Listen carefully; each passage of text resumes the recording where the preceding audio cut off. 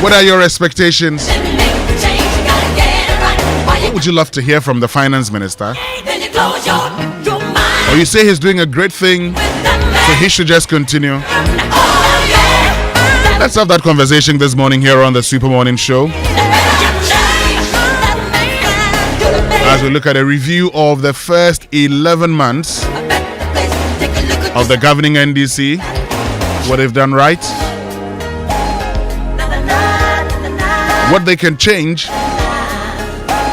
as we get into 2026. My name is Winston Amoah, and you know we do this with you all the time. So get on to X, use the hashtag JoySMS, and then on WhatsApp 05511119997. But also coming up this morning here on the Super Morning Show on Joy 99.7 FM.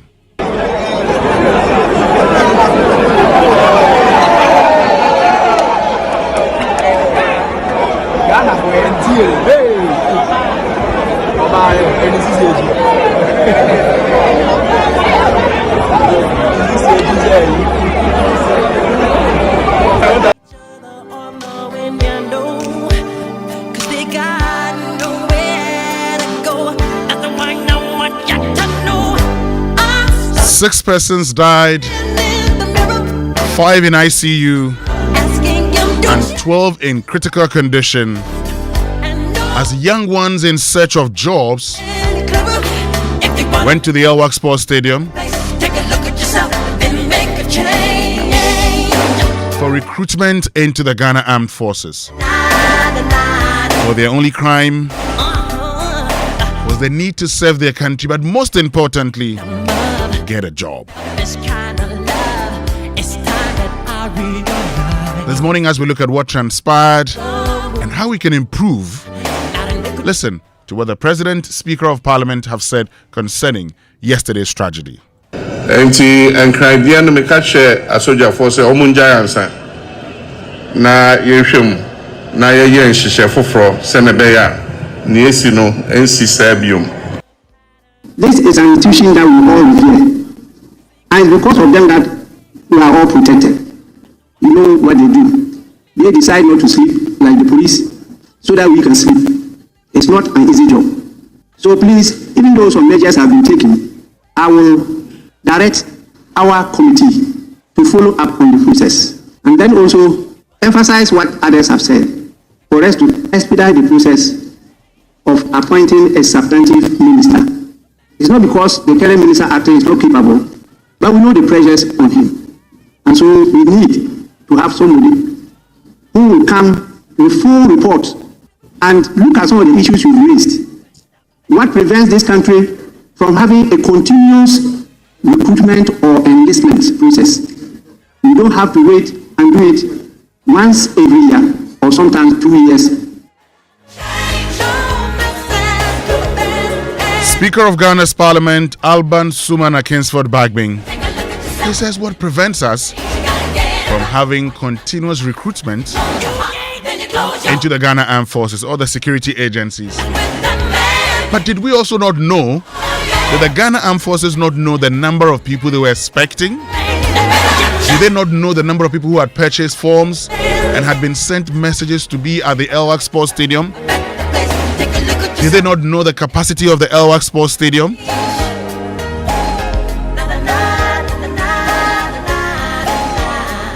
Why would somebody in search of a job, but most importantly seeking to serve his or her nation, die as a result? Should heads roll? Starting from the top hierarchy of the Ghana Armed Forces.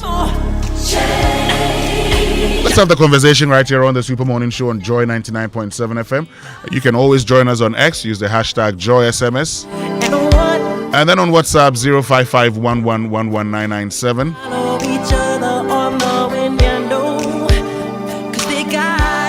But it's a Thursday, which means today we'll bring you food for thought here on the Super Morning Show. But coming up now is the news at 6 with Mami Esinyamicha Thompson. And no message could have been any clearer. If you want to make the world a better place, take a look at yourself and make a change.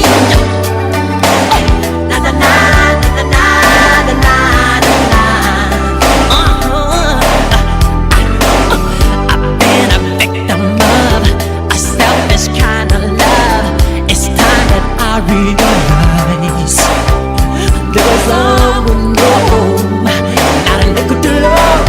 Could it be, pretending that they're not alone? Oh, well, oh, deep in sky, somebody's broken heart and washed out dreams. They follow the pattern of the wind, you see, 'cause they got no place to be. That's why I'm starting with me. I'm starting with the man in the mirror. I'm asking him to change his ways.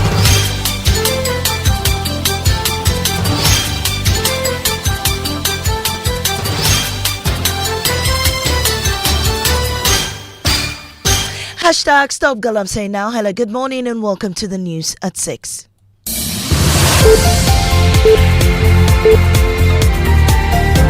The news is live on Joy 99.7 FM, hits 103.9 FM in Accra. In Kumasi, we on Love 99.5 and in all 16 regions of Ghana via our various affiliates. We're also live on myjoyonline.com, X Spaces, YouTube and on Facebook. Coming up, all eyes on Parliament as Finance Minister Dr. Kojo Yankson presents the 2026 budget with focus on tax reforms, job creation and a revamped VAT system. We have details of that coming up shortly. Also,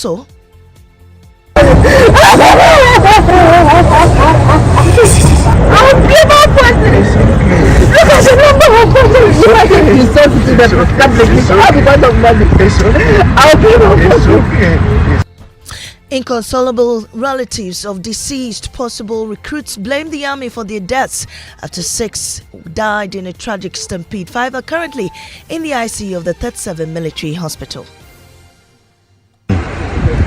They introduced to them that I'm the father. Then they asked me, can I identify her? I said yes. So we went to where the place We have more as the Speaker of Parliament joins calls for a substantive defence minister. For us to expedite the process of appointing a substantive minister. It's not because the current minister acting is not capable. These and more with me, Mami Sinyamiche Thompson. Stay for details.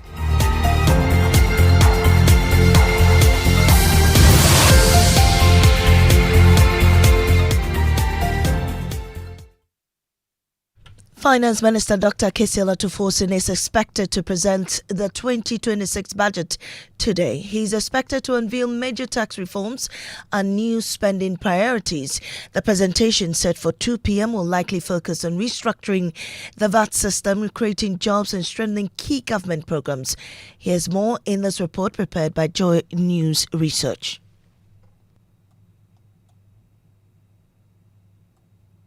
Finance Minister Dr. Kojo Yankson will present the 2026 budget to Parliament today at 2 p.m.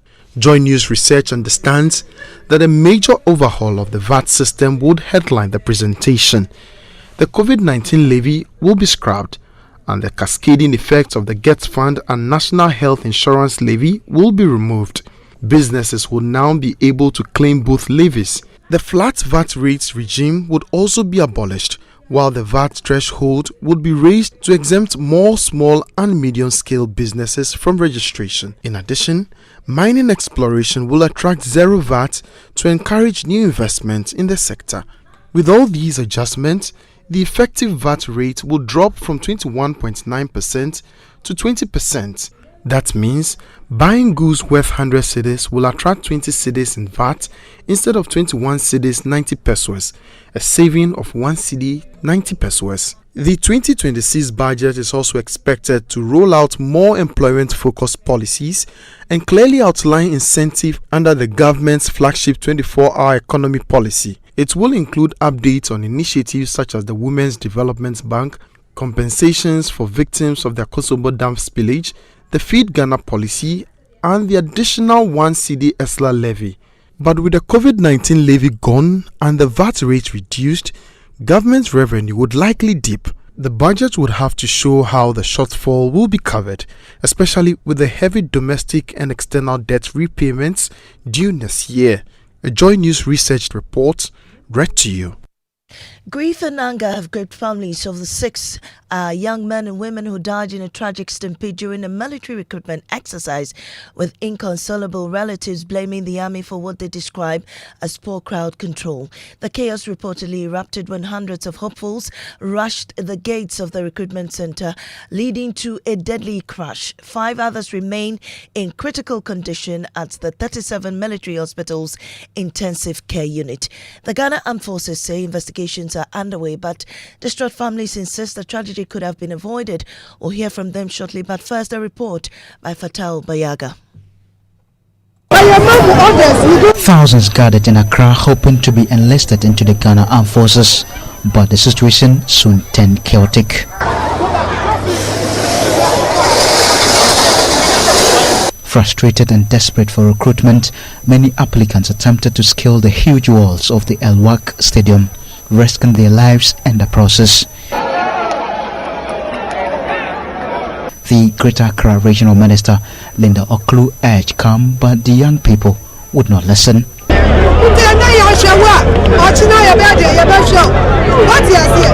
Despite earlier reports stating that there were no fatalities, the Ghana Armed Forces later released a statement confirming 6 deaths and several injuries.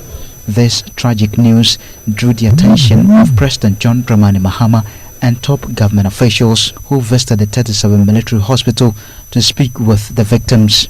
Brigadier General Evelyn Vivian Abraham Kwabia, the commander at the 37 military hospital, clarified the details of the casualties after the president's visit.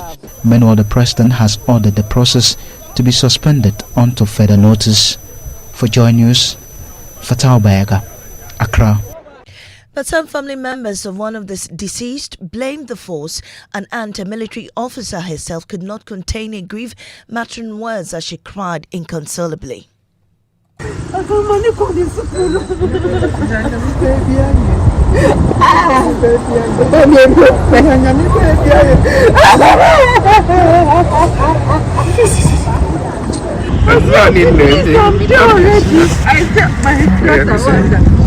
Just be the key. They will say to you, I cannot come and do anything here. So please just be the key. When they open the gate, when they are done, they will let everybody enter. Why should they come and be stepping on people? But this day I will blame our forces. I will blame our forces. Look at the number of forces you are going to sort to the public because of money. I will blame our forces. Her heartbroken father also shared his pain after learning that his 20-year-old daughter was among the 6 reported dead. Until day 6 o'clock, the auntie and the mom spoke to me that they've not heard from her. They've not seen her, so they are here. Then I asked them, should I come? And they said, yeah, I can come. I said, okay.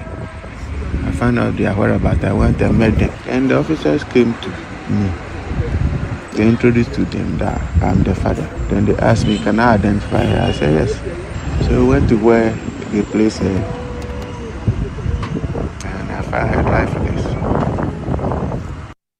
Well, Director of Public Affairs for the Ghana Armed Forces, Veronica Ahin, gave updates on the 5 in the ICU on Newsnight. Since the last meeting or the briefing, nothing has changed. So they are still in stable condition and they are being monitored by the medical team of the 37 military hospital. And they are given the best of care that I can say for sure. Well, in Parliament, Speaker Alban Bagbin joined calls for the appointment of a substantive Defence Minister. Parliamentary Affairs Correspondent Kojo Yankson reports. Even before the acting defense minister will come in, there were 2 urgent statements on the floor. First, from the minority chief whip, Frank Anodompre. This is no small matter to shelve. So must urgently ensure that the process be decentralized. Then NDC's Edem Agbana had his own urgent statement calling for urgent action. There must be a full-scale investigation. MPs on both sides then commented on this, including former Defense Minister Dominic Nitiwo. You'll be very sad to see somebody trying to do politics with this, so I will not. But these comments from MP for Pusiga, Ladia Iyayamba, has generated some criticism. once today is ordained for them to die, they will. And this is what has happened. Acting Minister for Defense, Dr. Kassil Atoforsen, then came in and offered a comprehensive statement to the House on what has happened and what had been done, including the assurances that this matter will be thoroughly investigated. The Ghana Armed Forces has instituted an internal board of inquiry to investigate the causes of this unfortunate incident. Speaker of Parliament Alban Bagbin says this matter must be thoroughly investigated. For us to expedite the process of appointing a substantive minister, it's not because the current minister acting is not capable, but we know the pressures on him. Reporting for Joy News, Kweku Asante, Parliament House, Accra. And that's how we end this morning's bulletin here on Joy 99.7 FM. I am Amiesi Nyamiche Thompson. Up next is business on the Super Morning Show. Oh, jump on now. Go. Gugomi, at what time when you come back we are not hear the sound of your car? Why you buy new car? No, I not change my car. It be the same ride. It be the fuel way I change. Way one shouts it. Ever since I started using the all-new Excellium Premium Fuel, fortified with 3-in-1 action. Oh, Joe, now my car they run like electric car. No, it's so. This is the type of fuel where they want to. Because now engine they cost. Where they want for way if I buy it, it go protect my engine. And with the small way I buy, I go drive, sir. Absolutely. It's like strapping a turbocharger to your engine and giving it a protector. And what they bust my mind, Seth, be the 3-in-1 action, no? Excellium, they prevent up to 99% of deposit. It be anti-wear, some be anti-corrosion. Won't pay when I open them. Hey, so where can I find this magical fuel? Just head over to any Total Energy service station and your car will thank you. Hey, then make a finish my gobe fast, then rush go Total Energies. My friend, but why your hand my gobe inside? I give you info. Make a fill the gobe too small. Go.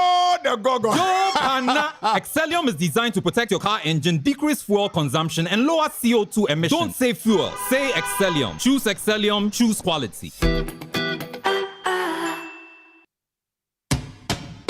See, your rich auntie gets more from Absa. Your childhood friend gets more from Absa. Your favorite uncle gets more from Absa. Your roommates gets more from Absa. Digital solutions get more from Absa. Rewards be bring get more from Absa. 5-star treatment get more from Absa. Preferential rate get more from Absa. Easy banking and no ane Absa. Instant loans and no ane Absa. Bank papa party and no ane Absa. FTK account and get more from Absa. Yes! Join thousands of Absa customers enjoying priority treatment, preferential rates, amazing rewards, and seamless digital solutions to help you write the next big chapter of your story. Sign up for an Absa account today and get more. Your story matters. Absa.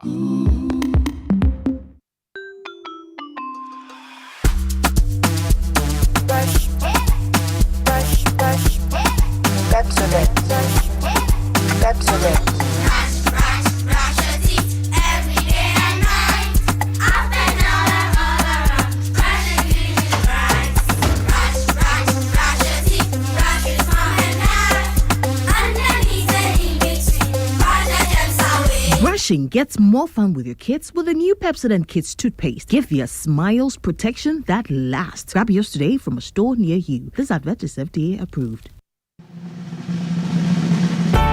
For many years, we've been solving Ghana's water storage problems with quality tanks. Syntex tank. You know, it is strong, it's tough, and reliable. And now, we are in to solve the #1 problem when it comes to water carriage. Our pipes. With the state-of-the-art machinery, Syntex is providing very strong, tough, reliable, high quality, and durable pipes at a reasonable price. This is Syntex Pipes. With Syntex Pipes, water flows wow. I mean, ta-ta-ta-ta-ta-ta-ta-ta-ta. If they carry water, no wahala. With Syntex Pipe, our water problems are solved. Syntex, are you strong? Are you tough? Mom, please can I have some milk in my Milo? Have you tasted it? No. But I didn't see you add milk. Hey, taste it before you ask me any question. Hey, milk na chomu say. This is Milo all in one. Milo pampa, cocoa, malt, milk and show, everything is inside. Milo All-in-One already comes with more milk. Just mix with water and taste the nourishing goodness of quality cocoa, malt, and more milk all in one sachet. Milo, the energy to go further. This advert is FDA approved. Big news! Star Oil is now the largest oil marketing company in Ghana. Wow, that's huge!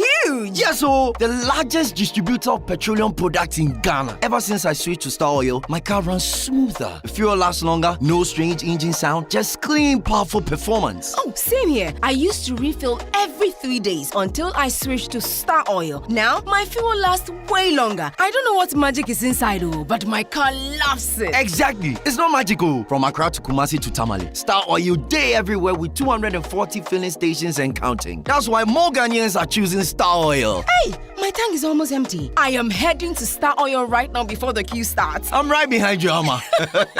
We set out with a mission to set better and lead boldly. We're proud to say we are Ghana's #1 oil marketing company. To our loyal Star savers across the country, thank you for believing in us. Star Oil, quality and affordable fuels for all.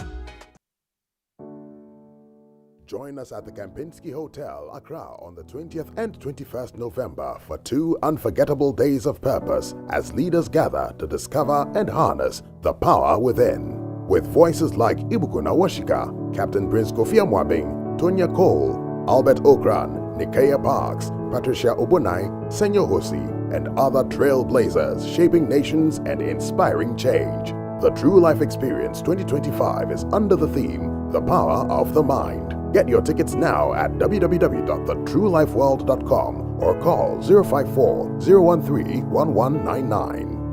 Proudly supported by Stanbic Bank, Alud, GCB Bank, Global Consolidated Mining, and First Bank Ghana, with media partnerships from TV3 and Joy FM. True Life, inspiring, empowering, transforming.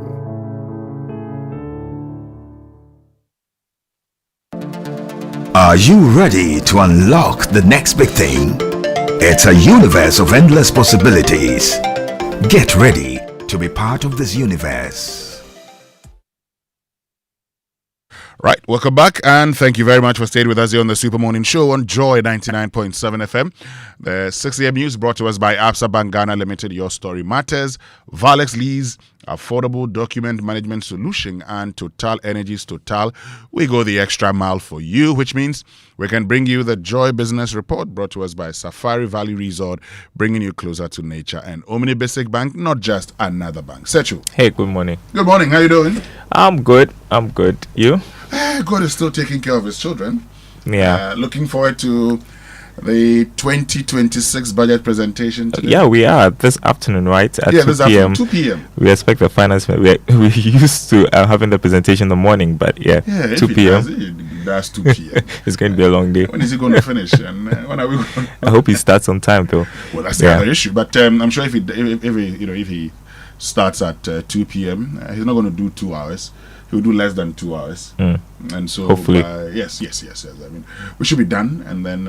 But what are your expectations? Well, 2026 is where we complete the IMF program, right? Mm-hmm. And so, how do we maintain fiscal discipline in the next year to come? That's what we'll be looking at. There's talk about tax reforms. So let's see what the finance minister is going to say. Are there going to be any surprises?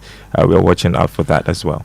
What I'm learning is that there'll be no new taxes. Great. What I'm learning is that the COVID-19 levy will be scrapped. Finally. What I'm learning is that VAT would be a flat 20%. It would no longer be NHIL, get fund levy before the calculation of VAT. Okay. Yes. So that actually makes it 20 and not the around 21% that we're paying, So that's going to see some bit of a reduction in the effective rate of VAT. What I'm also learning, I'll share all that with you. You're learning a lot. Yes, anyway, I'm learning a lot. I've learned a lot of things. Yeah, while we talk about all of that, we have to ensure that we are meeting our revenue targets for the next year, right? And so whilst they are putting in place these reforms, they are not adding in new taxes, they are scrapping some others. Revenue is also on the top of our minds. Right? There are those who believe that we are overtaxed in this country. Really? Yeah.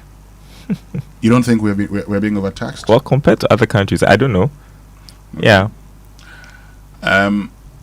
Look, a lot of us have to pay taxes. That's the only problem. Many of us don't. Many people don't pay taxes. It's that simple. Many people don't pay taxes, and so if they pay, we're good to go. And so, well, this morning we're going to be having a conversation what we expect in the 2026 budget, and we'll be joined by the CEO of the Ghana Association of Banks. That's John Amoah. He'll be joining us. On a phone. But guess who's also joining us here on the Super Morning Show? Who's that?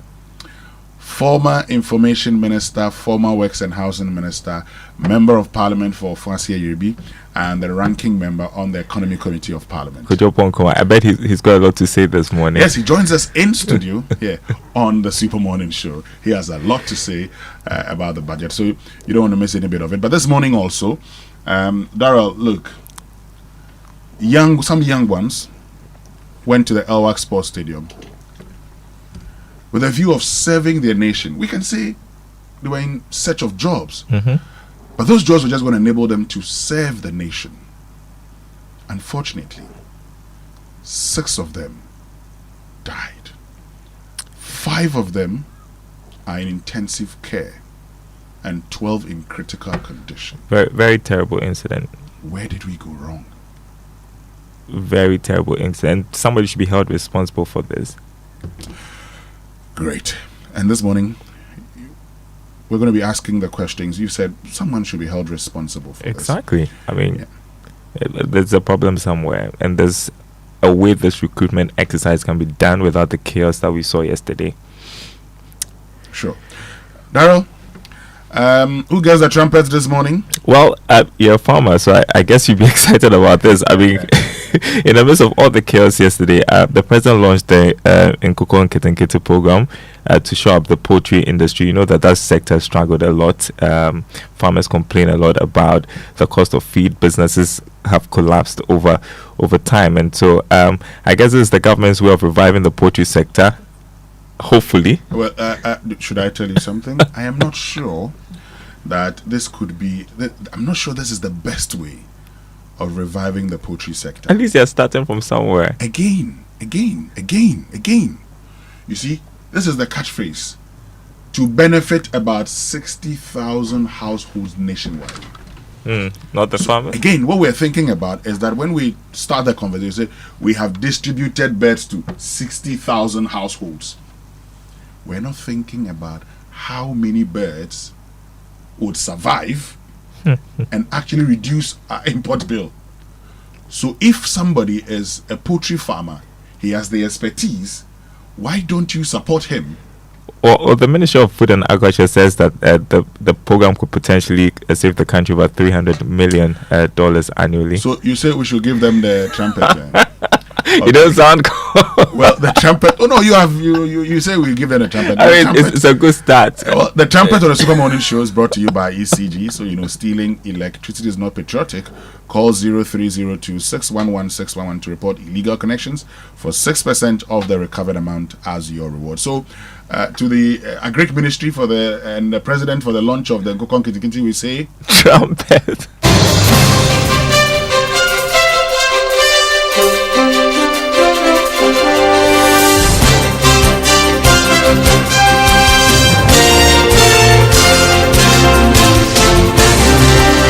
Hi, good morning. Welcome to the Joy Business Report. Coming up this morning, Finance Minister Dr. Kansela Tuforsen said to roll out additional measures aimed at promoting fiscal discipline post-IMF program in 2026 budget. More on that, including possible announcement of tax reforms, reduction in VAT rate, and tackling unemployment. Meanwhile, we expect major policy initiatives on the use of cryptocurrencies and other digital assets when the Finance Minister makes his statement today. Also later, the Ghana Stock Exchange pushes for scrapping of capital gains tax to encourage investment in the capital market. Details coming up.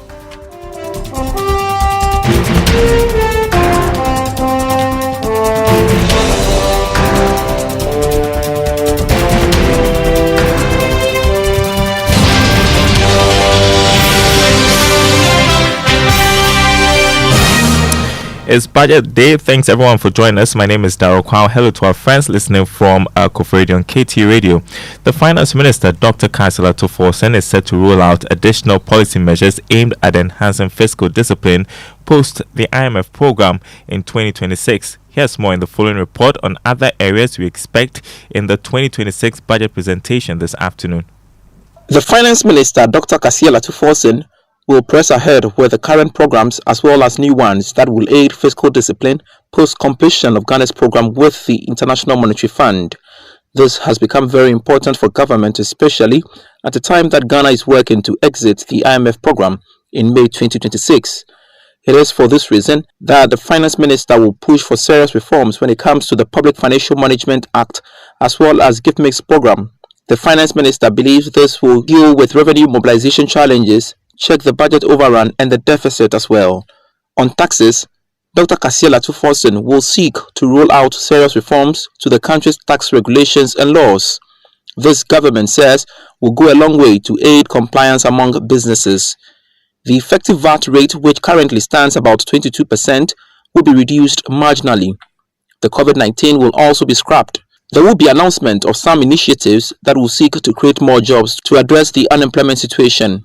The Finance Minister will use the budget to demonstrate government's commitment to fiscal discipline, the state of the economy when they took over and what they have done so far to firmly stabilize it. The budget will seek to highlight how government is working to expand the economy, which is expected to help create jobs as well. There are strong indications that the Finance Minister will again be moderate on the macroeconomic indicators for 2026. Dr. Tuforsen will be seeking to improve the environment to aid the growth of businesses going into next year. Meanwhile, Minister of Education Haruna Idrisu has disclosed that government will make a major policy announcement on the use of cryptocurrencies and other digital coins in today's budget.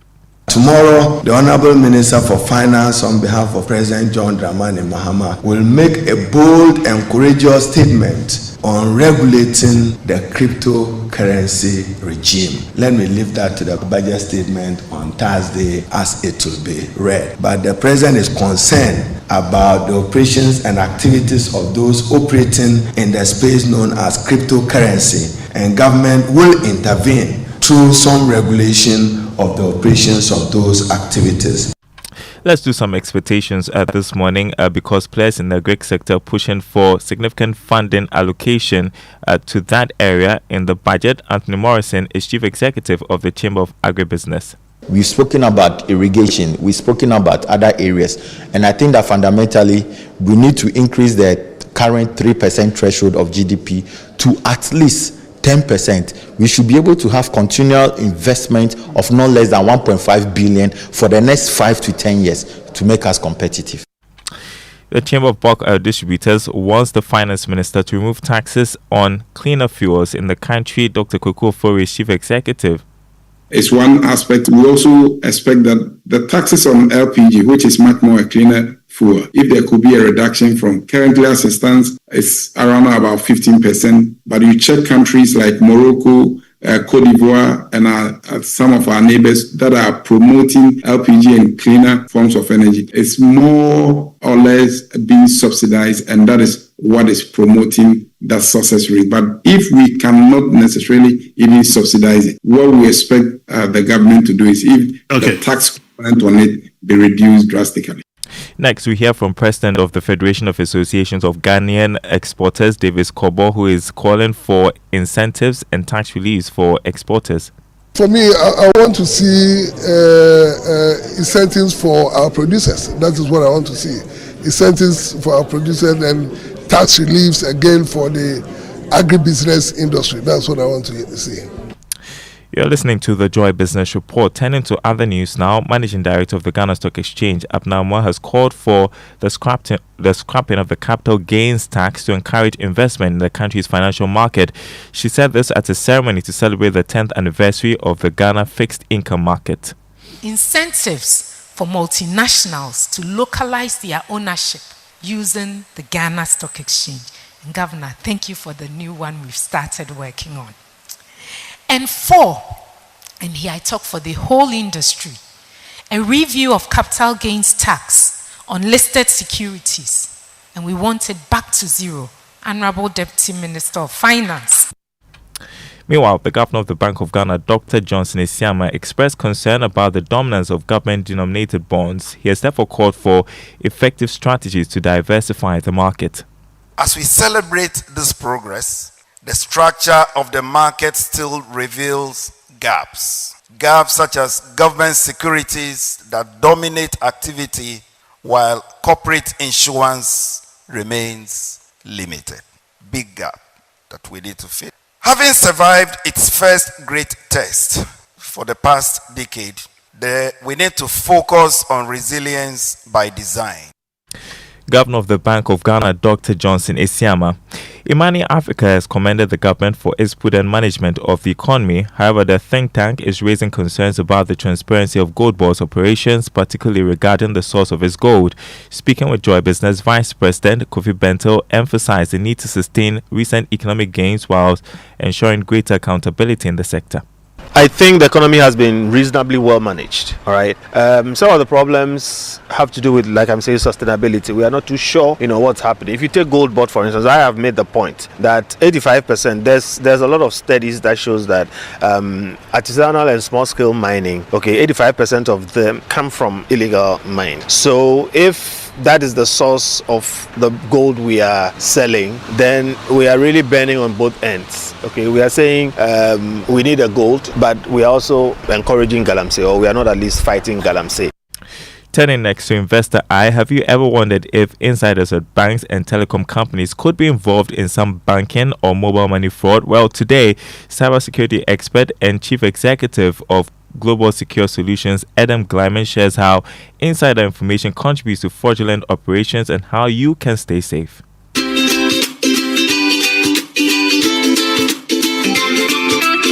What if I told you not all mobile money fraud starts with a scammer, but with someone inside the system? Insider threats are real. Telco staff can abuse access to internal systems to leak user or subscriber data to criminals, approve unauthorized SIM card swaps, or even siphon funds directly from your accounts. With just a few clicks, your mobile number can be hijacked, your wallet emptied before you even realize your SIM has been swapped. To stop this, telecom companies need to implement stronger internal monitoring systems, maintain strict access controls, and audit trails for every SIM swap request.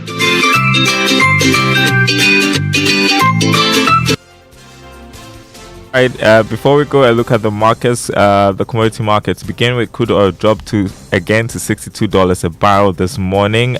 Gold increased marginally, trading this morning at $4,214 an ounce. Cocoa selling at $5,757 a ton after losing more than $170. On the currency market, the dollar going for 11 cedis, 5 pesos. That's what some major commercial banks are offering their clients. A British pound, 14 cedis, 52 pesos. The euro going for 12 cedis, 79 pesos. The Forex Bureau is quoting the dollar at 12 cedis, 20 pesos.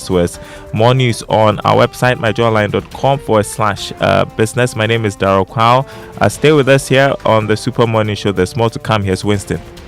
Thank you very much, Darryl, for joining us with the Joy Business Report. I'm always happy when price of crude goes down on the market.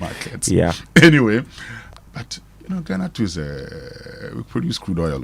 Anyway, let's get into our inspirational song for today. This one is Ghana Gospel Reggae Medley by Melodious Missionaries. Jojo chose this one. Let's enjoy it.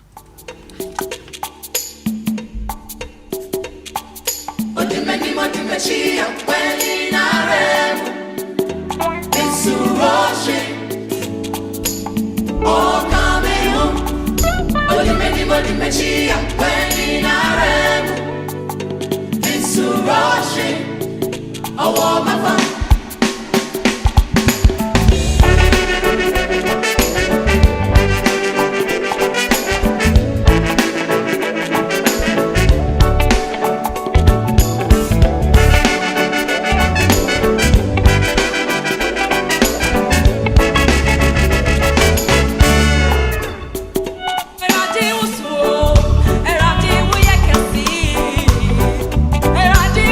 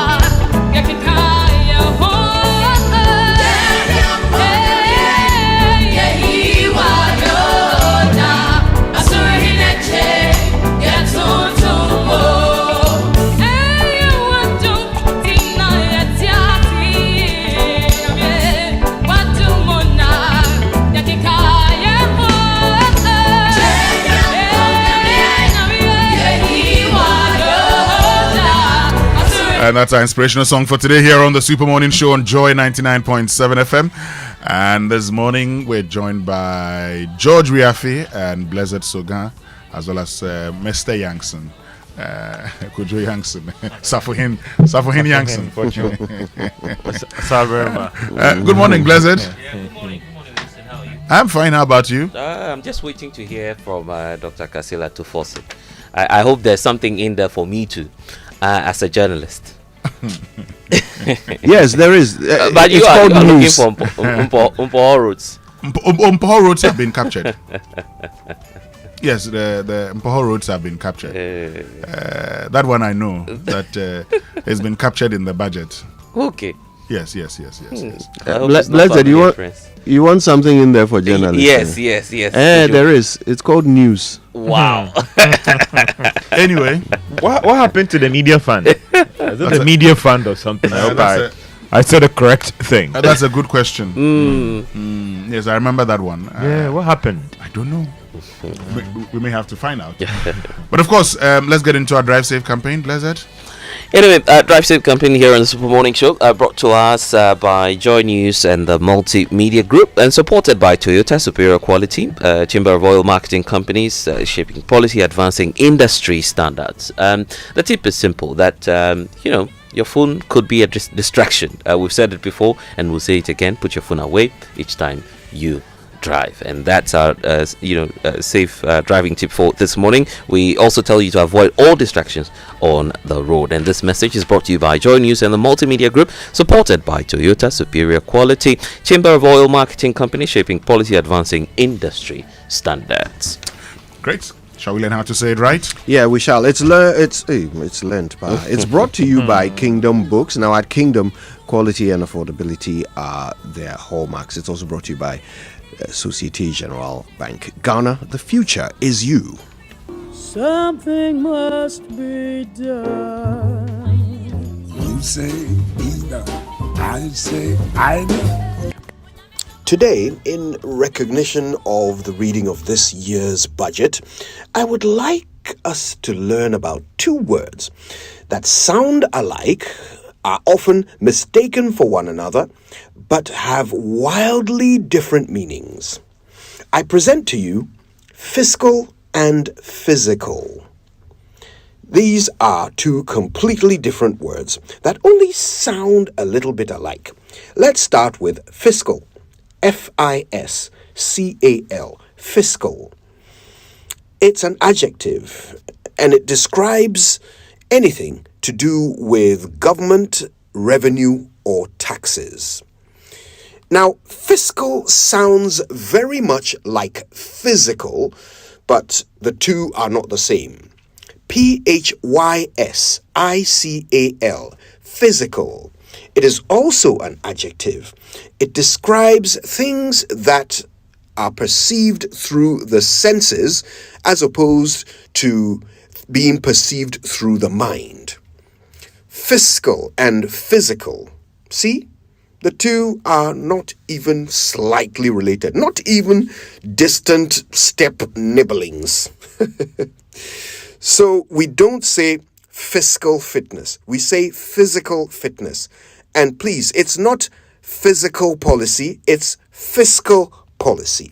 That is how you say it right. Oh, P.S. Did you hear me say nibblings? Yes, that is the collective noun for nephews and nieces, just as siblings describes brothers and sisters. Okay? That's a little bonus there for you. You're welcome.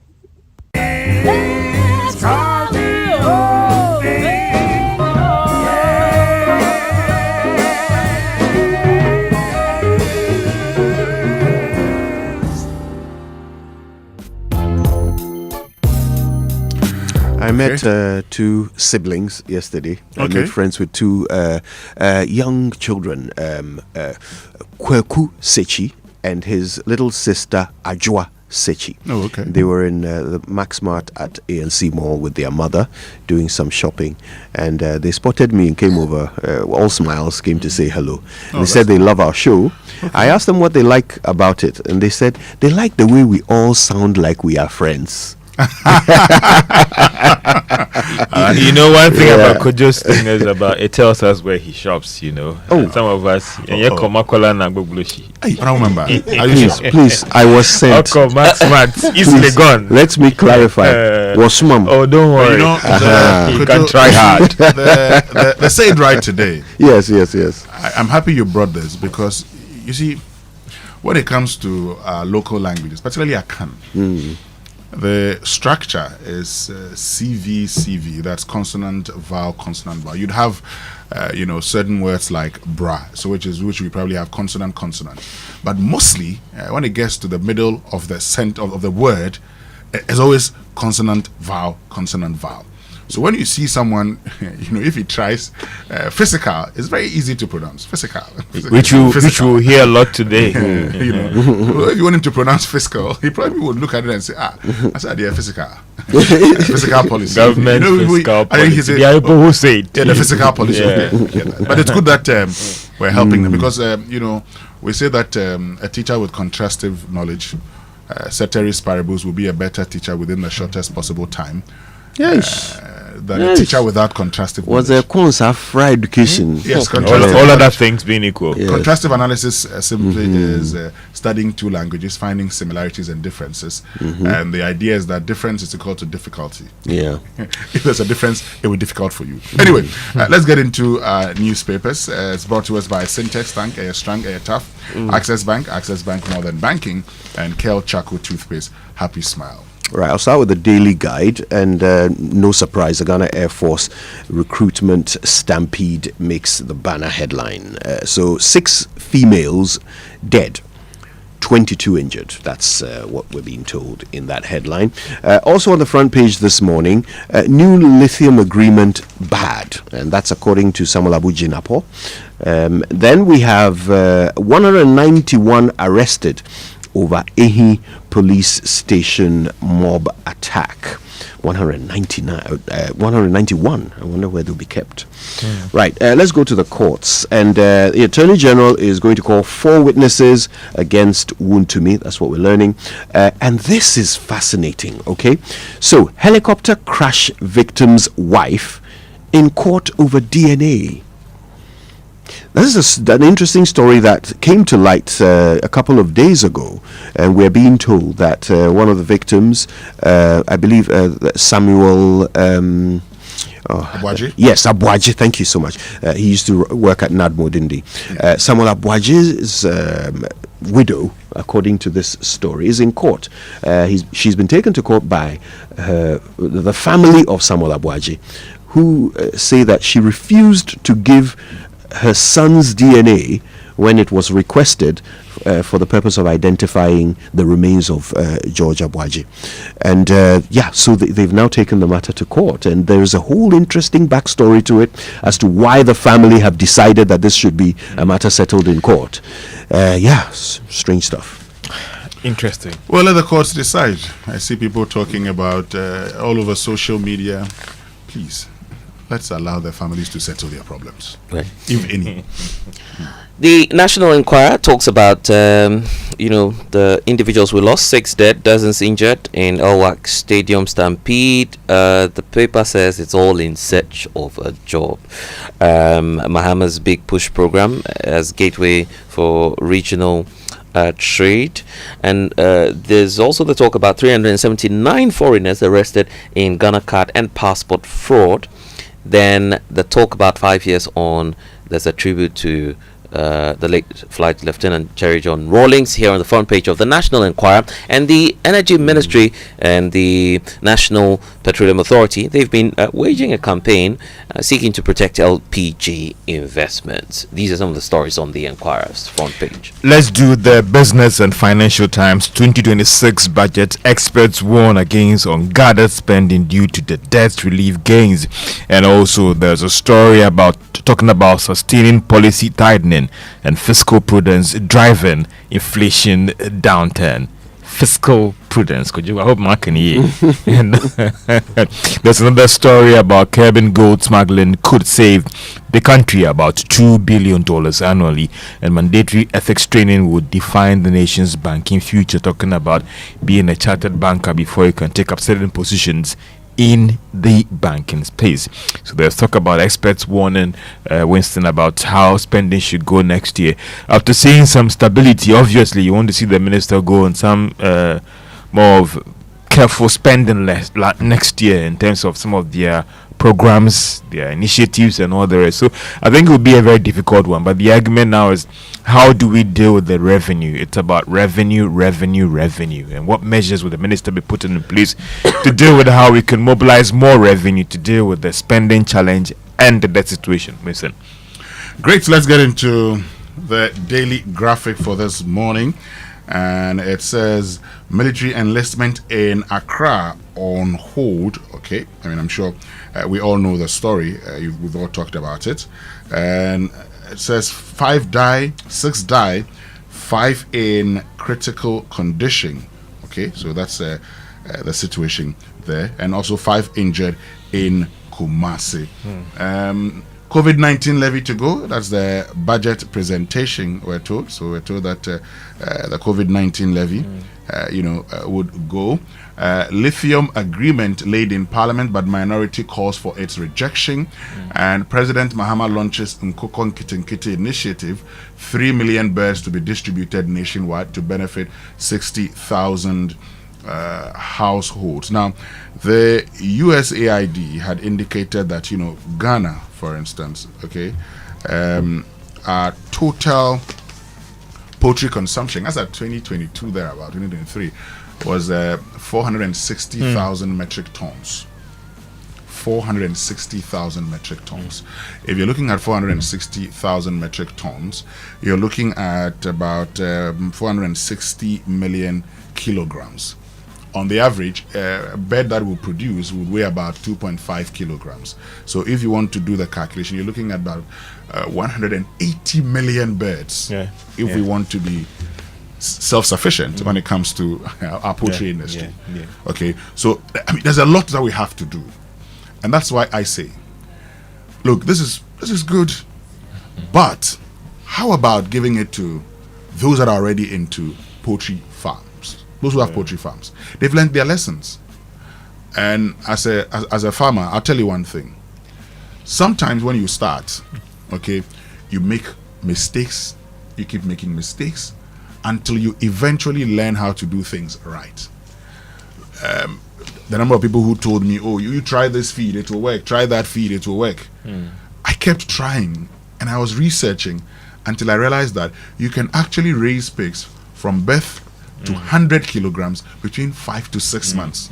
So you wanted to go to more the existing poultry farmers and the general public farmers than the plan to give it out to the general public I am told those who qualify for it. I'm told there's a policy like that will come subsequently, but I think that should have been the first thing. You see, if we are really serious about this, what we should do is actually to target these farmers. And we'll be good to go. You get a sense that the government wants to try and solve more than one problem at once, and they want to see if, with this policy, in addition to actually upping our protein production, that we can also somehow create employment, right?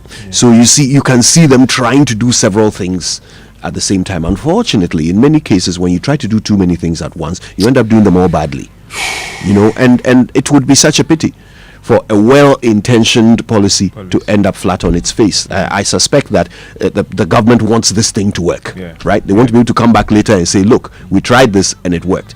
But unfortunately, if there isn't enough thinking going into it, and then you end up handing this thing over to people to experiment with, because that is essentially what it is. 60,000 households are going to suddenly become poultry farmers, right? So they are going to experiment with this thing. How many of these day-old chicks will survive this experiment? Great. And if you listen to the president, he talked about some 50 anchor farmers who will be helped, assisted to produce 80,000 birds, and so we're looking at a total of 4 million from these 50 anchor farmers, and that would give us what, some 10,000 metric tons. We're actually consuming 460,000. So we need to act fast. And I say that, look, sometimes, okay, you don't even need to give the man birds. Sometimes it's not just birds that you have to give him. Sometimes you can incentivize him in other forms, because the major problem is the feed component. Okay, so people would have to look at that. I mean, how many farmers have hatcheries that can actually help assist them? These are things we should do. We need to do more. My challenge, the reason why I always complain, is that everything we do in this country, most of the things we do, is not about the output that would say we're able to increase production by this. What we like to do in this country is to say we supplied to 60,000 households. So the achievement will be the households. The achievement will not be the best that survived and helped reduce our this thing. We'll say, oh, we supplied to 60,000 households. Because I'll end on this note. If I expand my farm, I'd employ more. Okay? If I expand my farm, I'd employ more. It's as simple as that. So, I mean, what's the problem? Just help them. Anyway, the back page says 260 kilometers road projects begin in Upper West and East regions. Okay. Blessed, what else do you have? Well, the Insight is just talking about the same policy, but there's also an interesting one here talking about Ghana securing a landmark investment for space program. We're not going to space necessarily, because I see the look on the face of George, and he's like, where have we been buying the rockets from? So this is, we understand, for just farming, agric purposes. So we want to launch some satellites for monitoring and all of that. So there's a delegation as we speak in India trying to explore that opportunity as well. So it's not we are not doing Tesla launch. We need more things on how to generate and deal with the unemployment situation. I think it's very critical. Something that the budget will be trying to deal with, and whether they can actually address that problem. Unemployment is what happened yesterday. Majority of those people out there who came just want some decent work to do and get some money. That is true.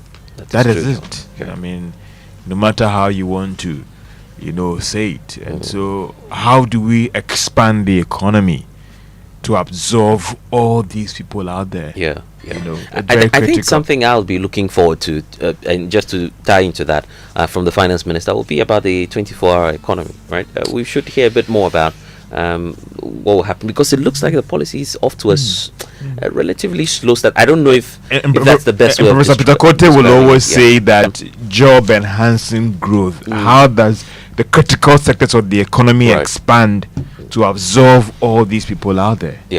Well, I wonder if we will hear anything about the 24-hour economy, because, as you know, the president put it in the hands of a specific person to flesh it all out, and then its implementation would begin.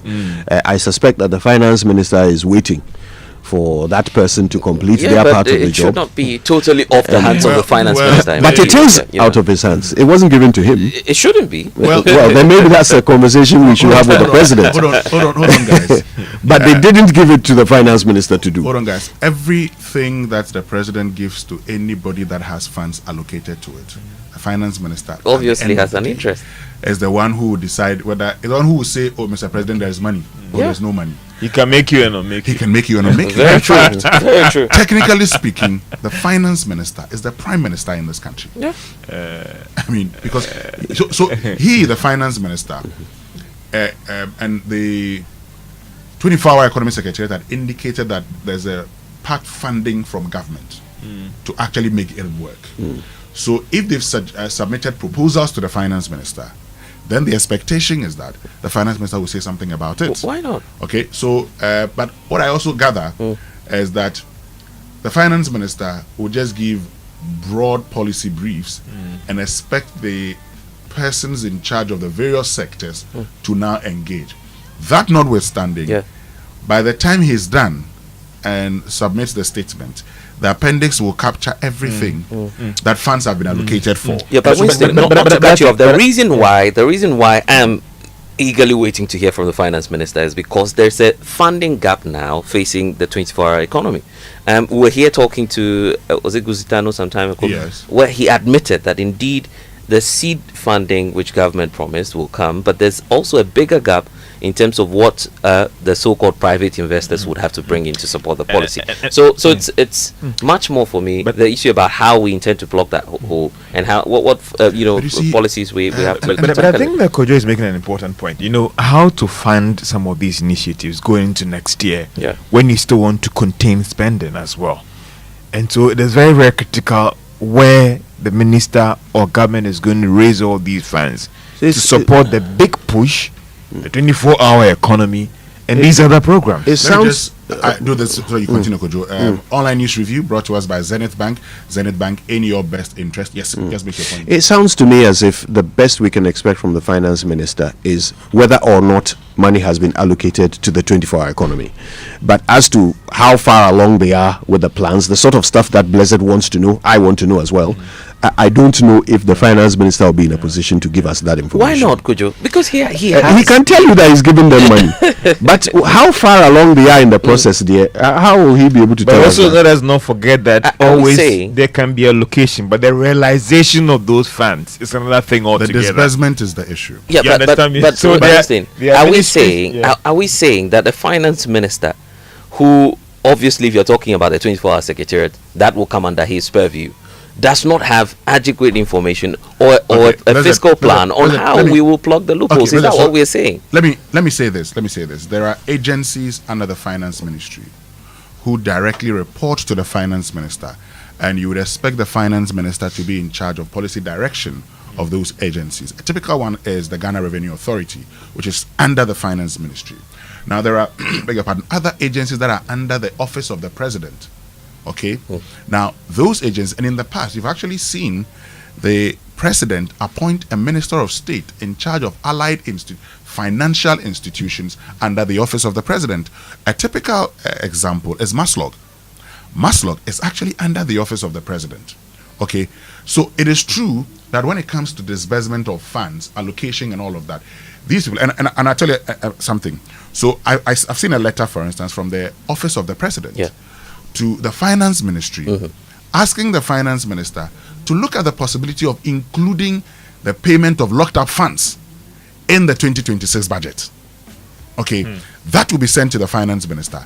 He will look at it. There will be communications where you probably will say, because of this and that, but as to the policy briefs itself, Winston, the reason why I'm not buying that. Let me finish. Let me finish. The policy briefs itself, once that is under the office of the president and specifically led by Guzi Tano. Guzi Tano at some point in time can actually engage the finance minister and say, we're looking at doing this and that, but let's look at our funding position. But the policy itself is not under the finance ministry. I'm saying that, I mean, and all credits to Ato Fosen. He's done a good job with the FX and all of that. But the minister cannot be taking out of the equation of when it comes to the success or otherwise of the 24-hour economy. The large chunk of it relies on tax waivers. Let's go for the BBC tax News. waivers. Why can he not be taken out? Let's go for the BBC News now. Hold on, guys. It's brought to us by Fidelity Bank. Believe with us. Glyco, we cushion you for life, and Petra Trust. Petra, achieve more. Business Daily. From Ukraine to Gaza and beyond, drones have become a key weapon of war. Who's making them? Who's profiting from this fast-growing industry? And who's developing the technology to jam drones and bring them down, potentially saving lives? This is the BBC World Service, the world's radio station.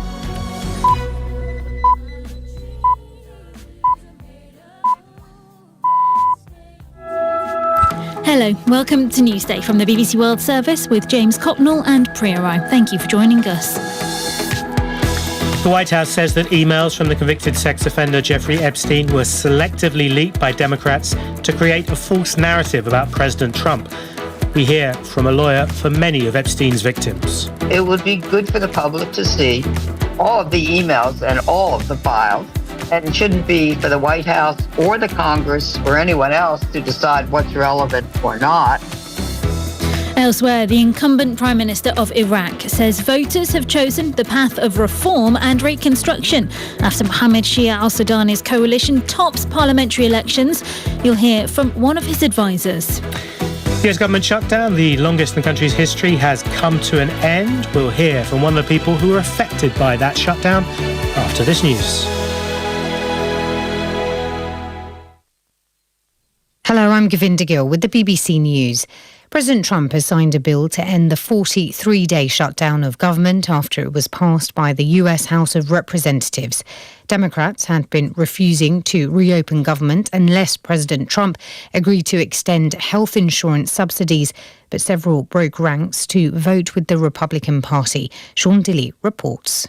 President Trump said the agreement means the federal government can resume normal operations. The 43-day shutdown was triggered by the minority Democrats after Congress failed to reach a deal to extend funding for healthcare subsidies for millions of Americans. Even now, funding is still due to expire at the end of December, with Democrats promised to vote on future healthcare funding before then. Democrat politicians in the US have released emails which they say suggest Donald Trump was aware of sexual abuse by the convicted paedophile Jeffrey Epstein. Mr. Trump has consistently denied any wrongdoing in relation to Epstein. Hours after the emails were published, a petition to force a vote on releasing more files related to Epstein reached a majority in Congress, as our North America editor Sarah Smith explains. The vote in the House of Representatives could trigger the largest Republican rebellion against Donald Trump since he returned to the White House. Already some of his most loyal supporters have broken with the president on this issue. If the bill passes in the House, it is likely to fail in the Senate and would anyway need to be signed by Donald Trump before it could become law. The continuing release of information linking Donald Trump to the late sex offender further increases the political pressure on him to publish all the information the government holds on Jeffrey Epstein.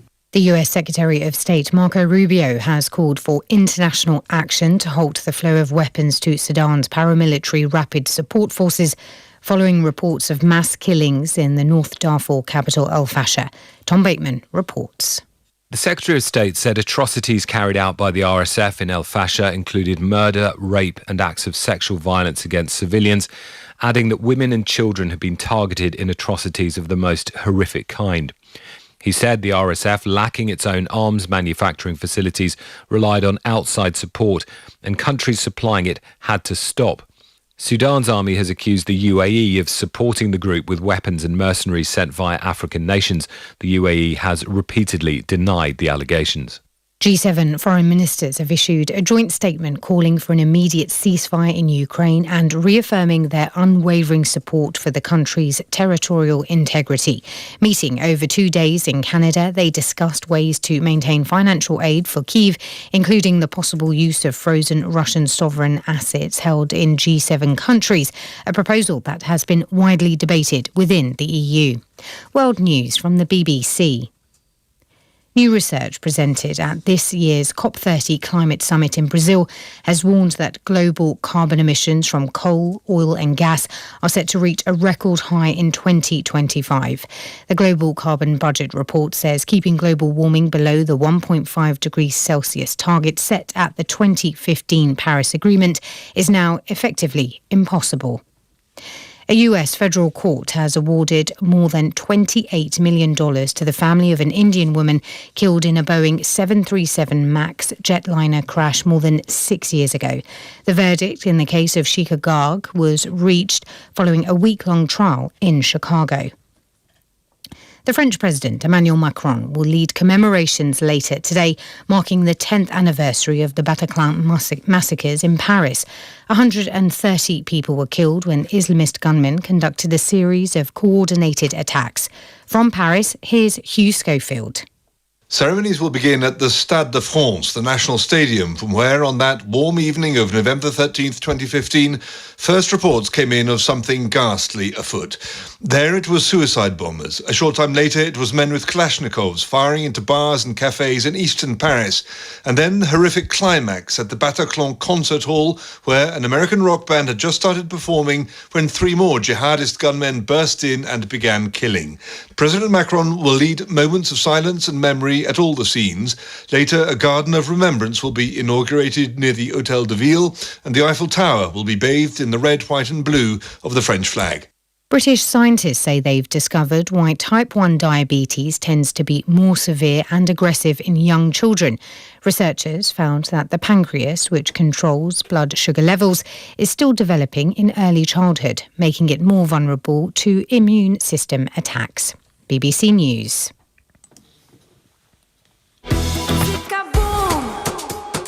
Fidelity Bank say save and win. Muntio, Sika boom. Just deposit and begin. Every 500 CDs you keep for a month, you get 1 point all at once. More deposits, gets more points in. More points, more cash you feel win. How many points? 1 point every 500 CDs. What if you win?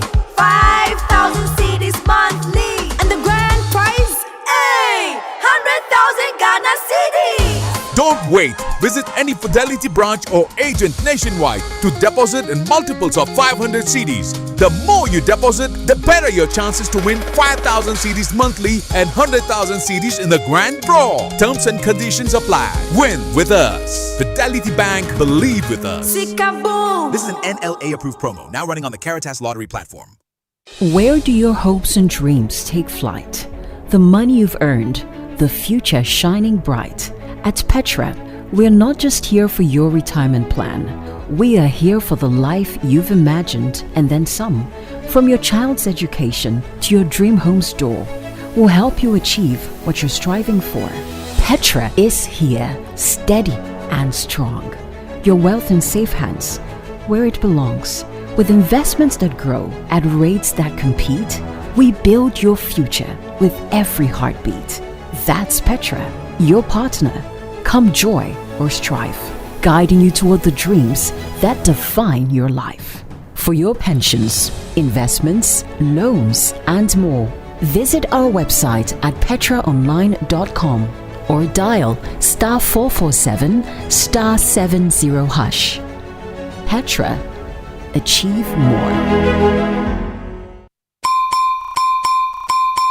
Glyco Life Micro Insurance Customers, hey! Glyco Life Damwasi, more peerful, ya sumo e confinche duanai, bonsumuni ya nantiye, ye Damwasi, ne yasimu se, ye de Glyco Life app abba, ewo mobile phone swa, ama yankita hudie, ayemre. Glyco Life Micro Insurance goes digital. Say die, uye Glyco Life ejuan koswo, ana Glyco Life enidaswa customer, ehun hiya se obenya adansidie krata, etresi wetua bibi ama Glyco. Die hiya ni se, ube downloadu Glyco Life app no, ana ye agenta, yatitom abefu kwanso, ebe buawo, mwetumi a downloadu ewo phone so. 24 hours, ebre, any baby a wobia, ubetumi etua wuntie ni ama Glyco. Anampo, ubetumi a josika efri Glyco nchen, abefu kwanso. Sanshishe edi asumdwe, ebebre Glyco Life edwedifo. Baby a wo, any ebrebia. Glyco, we cushion you for life. Yeah! She was saying, get a Pepsodent charcoal toothpaste. No money and payday is 3 weeks away? How do I fix this? Bank loan, account setup, long process. Nah, forget it. Let me see if Fafa can help. That was Dada Joe before he called Fafa. Yes, Fafa from Bank of Africa can sort you out fast. From engine repairs to school fees or side hustle support, Quick Fix Loan from Bank of Africa is here for you. Call 030-224-9690 or chat Fafa at boaghana.com and take advantage of the Quick Fix Loan for salaried workers offered at an unbeatable interest rate with no cash deposit required. Promo is now extended to 31st December. T's and C's apply. Hey, Fafa, wait here. Papa. Bank of Africa, as strong as a group, as close as a partner. Lakeside Estate is calling all business owners, institutions, and HR heads. Want to give your employees more than just a paycheck? Give them a place to call home. At Lakeside Estate, we're making it easy for companies to support their staff with beautiful lifestyle choice and affordable homes through flexible payment plans, staff financing, and mortgage options. Whether it's a 2-bedroom starter home, 3 bedrooms, or a spacious family home, Lakeside Estate has the perfect package for your team. Strong structures, modern finishes, and a vibrant community all are waiting. Let's partner together to give a lifetime value for your staff. Call our sales expert on 020-477-5042 or 020-477-5040 or visit lakesideestate.com. Lakeside Estate, quality homes for all. We asked Ghanaian business owners what they want from Old Mutual. I want insurance and pension solutions that will protect my employees. Your business growth is our business. For 180 years, we have partnered with businesses to protect and grow their most valuable assets. From tailored group life assurance protection to affordable pension plans, we've got your business and your employees covered. Contact your broker or call Old Mutual on 0509 551 609 today. Old Mutual, do great things every day.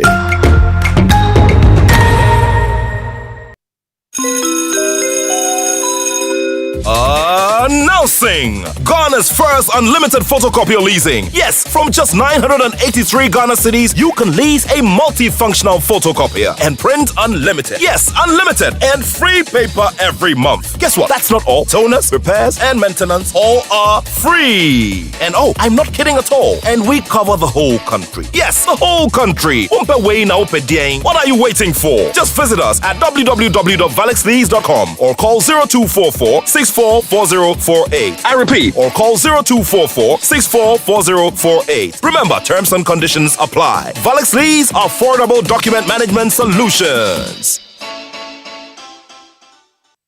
Imagine a place where every child's laughter becomes a song. A place where we can learn from animals, play and just be happy with mommy and daddy. A place where hearts grow together. That place is Safari Eco Park. Here, amusement is the joy that unites us all. Mommy, I can see the emus all the way up here on the canopy wall. Careful, dear. There is more fun to be had. This is my new friend. Her name is Stripey, and the wildebeest is Sandy. Hi, Stripey and Sandy. With so much amusement like targets and obstacle games, ant caves, fantasy rides, and a vast range of wildlife. What is this place? This is an aviary, home to over 400 of the most vibrant birds in the world. The biggest aviary in West Africa. Wow, the biggest? Yes, and guess what? Open your palm. Daddy, look, you're eating from my palm. That's amazing. I want to stay at Safari Eco Park. I don't want to go back to Ghana. But honey, Safari Eco Park is in Ghana. What? How much did all of this cost, honey? 350 Ghana cedis for you and I, 250 for teenagers, 150 for kids, and absolutely free for children under 6. We should have brought the kids here sooner. I know. Safari Eco Park is only 1 hour drive from Accra. It's unforgettable. It's the most action-packed breakfast show in town. The hottest music, the best giveaways, the great interviews, and all the laughter and fun you can imagine. Don't miss the Super Morning Show on Joy 99.7 FM. It's the best breakfast show in town. Dedicated to all sexy ladies. Jamaican girl sexy. Yeah, man. Cock it up now, buff it up now. Cock it up now, buff it up, yo. Sean Paul, Brown and Tony Gold. Never know one time. Sogah. I got it, yeah. Hey, sexy lady, I like your flow. Your body's banging. Yeah, yeah. Out of control. Rock out. You put it on me. Ceiling to floor. Only you can make me scream and beg. Her body's calling and balling. Got me a crawling up this a walling. My size ain't small, it's a tallin'. Got them glimpse, girl, your clothes will be falling. Her neighbors calling and bawling. All this noise is so damn appalling. They must believe we are brawling. Headboard bang till early this morning. Hey, sexy lady, I like your flow. Your body's banging. Yeah, yeah. Out of control. Out of sexy girl. You put it on me. Ceiling to floor. Only you can make me sexy. For the first time outside, I'm gonna tell a lie. I and I really want to forget an eagle eye. Like the first time I light up, forget me eye. Give me the blind, girl, you know you got to comply down. Give me the fight, just give me the try. Now about that shy, come and I'll send her some fight. One thing me have to tell you is the reason why Shonda Park give her the love because me well super fly. Girl, check me, cause you don't know so you erect me. And me want to give you this, I love you directly. You make me get in the vibe to you sexy. And you know your body perfectly. Shape and designer, girl, can you angle the grinder? Enough things you put in my mind, cause girl, you know you're fine. Shaggy and Sean Paul are blind, so we have to sing it one time. Sing it out. Hey, sexy lady, cause you know you got it, baby. I like your flow. Buffaloes. Your body's banging. Extra sexy. Out of control. All my ladies, you know, with the buff bottom. Ceiling to floor. You listen up. Young girl. Sexy lady, And that's what Shaggy with Sexy Lady here on the Super Morning Show on Joy 99.7 FM. You know, I've asked this question before. Oh, Betty, every morning I keep asking, where did that guy see? You can always tell his mood from the song he picks to play after the BBC. Oh my goodness. Well, but of course, this morning we're asking you, what are your expectations of the 2026 budget? Blessed says he wants to hear 24-hour economy, what please. he wants to hear about the 24-hour economy. The finance minister, as I'm saying, should tell us a bit more about the 24-hour economy, because it's a flagship promise to Winston. But anyway, that's okay. I've also told you that. You know, yesterday I met somebody from the Ministry of Finance. Yeah. I just want to put this. Yeah. I met someone from the Ministry of Finance who said, I like you guys, your show, you know, because you're always sharing ideas, you always discuss solutions, you're not just talking about problems. So let me just say good morning to Louis Kwame Amu, who is Director of Financial Services Division of the Ministry of Finance. Thank you very much. Nice one. For your feedback. But this is what I want to say. As for the 24-hour, yes, I've told you that I liken it to a cluster development. There should always be a sense of cluster. Otherwise, government must deliberately create it. But you just don't create a 24-hour economy without opening up the country. So the reality is that a 24-hour economy, you will not feel it. May not be felt now. It could take years. But of course, they can start the preparation. And that's why, you know, this whole grow 24, it's good. But the promise was not to start a 24-hour economy policy. It was to implement the policy. And look, I'm saying, and Winston, I've been telling you that the finance minister, in my view, has performed quite well. But when it comes to the 24-hour economy, we just need a bit more information on how we fare. I want to help your argument. Yeah. You see, we should not be a country that always thinks about starting and reaping in the same government. We should be a country that has a plan. In fact, years ago, I saw the EU were having discussions about the introduction of taxes 5 to 10 years away. Okay? So they were not talking about introducing taxes now. There were deliberations that, okay, in 2030, for purpose of analysis, say they are in 2025 and they're having conversations about what could be done in 2030, 2035, and 2040. I am saying, if we all agree there's the need to have a 24-hour economy, and I think we agree there's that need. Look, let the programs and policies be put in place. We may not achieve benefits in this tenure of the NDC government. Another government may come, it may still be them. But if we agree this is what we want to do, then we do it. Winston, here's my challenge again. Who laid the 24-hour economy bill before the floor of the House? It was our finance minister. There was a whole framework for that. Now, that person who's laid it must account. We're not saying necessarily that he should come and tell us, if indeed we're going by your estimation, that we may not feel the effects of it on this government. The same person who laid it before the House should come and tell the people of Ghana that, look, when we were anticipating the policy, the framework is that, it should have an impact in the next 5 years, next 10 years, or next 20 or 50 or whatever it is. When he was on the Super Morning Show, yes, said any form of impact that you may feel, yes, any form of impact, yes. What the first time you can probably see something and say, this is the 24-hour economy, would be somewhere around 2026 last quarter. So let's wait. Why are we waiting? Why? Let's wait. Okay, maybe I'm just being a bit impatient. No, let's wait. The man told you 2026 last quarter. Let's wait. Let's see. But of course, this morning, wants his 24-hour economy now. No, I'm saying that we need a detailed plan. Look, because if you see the commitments to the seed fund, Winston, that has been done by the government of Ghana. They have indeed committed that. Our part will play our part. The bigger challenge now, the gap for the government, is how to bring in the private sector. And the claim, according to the policy, will be through incentives and tax waivers. Yes. Tax waivers, we've been told by the World Bank, has a significant impact on our development.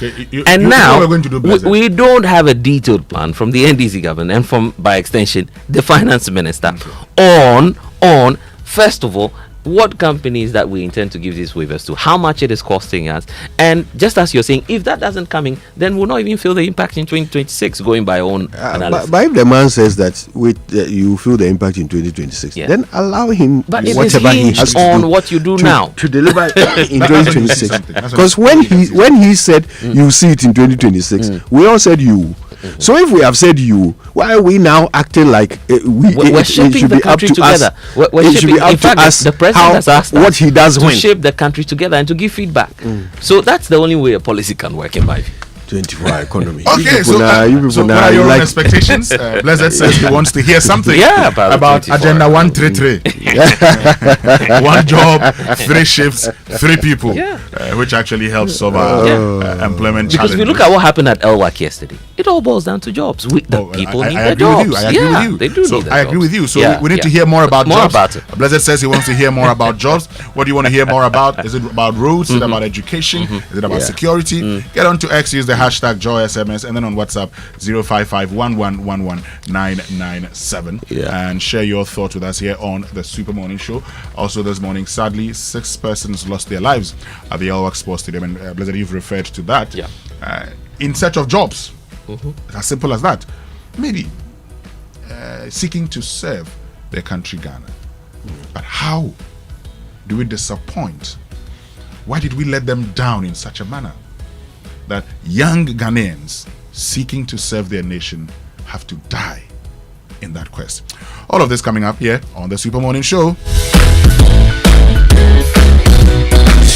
All right, let's get to it. And first of all, let me tell you what Glyco is doing. They're reminding us once again not to leave the home without our travel insurance, okay? Don't get to the airport before you realize you're not covered. Glyco travel insurance will have you covered for very simple things like medical emergencies, delayed flights, and most importantly, lost luggage, okay? You'll be covered for all of that stuff before you leave on your journey. So go talk to our friends at Glyco and they will sort you out. The number is 0555 305 547, and they're waiting to set you up. Glyco, we cushion you for life.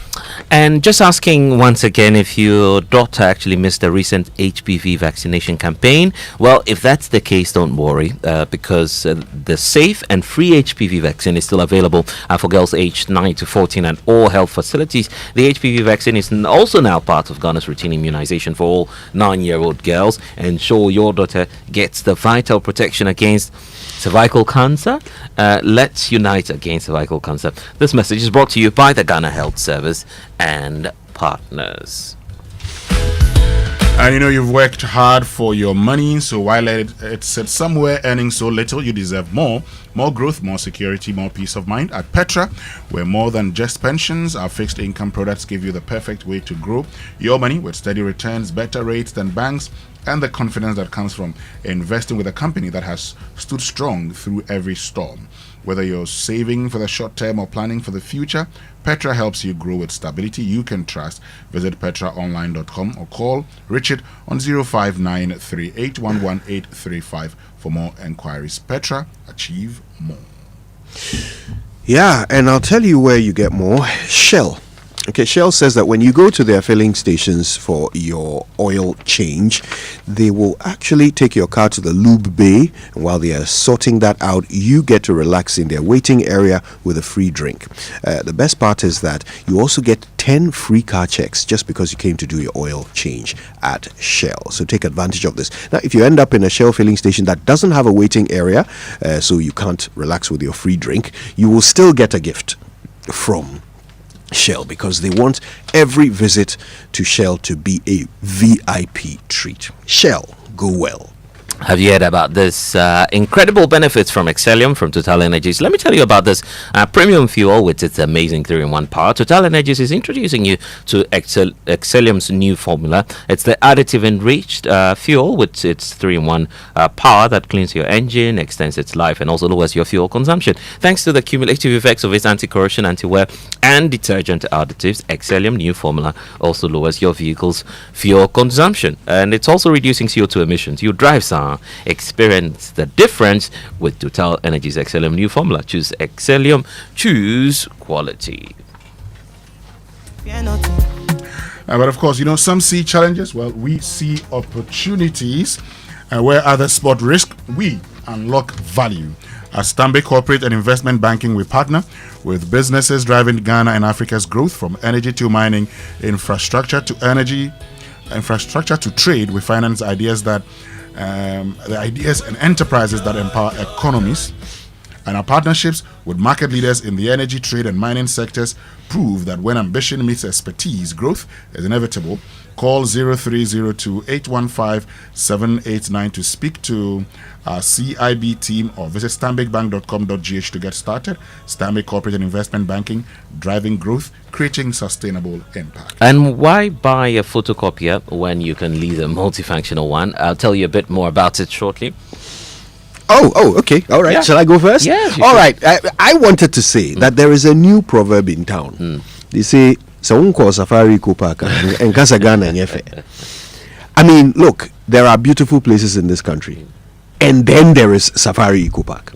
I mean, it is a step above. Yeah. And look, I say this not to make you feel envious, Blessed, because you have to go and check out the place. Yeah. But I tell you no lie, it is a magical place, right? Especially if you have family, if you have children.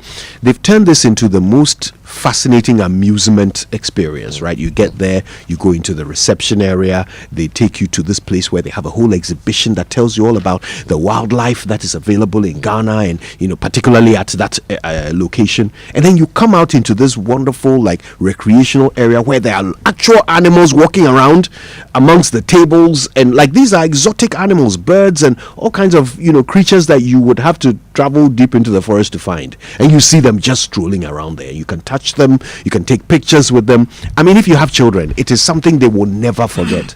People are flying hours to places like Kenya and South Africa to experience something remotely like this. And you go to Safari Eco Park and they have even more species than you will find in some of the biggest games and wildlife reserves in the southern part of Africa. This place is amazing, and it's here in Ghana. It's literally an hour or so from your house if you live in Accra. And your children haven't seen it yet. Oh, why? So today, they beg the kids, if you're in the car with your parents, make a deal with them. Make a deal with them that this weekend in Kwadia, you'll be going to Safari Eco Park. Go and check it out, because it is a magical place just at your fingertips, just about an hour away from your home.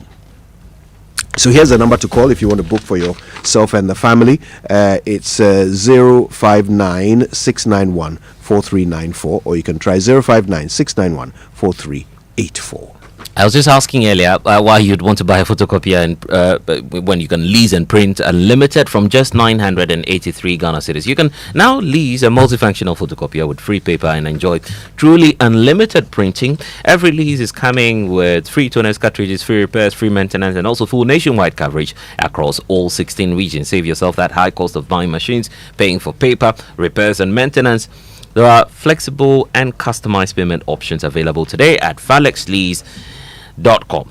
All you have to do is to call 0244 644048. Also reach out to 0535 208661 or 0208 603312. Terms and conditions apply. Falex Lease, affordable document management solutions.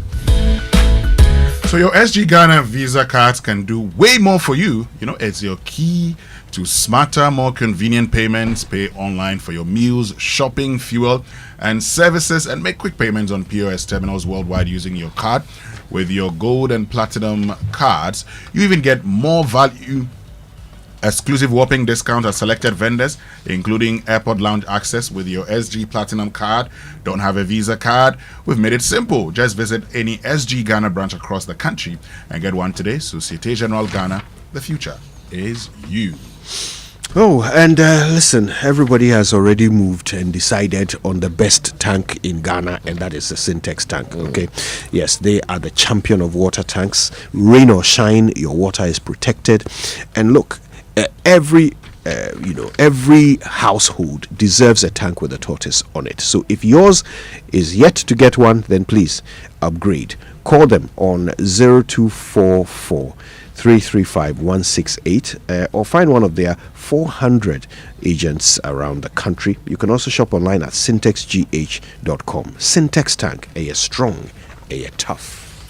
Well, do you want a comfortable and fulfilling retirement? There's only one pension institution that says your luxury and comfortable life actually starts when you retire, and that is SNIT. Don't risk your future and retirement depending only on your children and savings and side hustles. Don't be a part of the Had I Known Club. Take a decision today and get enrolled onto the SNIT scheme. Pay your contributions and relax knowing that SNIT has got you covered for a life in terms of retirement. Interestingly, SNIT increases monthly pensions every year to help pensioners meet their rising cost of living. So you have to call SNIT today to find out more about that plan. 0302 611 622 for more information. Connect with us. It's Facebook, X, Instagram, TikTok, YouTube at SNIT Ghana. And you can find SNIT at any of the 53 branches nationwide to transact business. SNIT, we deliver on our promise. And as the world goes digital, cyber threats are on the rise, and so this Cyber Security Awareness Month, Omni Basic Bank urges you to be vigilant. Don't click suspicious links. Keep your password strong and private, and always verify before you share. Remember, cyber safety starts with you. For more information, call us on 0307086000. Omni Basic Bank, not just another bank. Oh, and KingdomStoreOnline.com is the best place for office essentials, equipment, furniture, and stationery from Kingdom Books. They are all at great prices that you can pay via Momo across all networks. They deliver very fast to your home or office. And of course, if you live in Accra or Tema, that delivery is free. Terms and conditions apply at Kingdom. Quality and affordability are their hallmarks. And looking for quality, durable, and reliable parts for your Toyota? Well, if you need that for your Trax or your Lexus, look no further. Take advantage of the Toyota Ghana Limited spare parts promo. It's happening right from now until December with discounts of about 50% or more, and that is happening on selected items including complete engines, gearbox, suspension, and so much more. Just find out a lot more because stocks are limited and terms and conditions apply. At Toyota Ghana, we've got you covered. Get genuine spare parts that keeps your vehicle running and performing at its best. Drive smart, save smart. Choose Toyota Ghana Limited. Call them today on 0302 429 80125 for more information. Ghana drives Toyota. And did you know that the ABSA credit cards offer you more than just spending power? Well, ABSA sees your story and gives you global access, rewards, and secure transactions. With ABSA, enjoy flexible payments and lifestyle benefits tailored to your needs. ABSA sees your story and gives you global access, rewards, and secure transactions. So, ABSA makes every swipe smarter and safer. For more information, visit the nearest ABSA branch or visit their website, absa.com.gh, or speak to your relationship manager today. We see your story and invite you to write it with us. ABSA, your story matters. When we return after these messages, we bring you sports, birthday messages, as well as food for thought here on the Super Morning Show. Hey, Ruben. Every 2 seconds notification. The Momo keeps on coming. It keeps on coming, eh? Ma, I am the community Momo man now. People send money, and with the Momo app, every payment is done. My transactions are flying. Hey, Adeng. Ah, ma, you didn't know, eh? Over 2 million Ghana cedis is up for grabs in the Stillman Saka promo. Transact more than 100 Ghana cedis with your Momo app, and you could win daily, weekly, and monthly cash prizes, and 100,000 Ghana cedis grand prize. And it's not just payments and money transfers. Bank to wallet transactions, savings, loans, investments, pensions, POS transactions, and Momo transactions from other partner platforms qualify. This promo runs in collaboration with the NLA on the Caritas Lottery platform. Terms and conditions apply.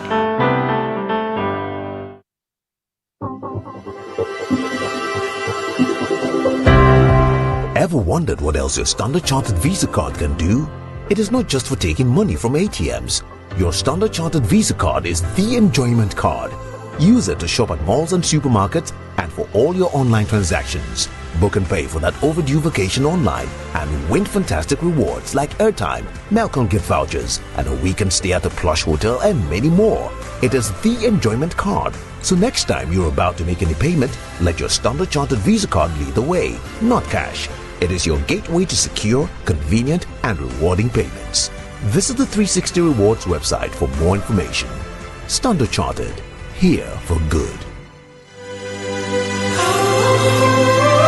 FPAC is effective for headaches and relieves the symptoms of flu, colds, and catarrh. FPAC blows away the pain associated with sore throats. During and after a hard day's work, FPAC relieves you of body pains. After the day's sports workout, FPAC helps the body to control the aching muscles. FPAC is effective against feverishness. FPAC reduces body temperature associated with malaria and other fevers. FPAC is effective against rheumatic pains. You can find FPAC in all pharmacy and chemical select shops throughout the country. FPAC is not recommended for children less than 16 years of age, ulcer and asthmatic patients, pregnant and lactating mothers. If symptoms persist for more than 2 days, consult your doctor.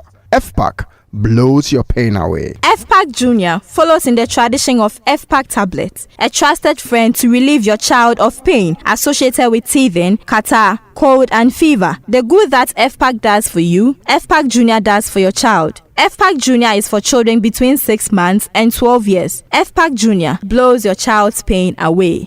Luckiest everywhere for everyone. This year is going to be sweet. I don't just feel it, I know it, because the Luckiest Season 3 is back. And I'm about to show you how to grab your golden ticket. Just dial *712# and follow the prompts to purchase your ticket. Or go to theluckiestafrica.com, hit community tickets, and pick your lucky number. Or let the system do its magic. Choose how much you want to spend from 1 to 5,000 Ghana cedis. You can even buy a ticket for someone else. Be someone's hero. Payment? Easy. Mobile money in Ghana or card if you're international.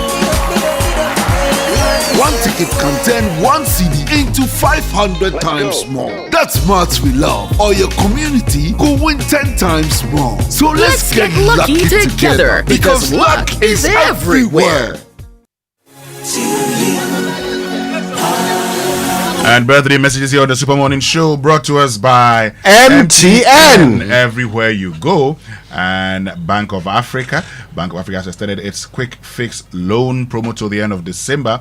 Bank of Africa, strong as a group, as close as a partner. Just one. Today is the birthday of Frema Bedu Abuaje of Fountain of Youth International School. It's from your father, Mark Bedu Abuaje, and the entire family. Which means we can bring you sports now.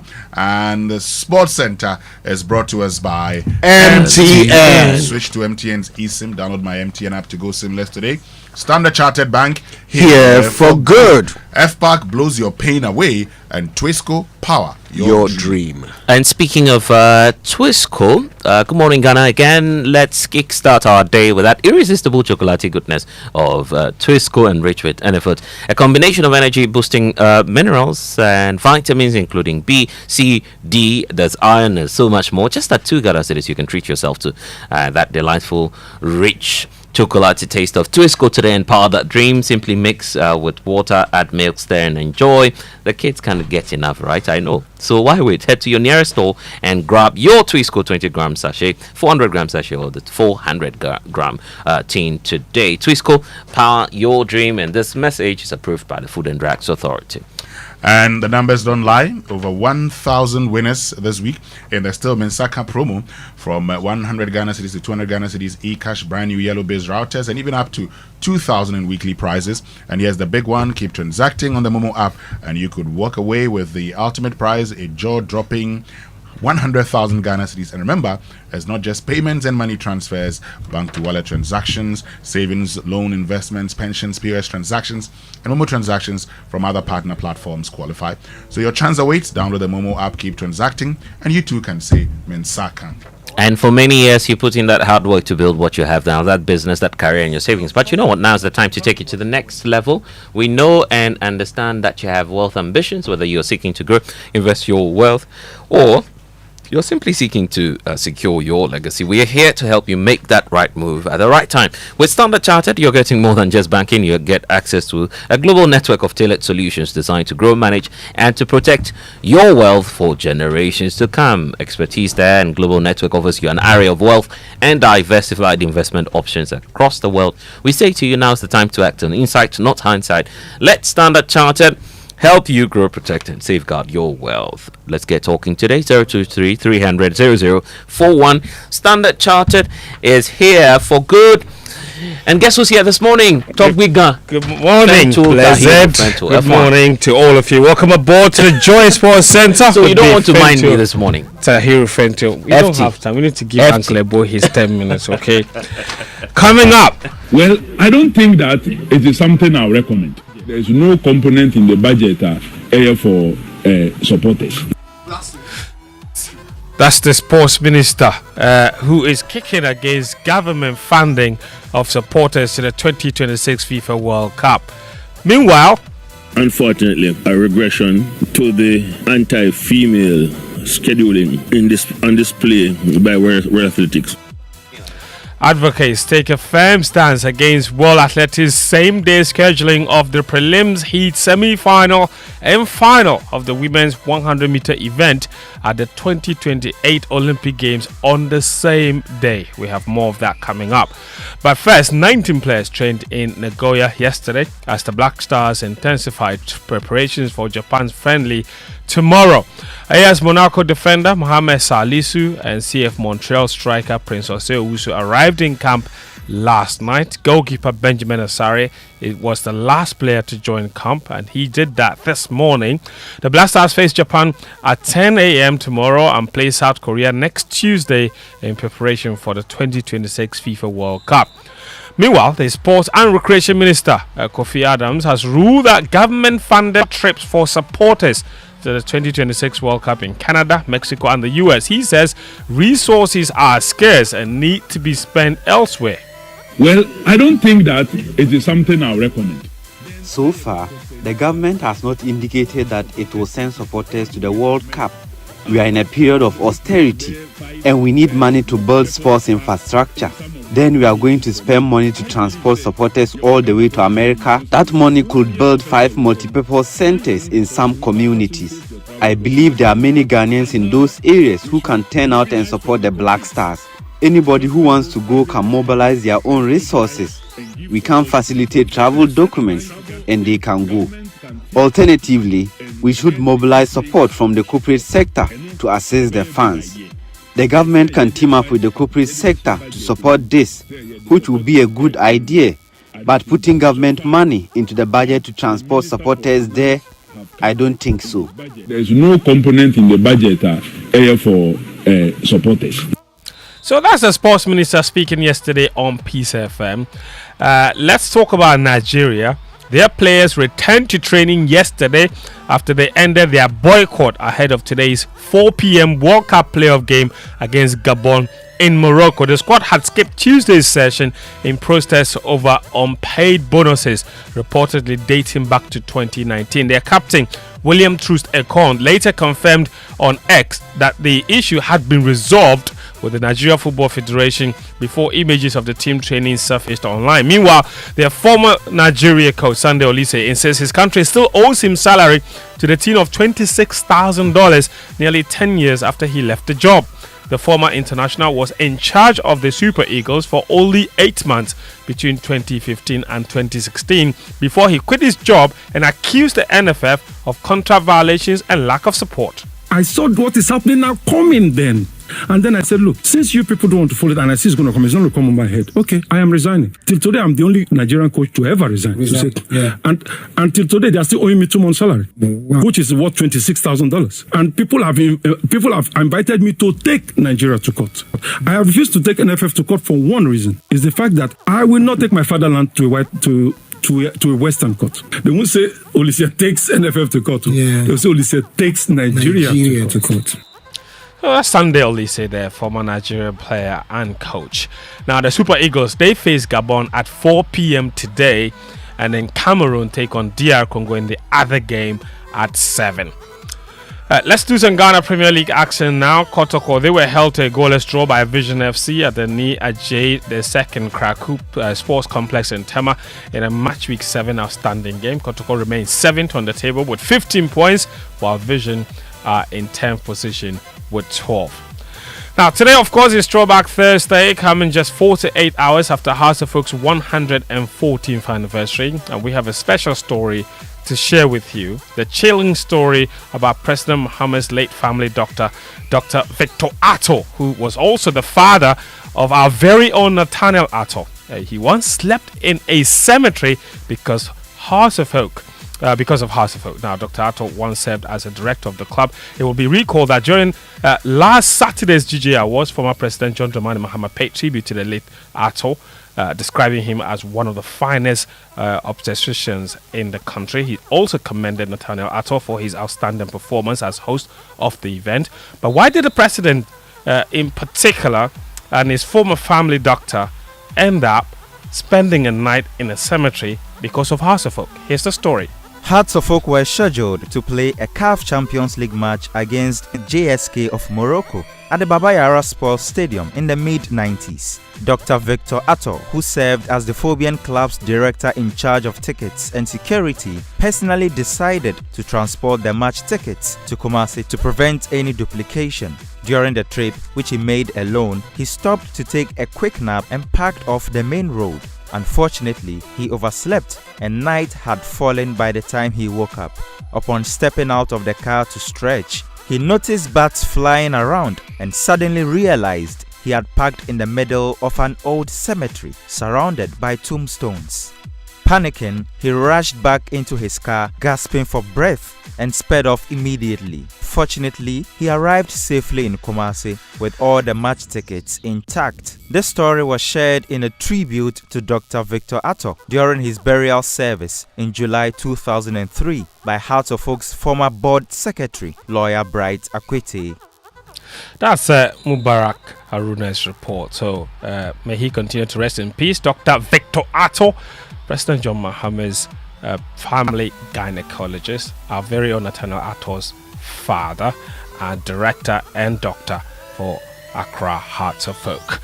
Now let's do athletics. The Los Angeles 2028 Olympic Games will kick off with the women's 100-meter final taking place on day 1 and the men's 100-meter final on the second day.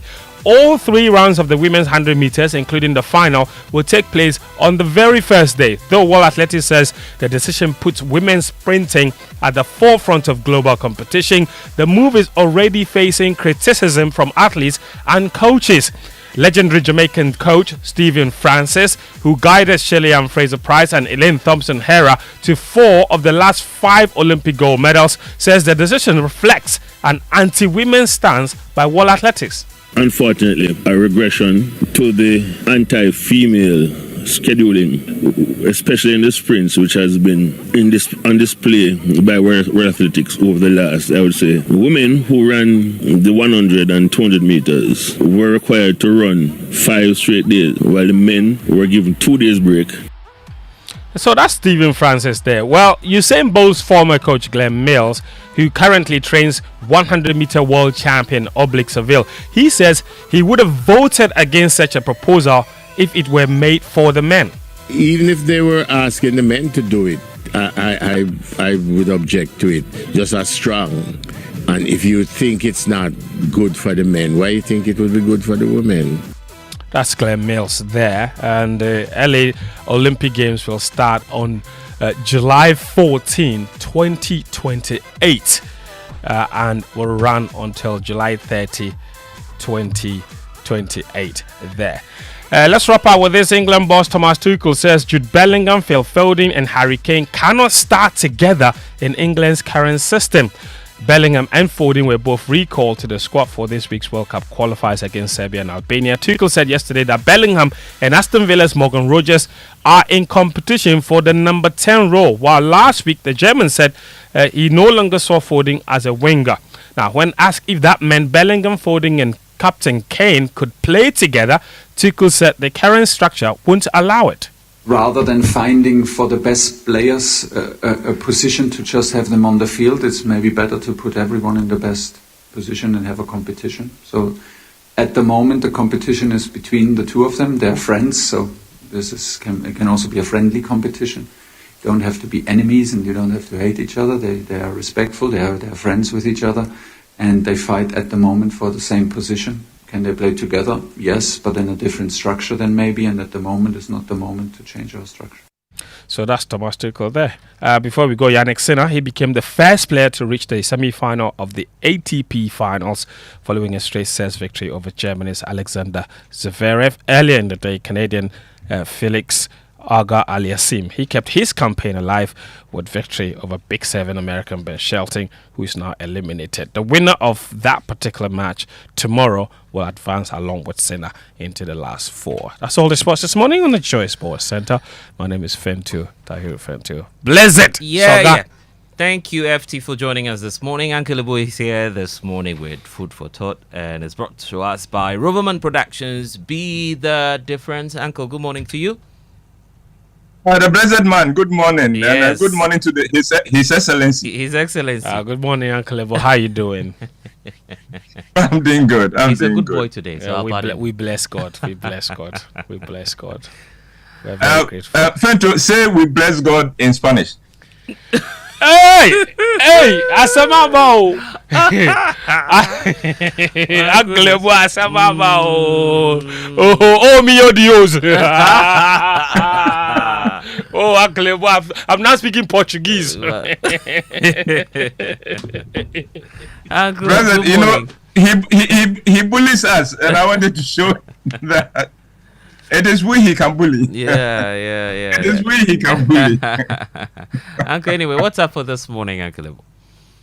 Well, this morning we're going to look at 4 questions that will enable us to live a better life. And but before I go on to the presentation, remember that my next play, which opens to the public this end of this month, is Order for 4. And the tickets, you can use the cover short code *365 *535# on all networks, or you can call 050-554-6010 for ticket reservations. But Blessed will give you more details on this. We are in the penultimate month of the year 2025. In another 48 days or so, the year 2025 will be history. And so this is a good time to prepare our minds to finish the year hard. And to help us make the most of the remaining days of 2025, I want us to reflect on the following questions this morning. You can make notes of the questions and go over them until you are satisfied that you have the right answers to them. Here we go. Question number 1. Have you found a way of silencing the negative voices in your head and stopping them from holding you back? We all have voices in our heads that hold us back. The voices come from our childhood right through our youthful days. And they also come from the words and comments of our detractors and critics, and from toxic family members and friends. Whatever the source of these negative inner voices, their effect is the same. They make us question ourselves and somehow convince us that we are not worthy of the best life has to offer. And because of these voices of doubt and criticisms in our heads, many of us don't even try to go beyond our comfort zones. If we do not manage to silence those voices in our heads, we are doomed to remain mediocre, to remain poor, and to remain unfulfilled in life. In his documentary series, I Am Bolt, Usain Bolt gives us an insight into his crucial victory in the 100-meter race at the 2015 Beijing Games over Justin Gatlin of the USA. Gatlin had boasted before the Games that he was going to beat Usain Bolt and take gold, a boast that had offended Usain Bolt and made him more determined to put the American in his place. Usain Bolt said on the day of the race, he got onto the training tracks to warm up and found Gatlin and his team also warming up. He said he looked at Gatlin's face and he could see fear. That told him that the American had lost the race in his mind already. In other words, on the biggest race of his life, Gatlin's inner voices had created doubts about beating his biggest rival, and it cost him the gold medal. And that is the problem with our negative inner voices. If you do not succeed in getting them to shut up, they will mess you up and make you achieve much less than you are capable of. Question number 2. If you were not afraid of anything, would you live differently than you are doing now? Fear of failure, fear of what people will say, fear of not measuring up, fear of rejection. These hold us back and make us operate below our capacity and potential. I am reminded of how fear of failure kept generations of athletes from attempting to run the mile in 4 minutes until the English athlete Roger Bannister ran it in 3 minutes 59 seconds in 1954. When Roger achieved the mile in less than 4 minutes, it enabled athletes in the middle distance all over the world to discard their fears of failure. And just a month after Roger's achievement, John Lundy of Australia became the second person in history to run the mile in under 4 minutes. Today, according to the World Athletics statistics, the 4-minute barrier has been broken by 2,000 athletes. What kept the athletes from achieving became achievable once they discarded their fears of failure because they knew that someone had been able to do it.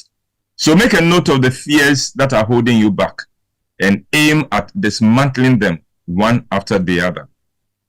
Question number 3. If you were asked to give one reason why you should be spared for another year or even another day, what would your answer be? In the 80s, I attended a Power lecture at the Equiafo Hall Dining Hall at the University of Ghana, Lagos.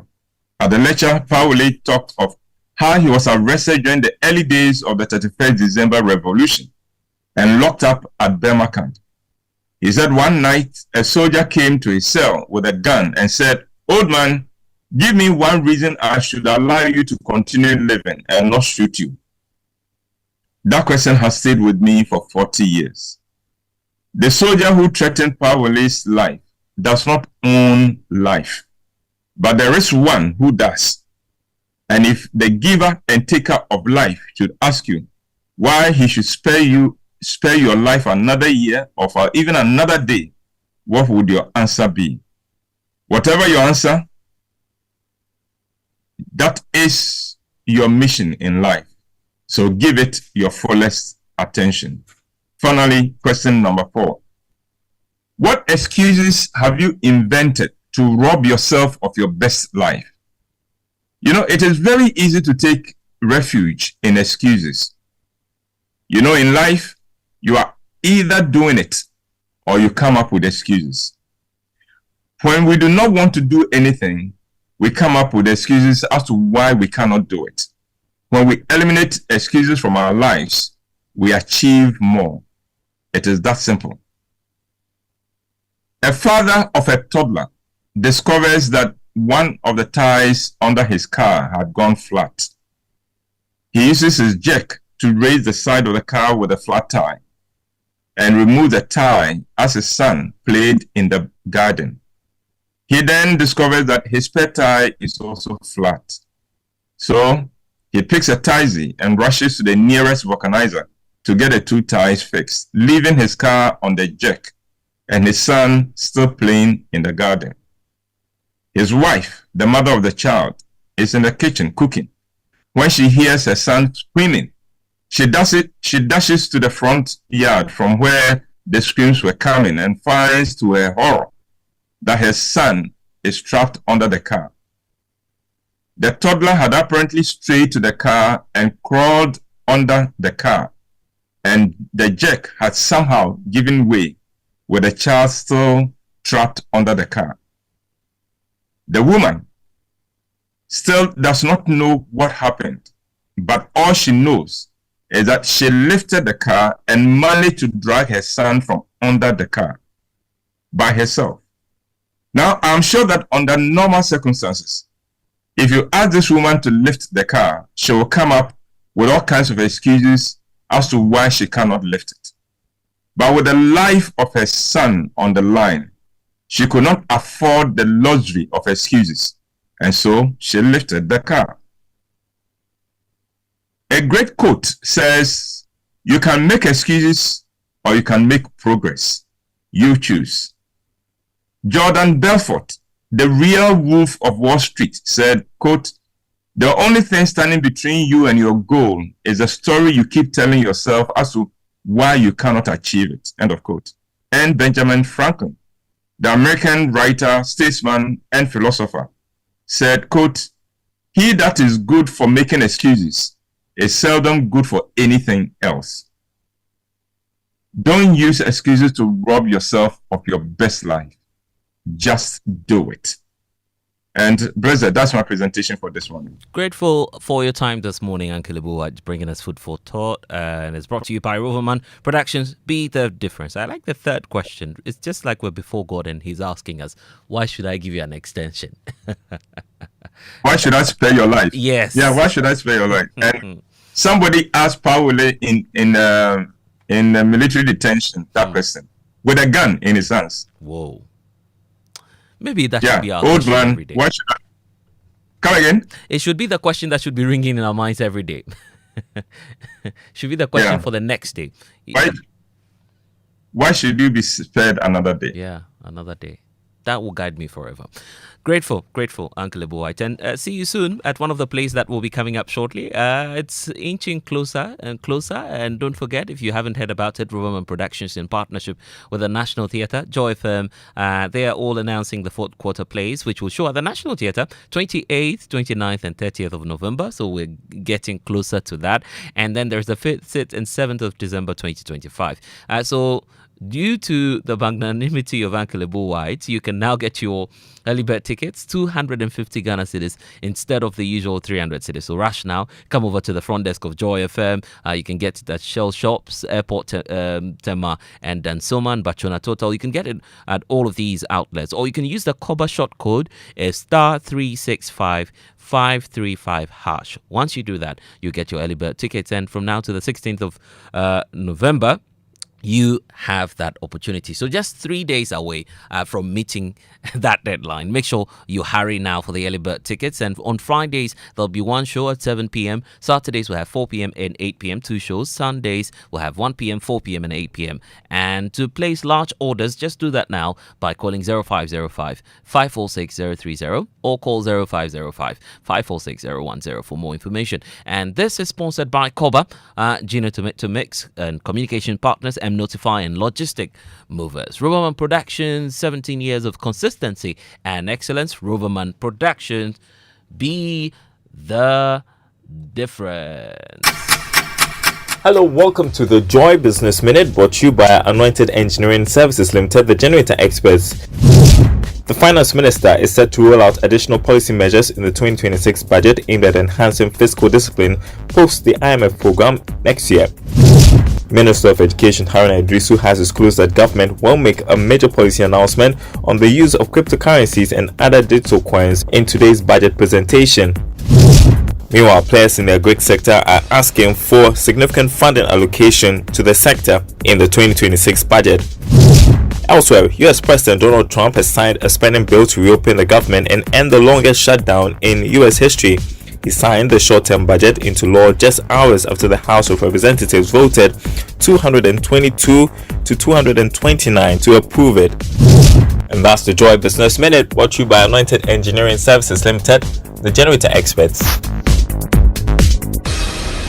Auntie T, abeg, fix me gobetete Ghana. No garri, no oil, no plantain, just beans then eggs. Hey, brah, that be dangerous combination, no? Problem no day. I fit handle am. For Telecel, we dey bob say everybody gets what they like. That be why Made For Me bundles day. Based on your usage, you fit get your own data and call packages. Fala! Made For Me bundles like the way you dey want them. That *530#, then buy Made For Me bundles today. Telecel, connecting energies.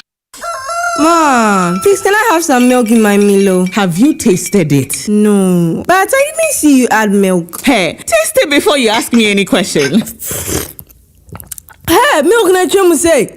This is Milo all in one. Milo Pampa, cocoa, malt, milk and show, everything is inside. Milo All-in-One already comes with more milk. Just mix with water and taste the nourishing goodness of quality cocoa, malt, and more milk all in one sachet. Milo, the energy to go further. This advert is FDA approved. Introducing the new Comfort After Wash for Clothes. Contains a formula that makes clothes smell fresh and looking like brand new. After washing, add Comfort to your rinsing water before you dry. Step out and let your clothes do the talking. Grab the sachet from a provision shop or market near you now. Enjoy fragrance on your clothes for days. Comfort and Jibeda. This advert is FDA approved. Are you ready to unlock the next big thing? It's a universe of endless possibilities. Get ready to be part of this universe.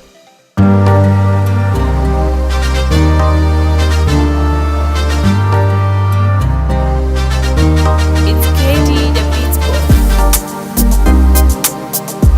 Coffee in your cup.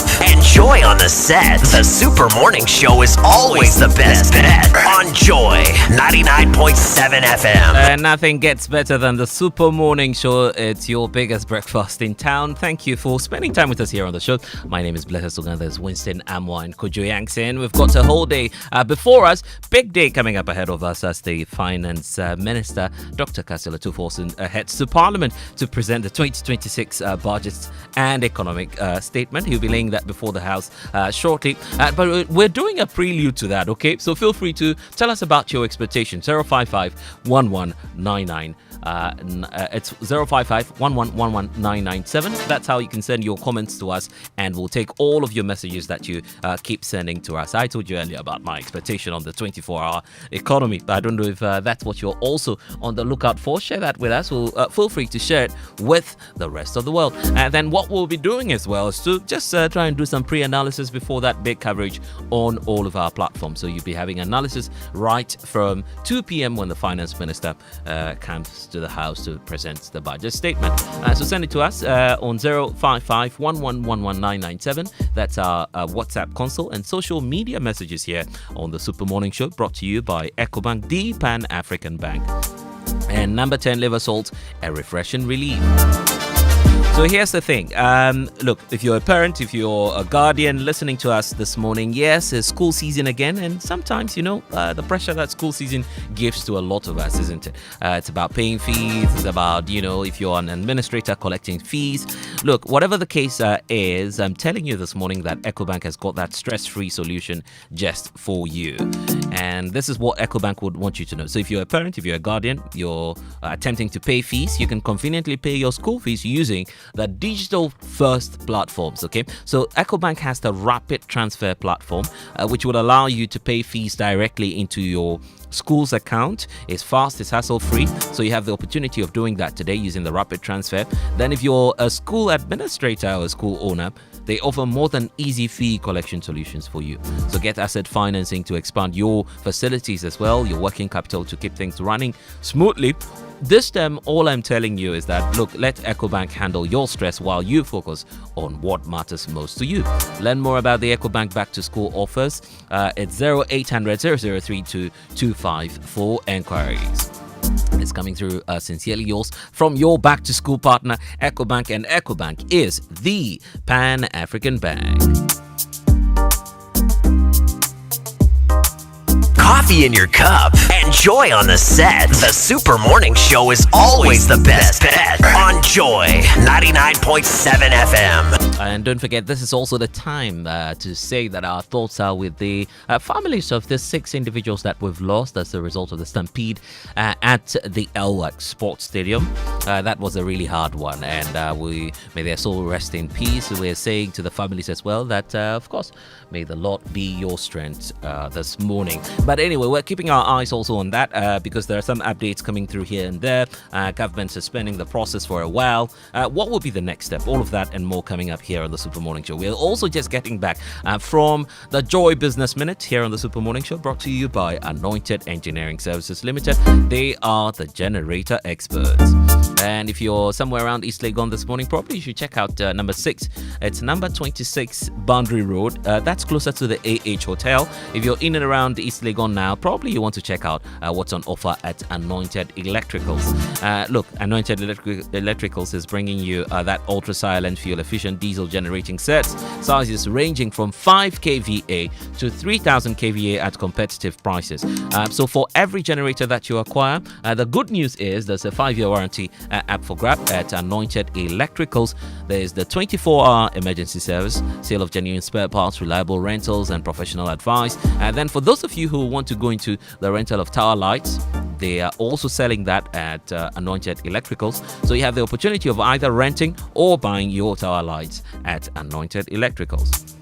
And look, get to the head office. If you're not closer to AH Hotel now, you can find the head office of Anointed Electricals, number 77, Anointed House on the main Odoko Malam Highway. They are near the Odoko traffic light and they have 21 branches nationwide. They are into skills training, and that's the best part of the whole deal this morning.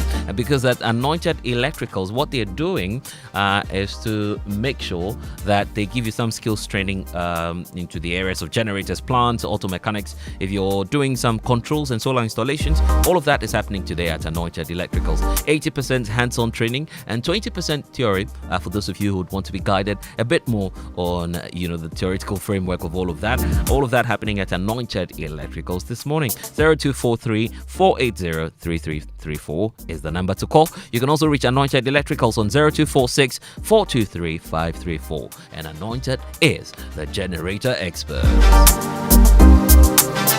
We've got big stories coming up here on the Super Morning Show in a bit. It's brought to you by Telecel, connecting energies, Lancaster University, Ghana, the only British university campus in West Africa, and there's Equity Health Insurance. They are here for you.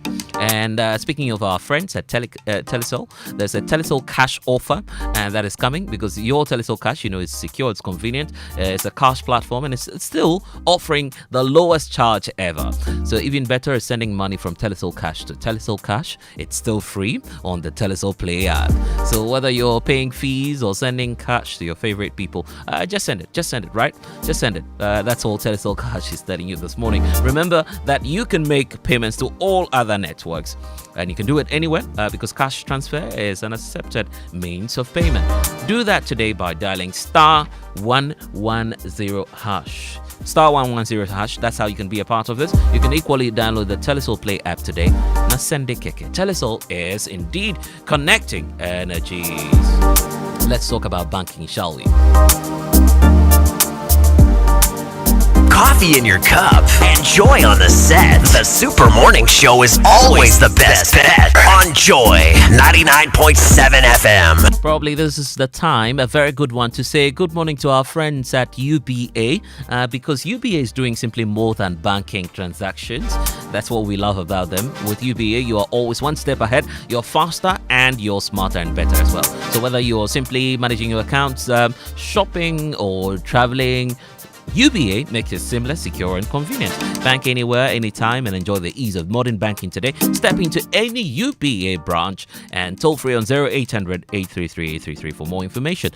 Chat instantly with Leo, the AI-powered banker, because UBA is a step ahead, isn't it? They are high-tech. Call them or WhatsApp them today, 0577 822 822 for more information.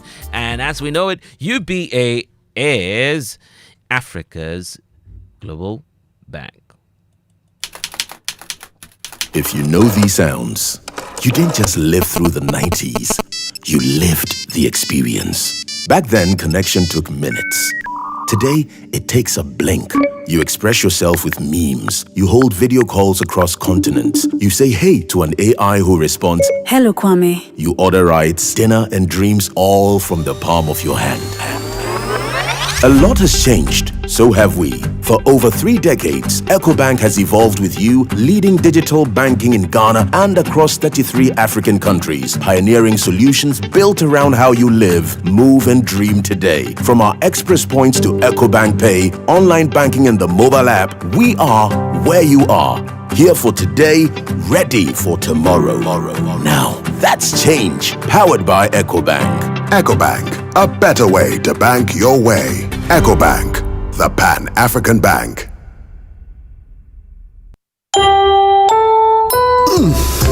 We shouldn't have gone to that party. Masa, my head is killing me. Is that your stomach? Yes. What did you eat? I don't know. Get rid of your gastric problems with number 10 liver salt. Number 10 gives you quick, effective relief from nausea, indigestion, heartburns, hangovers, and hyperacidity. And with different fruity flavors such as orange and lemon, it's a pretty tasty way to end an uncomfortable situation. Number 10 liver salt from Ernest Chemist, because everyone needs a chemist. This advert has been vetted and approved by FDA. And where do you think you're going? To train in the garden. With my broom? Mom, it's a javelin. Oh, really? And that plate? That's not a plate, it's a discus, Mom. We are training to become winners. Well, you know you need lots of energy to become winners. So you both better start your day with Twisco before you go anywhere. Besides its great chocolatey taste, Twisco is enriched with Enerfort, a blend of energy-boosting vitamins and minerals for little winners. Thanks, Mom. Got to keep my little winners in shape. Twisco, power your dreams. This advert is FDA approved. Imagine a home where comfort meets quality and energy savings, where every warm shower feels perfect. That's the everyday luxury you enjoy with Ariston water heaters, with Italian quality built to last for your family's comfort. With its cutting-edge technology, smart power-saving features, experience hot water on demand, and energy savings for comforting warmth every morning. Upgrade your home with a trusted quality of Ariston water heaters today. For more information, visit our website www.ariston.com. Coffee in your cup and joy on the set. The Super Morning Show is always the best bet on Joy 99.7 FM. The ghetto will arise, definitely. Ire Winston. Oh yes, Blessed. You know, earlier we're having a conversation about the Minister of Finance, the 24-hour economy. I got a call from a senior member in government who has been following the discussion. He says he can understand where we're coming from, but from where he sits, all he can deduce from what we're saying is that there's the need for coordination, between the two. Because the thing is that, well, yes, there's a Minister of Finance, which is true, but there's also someone in charge of the 24-hour secretariat. And it gets to a point where their, functions may overlap. So what will be necessary is that there's some coordination in there. And so, but we'll get into all of that. The male radio DJ of the year, guess who? It should go to our very own DJ Wubeti. That's the most expensive radio today, a radio DJ in town today. And we're saying, look, DJ Wubeti, you can't avoid him when you're talking about DJs in this country. Yeah. Oh, we have a big surprise for you this morning on the Super Morning Show. Guess who is here? Winston. Oh, I've seen him. How do I need to guess the person? Yes. You are in a seat, actually. Yes, I should be getting up now. Winston, this is so surreal. Back in Try and remember. 2017, I believe, or 2016. No, it's 2015. Mm-hmm. Yeah. We did the same thing, a similar thing in the Volta region. I'll tell you about that story later. Okay. Let's say a big good morning going out to the Honorable Kojo Yankson. He's joining us here on the Super Morning Show. Morning. How you doing? That voice. Yes. He's here. How's it going? One day at a time. And you're getting ready for the budget presentation? Yes, later today in Parliament. 2 p.m.? Yeah. But I think we have a committee of the whole meeting with the finance minister ahead of that one. Ahead of that one? Oh, okay. Yeah. Okay. Why a committee of the whole around, at that time? I think last week, Friday, we raised the fact that there are a few issues that we need responses to so that they don't necessarily become issues on the floor. So Dominic Nitu raised it. Our understanding is that we may have that opportunity before the actual delivery of the budget itself. Quick one. Before we get into the rest of the conversation, it's been more than 10 months. The government took office on the 7th of January. We are in November. Briefly, what would you say is the performance of this government when it comes to the economy? I think you have to situate it in a context of how new governments start. Okay. I'm a student of economic history. I know my brother Ato himself is. There have been many times that you guys have had us here debating budgets when we were in power. And you would realize that in the first 1 year of every administration, whether it's J. Kufuor's administration with Yao Osafo-Maafo as finance minister, Atta Mills's administration with Kwabena Dufo as finance minister, Akufo-Addo's administration with Ofori-Atta as finance minister, you will see some similarity in economic management. And I'm sure when we have an opportunity, we can go through the specifics. They have started like how every new administration starts. The issues that usually become the nemesis are outstanding. And the real test is how you respond to those issues when they come up. When you say they started like how every new government would start, some have also made the point that that's because all the new governments start that way because they go under an IMF program. And we've had conversations and I've talked about the fact that most of the time, new governments take over from the old government when they're in the middle of a program. But that's also because certain things were not done right in the last few years of the old government. But you will find that the Kufuor administration didn't exactly fit that. Yet the prescription for how you calm down a heated economy in the beginning is what was applied by Yao Osafo-Maafo. You recall that the Jerry Rawlings administration, when it was leaving, interest rates were through the roof, currency depreciation was on the high, growth was low. You will find that the Kufuor administration, when it was leaving around 2008 after the global financial or the global economic crisis, had similar characteristics. You will find the Mills Mahama administration in its tail end having the same kind of characteristics. So what happens is that when a new administration assumes power, what you really want to do is that you want to bring down inflation. We brought it down 7.8, 7.1 by 2018, 2019. You find similar trends in the Osafo-Maafo template. You find it in the Kwabena Dufo template. In fact, in Kwabena Dufo's days, they used to call him unprecedented. Yeah. About 3 years of single-digit inflation. In Osafo-Maafo's day, they used to call him Oyadiye Osafo-Maafo. You will find that in the beginning, everybody wants to bring inflation down. You want to do a lot of market intermediation to get the currency a bit stable. You want to ensure that inflation is, contained.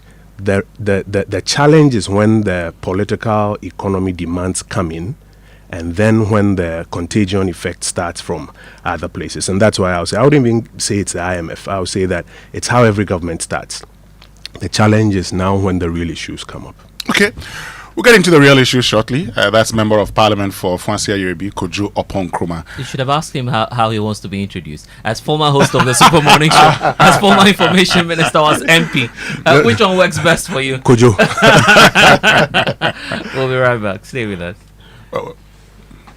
It's the last quarter of 2025 and Uncle Libo White, in partnership with Joy FM and National Theatre, is getting ready with the latest play. And guess what? I bring you exciting news! From now till 16th November, buy early bird tickets for just 250 cedis instead of 300 cedis. And if you are a loyalty card holder, more discounts day for you. Tickets available at our regular outlets, on the Rover app, and via the Callbar short code *365*535#. Remember, our fourth quarter play shows at the National Theatre on the 28th, 29th, and 30th of November, and the 5th, 6th, and 7th of December 2025. Showtimes: Friday 7 p.m., Saturdays 4 and 8 p.m., and Sunday 1, 4, and 8 p.m. Call 050-554-6010 or WhatsApp 050-554-6030 for more details. Brought to you by Korba, Gino Jollof Mix, and M Notify. Roverman Productions, be the difference.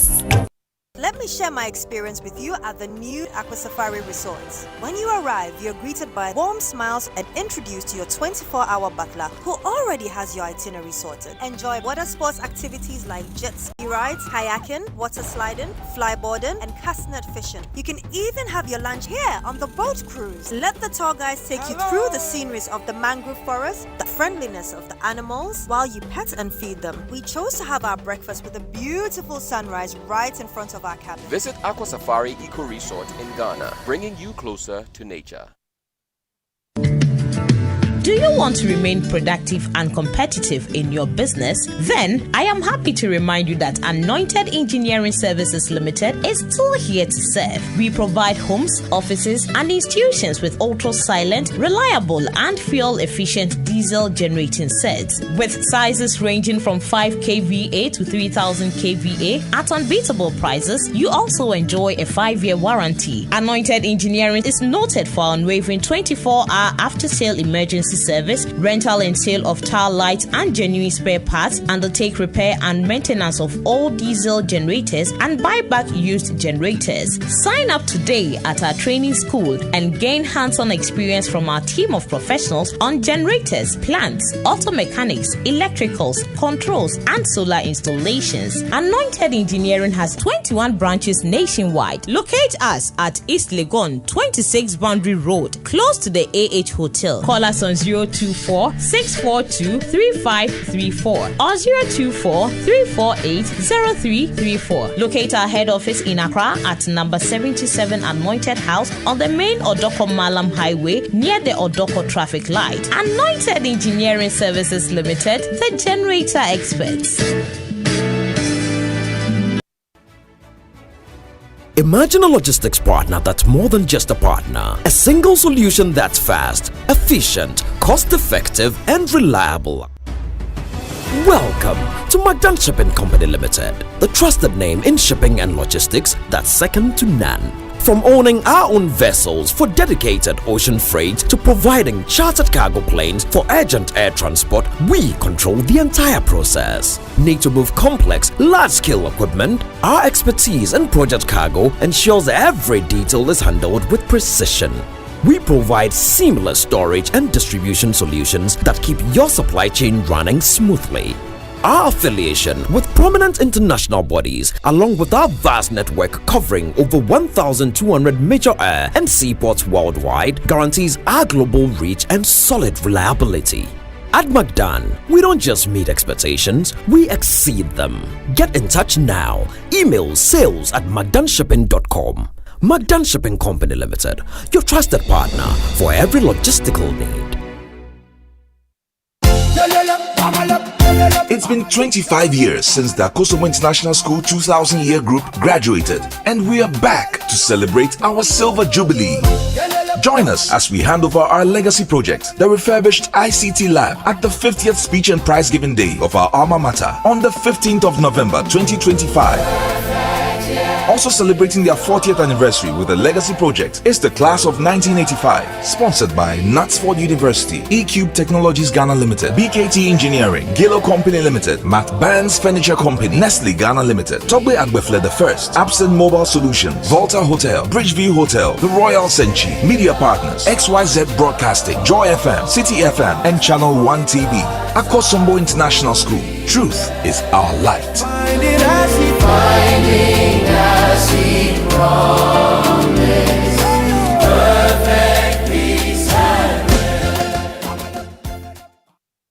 When I wake up in the morning, I brush my teeth with Kale Charcoal toothpaste. This gives me confidence all day. Anytime you meet Amma, don't be surprised I smile showing my beautiful white teeth because I don't have cavity thanks to Kale Charcoal toothpaste for its natural charcoal properties. In fact, we are like twins. I can't go without my Kale Charcoal toothpaste. That be why I dey use Kale Charcoal toothpaste morning and night when I dey go bed safe. It dey make my teeth white when it dey comot every scent from my mouth inside. My confidence level they go up, so I dey show my 32 teeth all. Introducing the Kale Charcoal toothpaste, formulated with activated bamboo charcoal powder, ensures whiter teeth and removes bad breath. The strong natural property of the activated bamboo charcoal removes bacteria, absorbs surface stains on our teeth caused by coffee, wines, and tobacco. Welcome, Kale Charcoal toothpaste. Kale Charcoal toothpaste, Sankofa Yenchi. Kale, happy smile. This advert is FDA approved. Charlie, everything is expensive these days. Even flight tickets are worse. My guy, stop stressing. I've been to head of Waka now. Waka now? What's that? They've got the cheapest flight deals, plus hotels, visa assistance, airport pickups, even tour packages, all in one place. Hey, like seriously? But what if I don't have all the money to pay at once? Then use Pay Small. Just pay 25% deposit now, lock your tickets, and pay the rest in easy bits before you travel. So I can book now and chill small, eh? That's it. Whether London, Dubai, Lagos, or Kumasi, Wakana has your back. Call 0242 435 515. Follow Wakanow Ghana. Visit wakanow.com.gh. Download our app or walk into our travel centers in Accra, Kumasi, Takoradi, and Tamale. Wakanow. Let's go. It's the Electroland Xmas are picking Walmart promotion. CD is appreciating and Electroland is offering. Buy Nasco LED TV from $6.99 Ghana cedis, and when you buy Nasco French door, you get a free 5-gas cooker. Buy Nasco 425-liter chest freezer and get free 24-inch TV. Now buy the 545 to 800-liter Nasco chest freezers and get free tabletop fridge. Buy selected TCL smart TVs and get free TV wall bracket, air purifier, and professional monitor. Or you can buy TCL side-by-side fridge and get free 24-inch LED TV. Buy the Samsung QLED 4K Neo TVs from 65 to 100-inch and get your free music frame wireless speaker. Buy Samsung DuraCool Twin Cooling Plus and get free blender or 4-burner gas cooker. Now rush to Electroland showrooms or authorized dealers in Ghana. Call 050-315-9339 or visit www.electrolandgh.com. Asanwa, baby. You see how we blick on the baby. I just feel like it don't get mighty. Uju. I need you. Show them the Supermorning Show is always the best. Supermorning Show is 99.7 When I think about the things you do, something they tell me to marry. Because everything they you, anything I do, they you. Anytime I want to enjoy, they you. Anytime I want to laugh, they you. When I want to go to, they you. When I go to go to, they you. They you.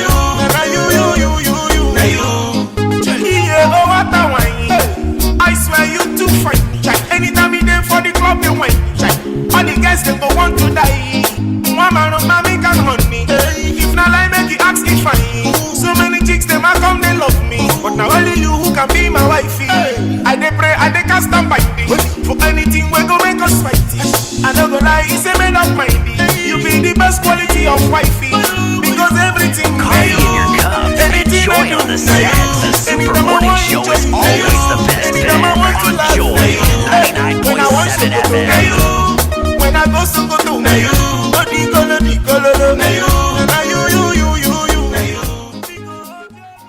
DJ Obete played this song because the Honorable Kojo Yankson loves this song.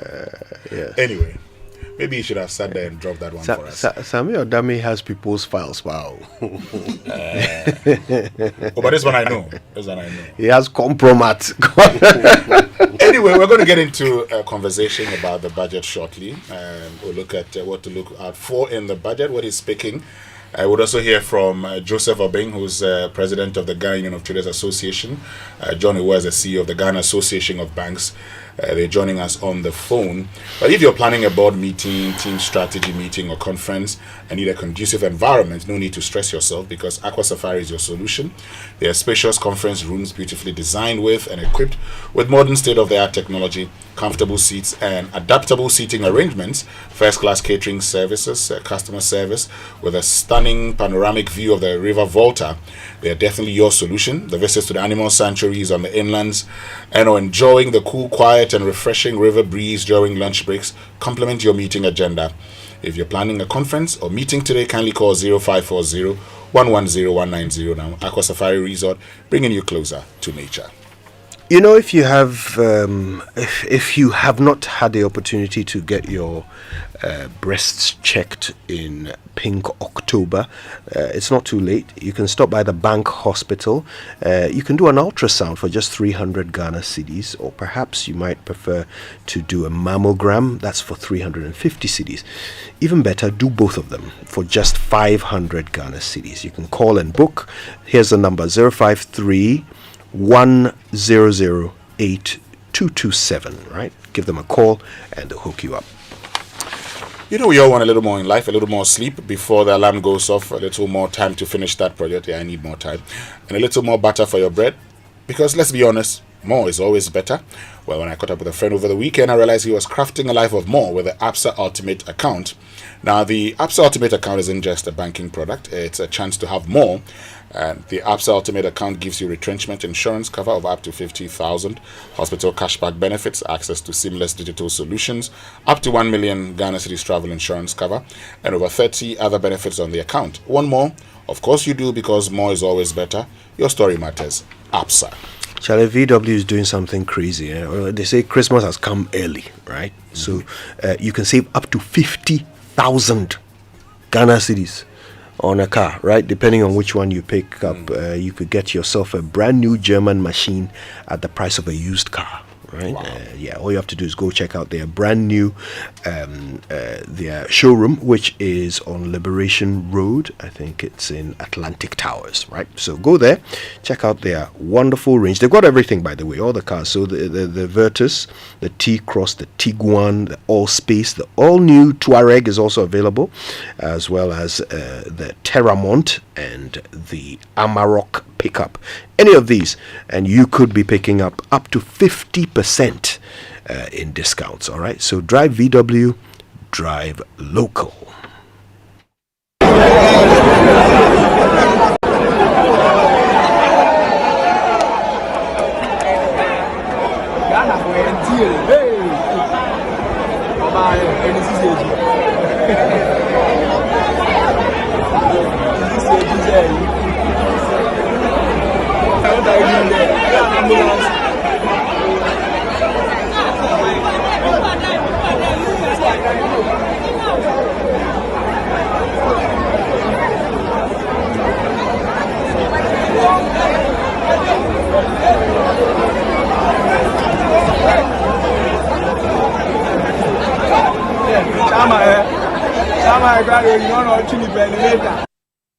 Enti enkradeɛ no meka kyɛ asogyafoɔ sɛ ɔmo ngyae ansa na yɛhwɛm na yɛyɛ nhyehyɛ foforɔ sɛ ne bɛyɛ a ne esi no ensi saa biom. This is an institution that we all revere, and it's because of them that we are all protected. You know what they do. They decide not to sleep like the police so that we can sleep. It's not an easy job. So please, even though some measures have been taken, I will direct our committee to follow up on the process, and then also emphasize what others have said for us to expedite the process of appointing a substantive minister. It's not because the current minister acting is not capable, but we know the pressures on him, and so we need to have somebody who will come with full report and look at some of the issues you've raised. What prevents this country from having a continuous recruitment or enlistment process? You don't have to wait and do it once every year or sometimes 2 years. The Ghana Armed Forces has instituted an internal board of inquiry to investigate the causes of this unfortunate incident. Those who are critical and in ICU are 5. We have 12 who are fairly critical.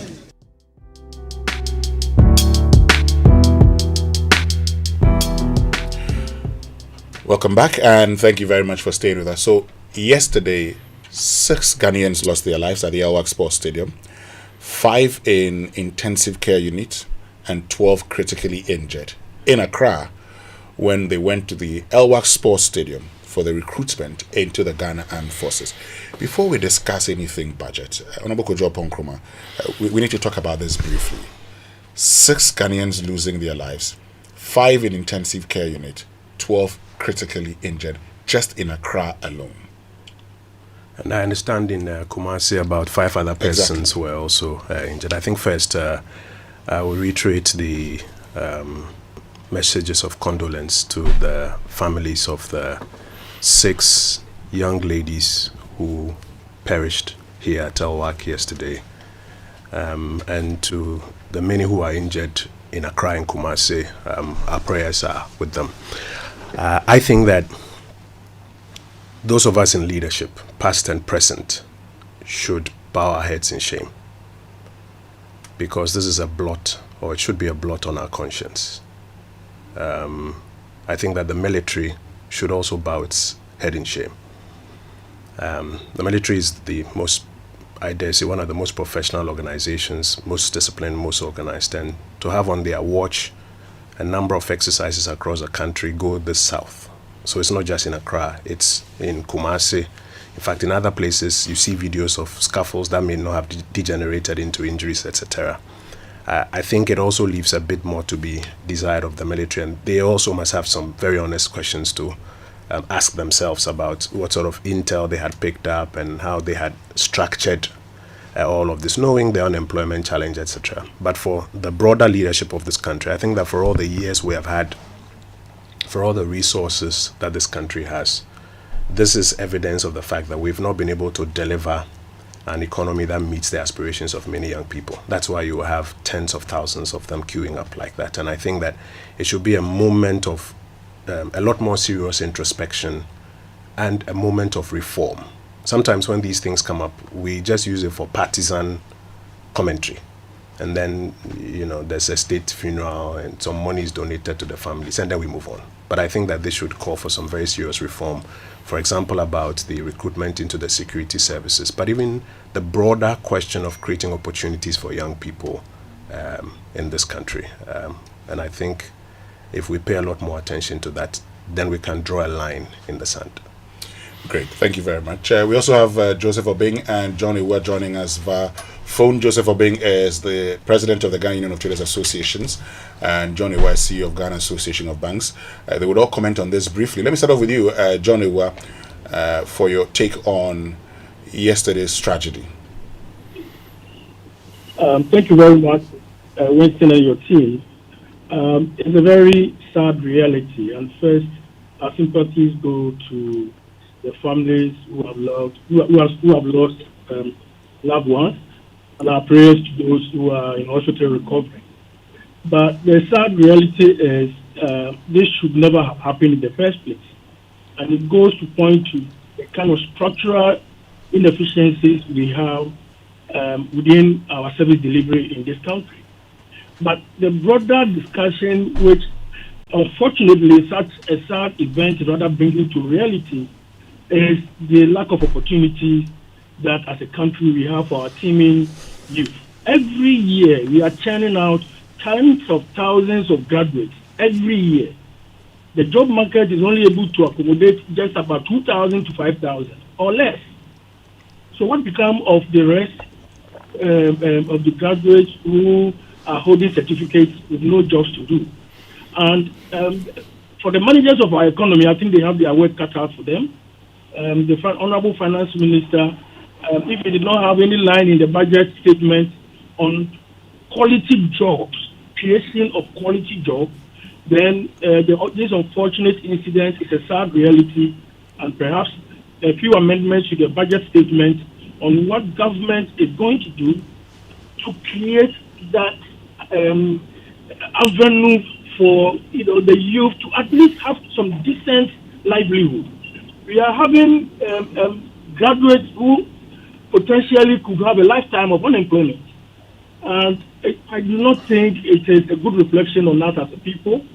And this sad event goes only to amplify how important it is that as a country we fix this, and as Honorable Kojo said, to fix it devoid of the normal partisan rhetoric, and go to the work that goes to resolve some of the challenges bedeviling the country. And one more statement I'll make on this. I remember in the heat of the discussions on Galamsey, one example that the Honorable Minister for Lands and Forestry talked about was the fact that the number of people who are engaged in Galamsey is becoming increasingly difficult for us to take the steps that we need to take now in order to safeguard the environment. So we are using the avenue of lack of opportunities, and now we are unable as a country to do that which is necessary to fix our existential threat. And each day we delay in this opportunity creation each day the problem worsens. So that number of 3 million the Honorable Minister mentioned, since he said that, perhaps it is now 3.2 million. By the time we enter next year, it's 3.5 million. And it will be increasing at an increasing rate if we do not fix the problem at the ground up, which is creating opportunities and decent jobs for our youth. Thank you very much, John Amoah. Let's get to Joseph Obeng. Joseph Obeng. I'm very saddened. And this is very unfortunate for young people like this doing their best to secure jobs, to take care of themselves and their families, to suffer this fate is not a good thing to happen to a nation like Ghana. On behalf of the trading community, I send my deepest condolences to the affected families.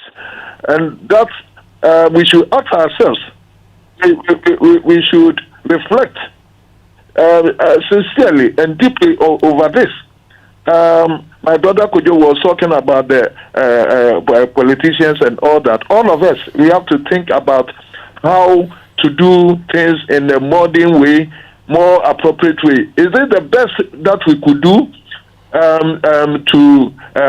to scrutinize this youth? Couldn't we have staggered it, the time, and then the people, the number of people on appointment basis and all that? In this information era, for this to happen, in this high-tech era, digital era and all that, we could have done so many things differently, and we should be ashamed of this. This shouldn't happen. It's not fair. And that it should also tell us that we have a long way to go. We have a long way to go in terms of employment creation and all that, we are lagging behind. And this should give us and spur our leadership on to do even more to make sure that we are able to generate the wealth that will create the employment for our people. Thank you very much, Joseph Obeng. Let's come into the studio now and start our conversations about the 2026 budget. The Member of Parliament for Fuasia UAB is here with us, Kojo Yankson. So what are you picking up? You've talked about how, all governments in their new governments in their first year would do things as we're seeing. So let's look at what you're gathering. What's going to be in this budget? I can't speak for the government. No, what you are gathering. So it's not you speaking for the government. But I think essentially what we are expecting is what I can speak to. Please go ahead. And what we're expecting, I think, will start off from what we saw in the first budget and then the mid-year review. Anytime I have an opportunity to speak on this, I try to reiterate the point that what the finance minister will be presenting is two documents in one. He'll be presenting the economic policy of the government for the year, and then he will back it with a budget. Very often people ignore the economic policy part, but that is actually the policy direction, and then he will back it with the budget. So you want to compare it to first the manifesto of the NDC, second the budget and economic policy delivered last year, and then it can guide you into what expectations. In the economic policy and budget that they put out last year, like I mentioned earlier, the first objective was to deepen stability, because the exercise to restore macro stability had started. And in fact, if you read the annual revenue report that the finance minister has presented to Parliament, and then the annual budget performance report that he has presented, he concedes in it that the exercise of stability had started. So the thrust of the economic policy was to restore or to deepen stability, and then to start some of their programs. So that was the bulk of what they wanted to do, to deepen the stability and to start some of their programs. They backed it with a particular fiscal program. By fiscal program, I mean a program to raise and spend. And you also want to look at whether or not that fiscal program had the capability to deliver on the economic policy that they had advertised. So if you look at the fiscal program that first of all, in terms of the economic policy direction, solid. this is what you would do in the first year of your administration. As I recounted from Yaosafo Mafo, Kwabena Dufour, it was Mr. Tekwe who had a slightly different scenario because he was in the second term of an already existing government. And then Ken Ofori-Atta even in the first year. So the economic policy direction, solid. Now look at the fiscal. The government rolled out a fiscal program that sought to tweak some of the revenue handles. In essence, they removed 2 revenue handles. They had advertised that they would remove about 3. They removed 2. Publicly, they mentioned that they were abolishing 6. But 4 of those 6, they were not taxes that were being implemented. So they were yielding 0, like what they call the emissions levy and all of those ones. They were 0, 0, 0, 0, 0.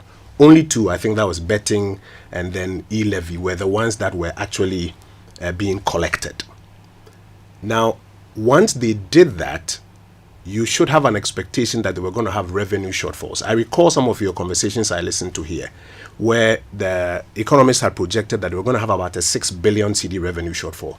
And you remember the finance minister said that they will reduce VAT retention rate from 6% to 4% to close that gap. We even had one of the professors who at the time was posing to be a neutral, went on social media, clapping that this is smart economic strategy. I'm sure everybody recalls all of these. Please go ahead.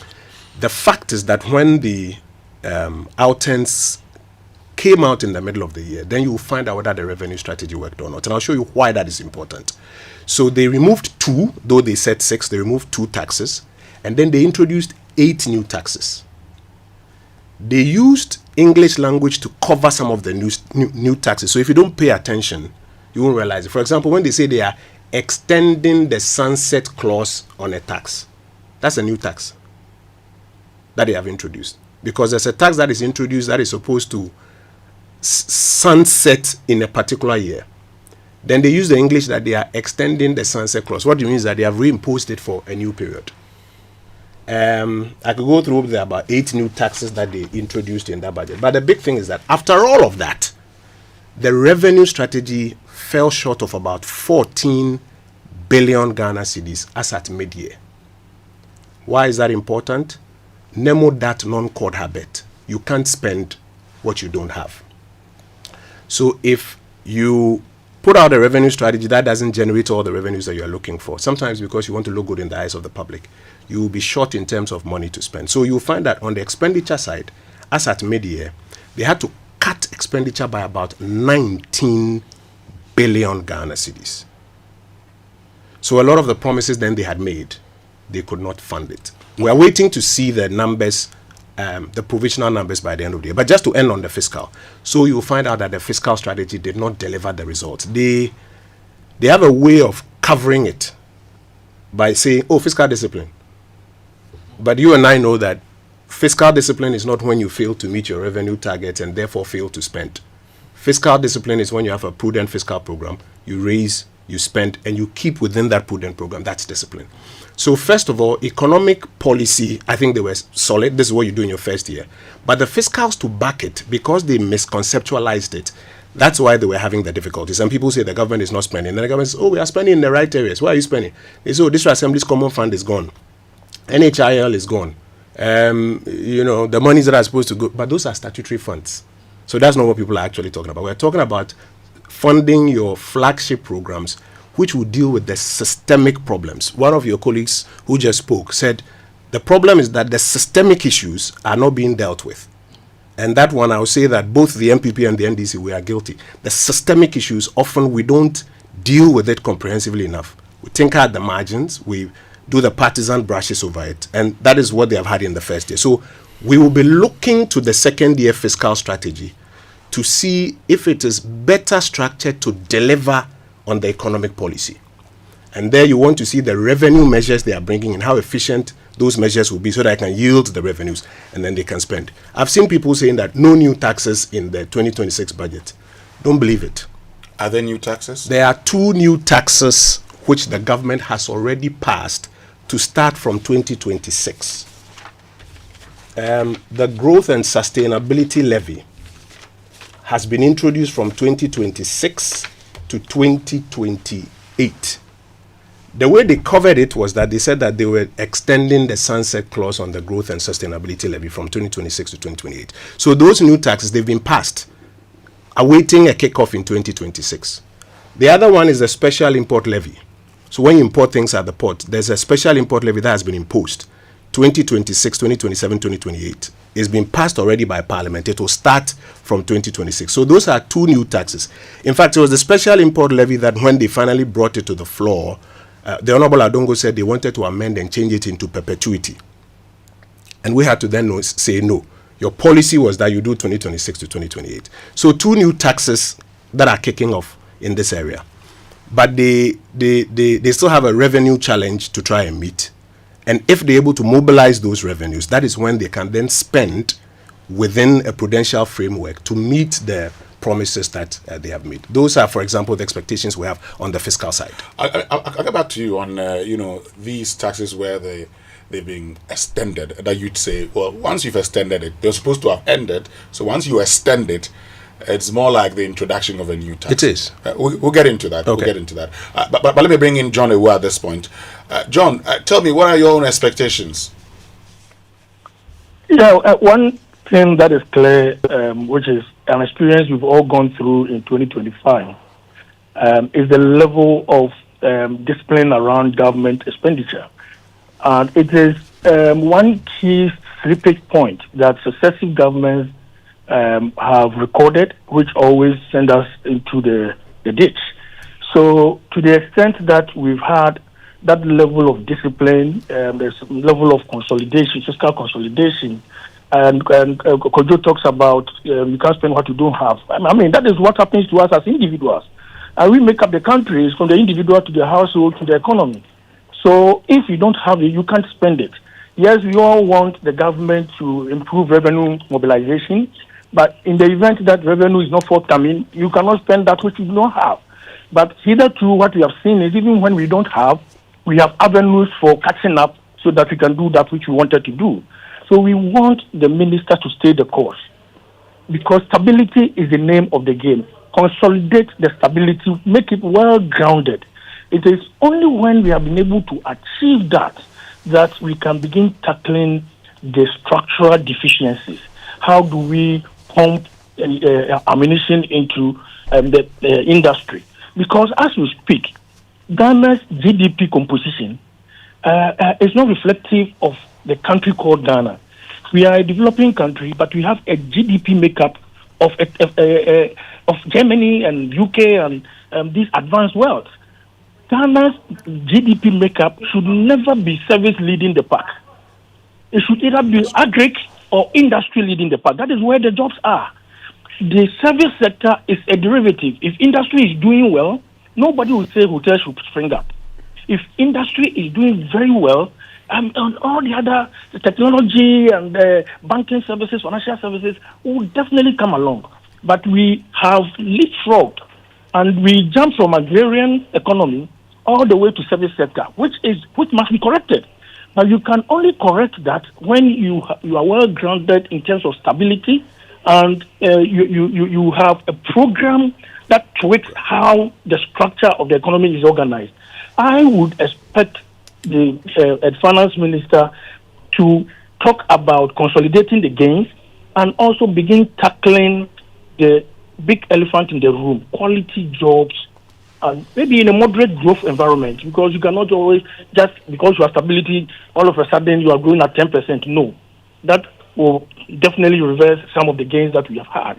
Consolidate the gains, but begin tackling the structural inefficiencies we have within the country. And most of the foreign reserves that we are, kind of happy about now, greater percentage of it is as a result of favorable commodity pricing. Gold. So in the midst of good commodity pricing, which is a scenario as a country we do not have control over, what if there is a reverse in 2026? So we need to begin looking at the difficult question of how do we sustain the build-up of our foreign reserves to better manage the economy, better manage our currency. So within this ambit, I want the minister really to drill down, let the country know exactly what they are doing to propel industry. We've just seen in the last couple of days how a good harvest is now bringing a problem to the country. We have glut, and farmers are losing money. If farmers are losing money, if you are a bank and you provided funding, you are losing money. The farmer has done nothing wrong. But because we have not tackled the underlying problem within the agri value chain, when there is good harvest, then there is a problem. When there is bad harvest, then there is a problem. So when do we as a country gain? So we have to begin doing the heavy lifting of correcting those structural imbalances, inefficiencies, making sure that we have a good warehousing receipt system, buffer stocking system, we have a good commodity exchange system. And yesterday on a platform, somebody said, and all government agencies, most of these items that we are experiencing the glut on are staple items, which perishes, within few days. But we have government agencies that some of whom are even importing produce. Why don't we have a structure in place that properly ring-fence the agri output to feed government infrastructure and also integrated well into the commodity exchange system, where the banking system would then plug in using the warehousing receipt regime to provide further funding to the farmers. What we have, if we don't solve it, the problem is the farmers who are having the glut now, next year they will not go to the farm, and then we are going to have shortage, and then inflation will take up. So it will be a cyclical effect of a problem for which we know the solution, except that we are failing as a country to tackle the solution from the ground up. We need to do the heavy lifting of changing the structural deficiency, and which is trying to not tackle agri as a standalone, agri to agribusiness to wholesaling, buffer stocking to the market, and the cycle goes back to agri, the cash goes, and then it's in a cycle where banks can plug in properly to fund this cycle, make it easy for farmers and make it easy for lenders. As it is now, it's very difficult for banks to just step in and say we are giving money to agri. Like now, there are banks that are crying. So we want the minister to tackle. I'm very interested in what he's going to say, particularly as we know that government programs have not really kick-started, and there is going to be some level of focus in integrating government programs into the 2026 budget. I really want to understand how the minister will balance that vis-a-vis the debt obligations that we have to service. Most of the debt exchange obligations were not front-loaded. We were packed into the back. A big chunk, 21 billion or thereabout, is due in cities on the local debt exchange 2026, and about $1.4 billion also due in 2026. So we already have fiscal challenges in terms of debt service obligation. And I'm interested in knowing how the minister combines this obligation, because we cannot fail. We definitely have to meet those commitments vis-a-vis stability and also to begin working on growth. Okay. Before I get to Joseph Abing, when you say government programs have not kick-started yet, what do you mean? Which programs are you saying they've not started? The government has two huge programs that we all know about. We have the Big Push, which to all intents and purposes, there was no proper allocation in the 2025 budget for. There was an allocation of 13 billion. 2026. We have the 24-hour economy, and these are capital-intensive projects with huge commitments. Potentially, if we want to fund those commitments with borrowing, we'll hit potential debt accumulation. And what we have been able to achieve now, creating the fiscal space that we have recorded in 2025, to GDP is at levels that we are anticipating will be hitting around 2030. Once these programs are front-loaded and not really phased in a manner that does not overburden the fiscal space, then we are going to have a challenge of government is doing a lot of stuff. The roads are being built, but inflation has started taking up again. Currency is also struggling. So that is what I meant when I said government programs. Okay, let me bring in Joseph Abing, who is president of the Ghana Union of Traders Association. From a Guta point of view, what are you expecting from the finance minister? Okay, so we have stability of the local currency, which is working in our favor. But you see, unless it is sustained for a reasonable period of time, you are not going to yield the needed results. And so we seek that the finance minister adopt measures to sustain the stability that we are having now, the gains that we are having.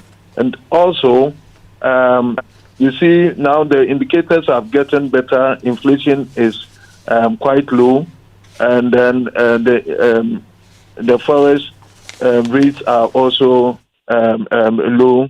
What we expect is that the interest rate should commensurate with the low inflation that we are experiencing. I think it needs to commensurate with each other. And we want the finance minister to bring measures that will translate these gains into economic growth, which will be led by the private sector. It's very important that we look at this by rationalizing the tax system, reducing the cost of doing business, utility charges that we are experiencing now. Then also give us access to affordable credit, so that affordable and patient credit, where businesses can now translate it for growth for the benefit of the country. Because we have to generate wealth at this point. If the indicators are very good, and yet if people should still say that we have problems in our businesses, then it does not occur well for the government. So let's take advantage of this stability and ensure that businesses are growing. You know that the growth that we are having in this country is tilted towards the extractive industry and the service industry. Let's dissect it and see how we'll be able to generate growth in the manufacturing sector, agriculture sector, and all that. And that will make proper meaning to create the employment that we so seek as a nation. We are also waiting for the VAT reforms that have been promised by the finance minister. We want the VAT structure to be simplified and then affordable. And we believe that the finance minister will adhere to that. Fortunately, we have the modified tax system that have been introduced by GRE and the finance ministry itself. And I know that they are going to also input it in the budget, which is also very good for the very small and informal sector of the economy. So these are the things. Now, when you say you want an affordable VAT rate, what would constitute an affordable VAT rate for you? Yes. Once they want to take away the flat rate and then adopt the standard rate, then of course 15% will be manageable, so that the cascading effect that always results from the tax payment wouldn't be too much. Because if it goes anything beyond 18, 19, 20, then of course the same effect will be felt. It's not going to translate in cheaper prices. You know, we are doing business in competition with other neighboring countries and all that. And if the VAT is very high, it's not going to serve that cause. It's not going to help the quest to industrialize the country through the 24-hour economy and all that. So anything that we have to do to rationalize the tax system, make it affordable, simplified, so that it will be able to boost the local industries to be very competitive. Then, of course, we are on the threshold to recover the economy as we all seek. So currently, levies of 2.5, then a calculation of 15% VAT on it. You say you want it simplified. So straight calculation, 20%, 2.5, 15. Is that what you want? Yeah, because it should be affordable. Now it is simplified, and if you simplify it to 20%, then of course you simplify it, but the rate is not affordable. But if you make it in a manner that if everybody is paying, and then to bring compliance. You see, compliance, the key to compliance is the affordability and simplicity of these taxes that we're talking about. That's all it requires. But if it becomes more, because the challenge now that is going to be for us, the trading community, is that we brought the threshold of 500,000 for some group of traders who turnover is up to 500,000 to be left out of the VAT, and then those who are above 500,000 are going to pay the VAT. So if you have this situation and they are all in the same market, and one is not paying the VAT, and then the other is paying 20%, then of course it's not going to help compliance because those who are registered for the VAT collection is going to be victims and penalized, and that's what I'm talking about. So it then becomes a challenge there. Even though the modified tax system is a very good one, how are we going to identify those who belong to that threshold? How are we going to avoid the confusion in the market, especially when we are all operating the same marketplace? That is what's going to be a challenge for us to contend with. Let me bring in Honorable Kojo Yankson, because before we went for the break, before we went to John Amoah and Joseph, we were talking about new taxes. So let's get a clarification. Let's say the growth and sustainability levy. It was supposed to have ended in 2025. Somewhere in April, I think, the minister comes for an amendment and says the sunset now is what, 2028. He's extending it from 2026 to 2028. And you say because of that, it's a new tax? How? Okay, so let me quickly deal with that, and then let me deal with, I think, the issues that Ms. Amoah has raised about what they want to see in the economic policy to deal with the structural issues, and then what the traders have spoken about. So Ghana operates what we call a medium-term expenditure framework. We don't budget for 1 year. When you read Article 36(5) of the Constitution, it says that when you win power, we have to convert your ideas into a 4-year governance program.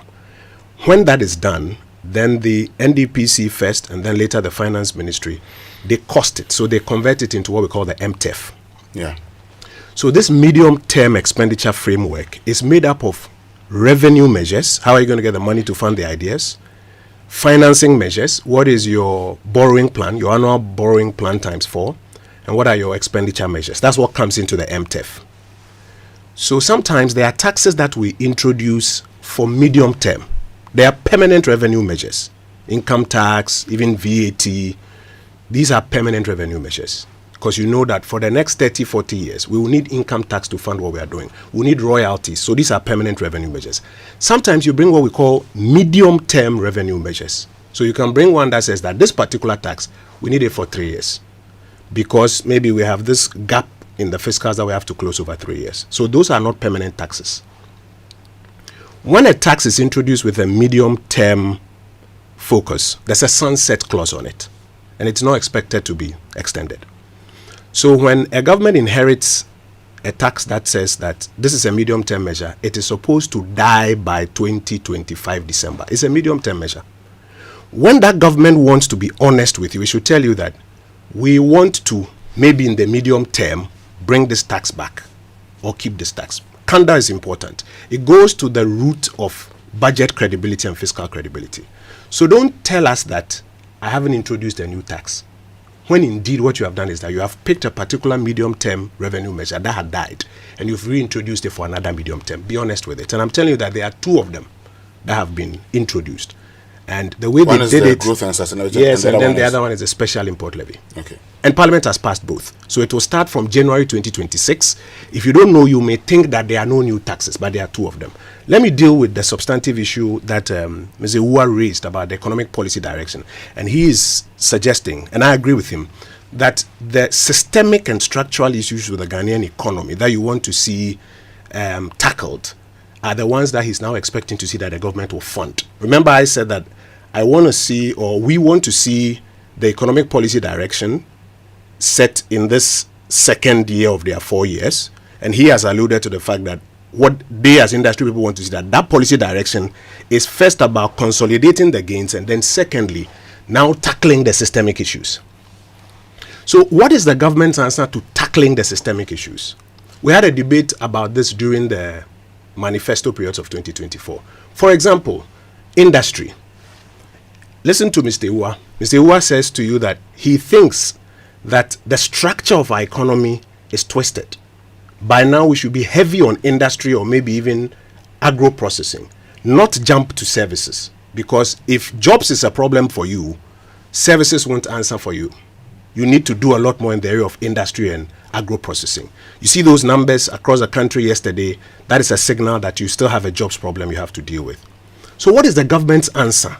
The government's answer is the 24-hour economy. We litigated this during the campaign. They said that they had an answer called the 24-hour economy, which was going to ensure industrial expansion. 1 job, 3 people, 3 shifts. They have launched it. In 2025, there was no fiscal allocation for it. So in 2026, you want to examine the economic thinking behind this 24-hour economy and the money they have put behind it. We have been asking them to bring the paper or the program document to Parliament. Till today, it hasn't come before Parliament. I don't know how many CSOs or academics, etc., who have been able to interrogate it, that this program really answers the economic policy question of expanding industry and creating jobs. I get my drift. Then we will come and examine how much money have you allocated to it. So the analysis that Mr. Amoah is making, it's drawing attention to the fact that one of the things we should be looking for in this budget is, are you going to flesh out the 24-hour economy program in any way?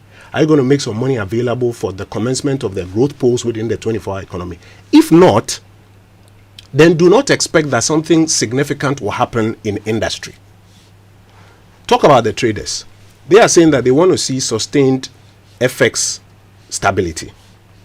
They want interest rates to begin to translate into better lending rates and credit to the private sector. Last night, I was running some numbers with my team. If you compare the monetary policy rate to the Ghana reference rate and the average lending rate, you are not seeing that the reduction in the monetary policy rate is sinking in time with a similar reduction in the average lending rate. Sometimes it's lagged, sometimes it's not even happening. Additionally, you are not seeing a significant increase in credit to the private sector. So if somebody is watching interest rates as a clue to see how the private sector will expand, Dr. Obin just mentioned it, credit to the private sector, you have to begin to see it translate, else then nothing is going to happen there. Take FX, he's talking about sustainability. Today I hear a lot of people saying, oh, the CD has appreciated by 30%. That is a matter of fact. Why? Because the government is doing significant market intermediation. Remember, and I have some data here, remember at the beginning of the year when we spotted it, we drew the attention of the governor and the government and the whole country that you are doing market intermediation. At that time, 30th of April, check My Joy online. You can let your producers print us a copy. The governor said that the Bank of Ghana is not injecting significant amount of dollars to sustain the city's ability. I'm sure everybody recalls this. Mm-hmm. But we said you are doing market intermediation. On the 23rd of May, when the bishops visited His Excellency the President and raised it, the President said, no, it's not true. It's effective leadership. You'll find it 23rd of May 2025. He said it's effective leadership. We kept insisting that you are doing market intermediation. On the 10th of September, when the IMF had then instructed the Bank of Ghana to stop it, unless they put in place a framework, the President then announced that, yes, they were doing market intermediation, but the Bank of Ghana had now stopped, and that's why the depreciation had resumed. The structural issues had not changed. It was the intermediation. On the 3rd of November, again, check My Joy online, the Bank of Ghana, now on the instructions of the IMF, published ahead of time that they were going to intermediate with $1.1 billion. The structure hasn't changed. It's the pumping of dollars into the economy. On, I think, the 4th of October, if my dates are right, they announced the second month. You know why? Because now the Bank of Ghana has been instructed by the IMF that every month they should announce ahead of time. And I'll show you why. So on the 4th or 5th of October, they announced again they were going to do another 1.15. From the beginning of the year till now, our calculation is that the Bank of Ghana has pumped about 8 billion, nothing short of 8 billion, to suppress the normal market rate. That's why you have a 10 to the CD now. And the traders are happy, like he has said, it's good, but they're asking for sustainability. Remember, in Parliament, we have been asking over and over again, I've been making that point over and over again, that, first of all, Kanda, be honest that what you are doing is that you are pumping. We pumped from, I think, about September to December. If you recall, Governor Addison said we can bring the rate to 10. But the sustainability is the question. How are you able to pump? And let me give you a clue. In the Mahama 1 administration, they were not able to pump. So there was significant depreciation. When we were hit by crisis, the balance of payment crisis, we couldn't pump. Remember the first statement I issued as information minister, we were going to the IMF for balance of payment support. We couldn't pump because we didn't have dollars. Not that the economy had changed. The structure of the economy hadn't changed. We just didn't have dollars. Yao Safumafu pumped in the first year. He achieved a bit of stability. Maybe not appreciation, but stability. Kwabena Dufour pumped. He achieved stability, maybe not appreciation. Ken Ofori-Atta pumped. Well, not them, the Bank of Ghana under them pumped. That was when Dr. Bawumia said we have arrested the dollar. The dollar, and we've put it in handcuffs. I'm a student of economic history. Is the market intermediation. But why is it that this time we are able to pump so much that the currency appreciates? I'm coming to answer the sustainability question that my colleague is asking. Let me show you something. The Bank of Ghana, yesterday, many people may have missed it. The Bank of Ghana issued a statement yesterday and admitted what they are doing and now purported to put out a framework. I'll read you paragraph 2. I don't know if your business team caught it. Sure, go ahead. It says, under the new framework, so the Bank of Ghana then announced the framework. Remember, we've been asking in Parliament over and over again, bring the framework, bring the framework, bring the framework. So now they've announced the framework. They say under the new framework, BOG's FX operations will pursue 3 key objectives. First, they will support reserve accumulation to provide a buffer against external vulnerabilities. Second, they will act to dampen excessive short-term volatility in the foreign exchange market, responding to disorderly conditions without undermining the FX rate. Third, BOG will intermediate FX flows in a market-neutral manner using flows from sources such as the gold purchase program. And then they go and they say, and other surrender requirements. Now let me show you something. The gold purchase program started in June 2021. It was the first time, at that time our total gold reserves were about 8 tons. That was when, under the leadership of Dr. Bawumia, a proposal was made that we should start buying gold with cedis. And when we add the gold to our forex reserves, it is part of the reserve buildup. And eventually you can even trade those when the prices are high and then earn forex. When you earn that forex, a government may choose to pump. So the gold purchase program was introduced June 17, 2021. I want to read you a little quote of the governor at the time. It's in the 14th paragraph of the speech that day. I hope I'm not taking too much of your time. Right after that, I will wrap up very quickly. It says, ladies and gentlemen, before I conclude, let me acknowledge the support of His Excellency the Vice President, Dr. Mahmoud Bawumia, who got this program started. I would also want to acknowledge the collaborative roles played by other key stakeholders, including the Ghana Minerals Commission, the PMMC. What's the new name of the PMMC? Gold Board. Gold Board. Today you hear people say, oh, it's a gold board. I'm showing you the clue. This is where it is. The PMMC, the Ghana Chamber of Mines, etc. So in 2021, we introduced the gold purchase program, which now allows Ghana, in fact, by the time we were leaving power in 2024, gold reserves had accumulated from 8 tons to 30 tons, 21 tons addition. It is because of that now you have a lot of gold. You can, like they say in local parlance, you can melt a bit of it, get forex. And what the Bank of Ghana is now doing is what they are pumping. Now, is that strategy sustainable? I'm answering his question. Today, gold prices are averaging, I listened to your business news this morning.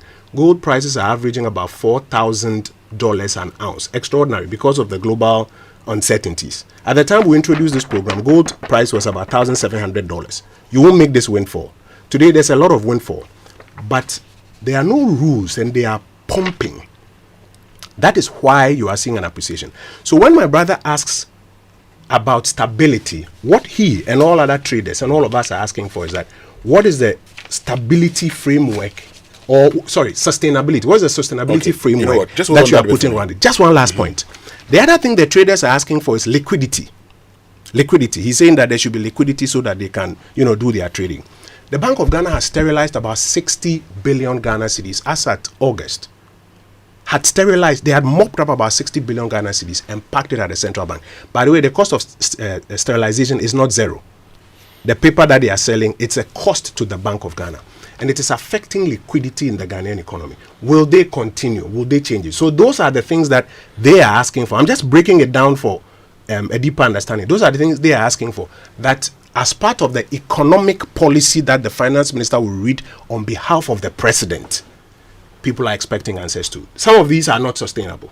And so you are looking for the sustainable ones that change the structure of the Ghanaian economy. Stay with me, Honorable Kojo Yankson, Member of Parliament of Western Europe. We also have been joined on the phone by John Amoah, who is CEO of the Ghana Association of Banks, and Joseph Obeng, President of GUTA. Be right back after these messages. After touring all 15 regions, the 2025 Springboard Roadshow now heads to Accra for the grand finale.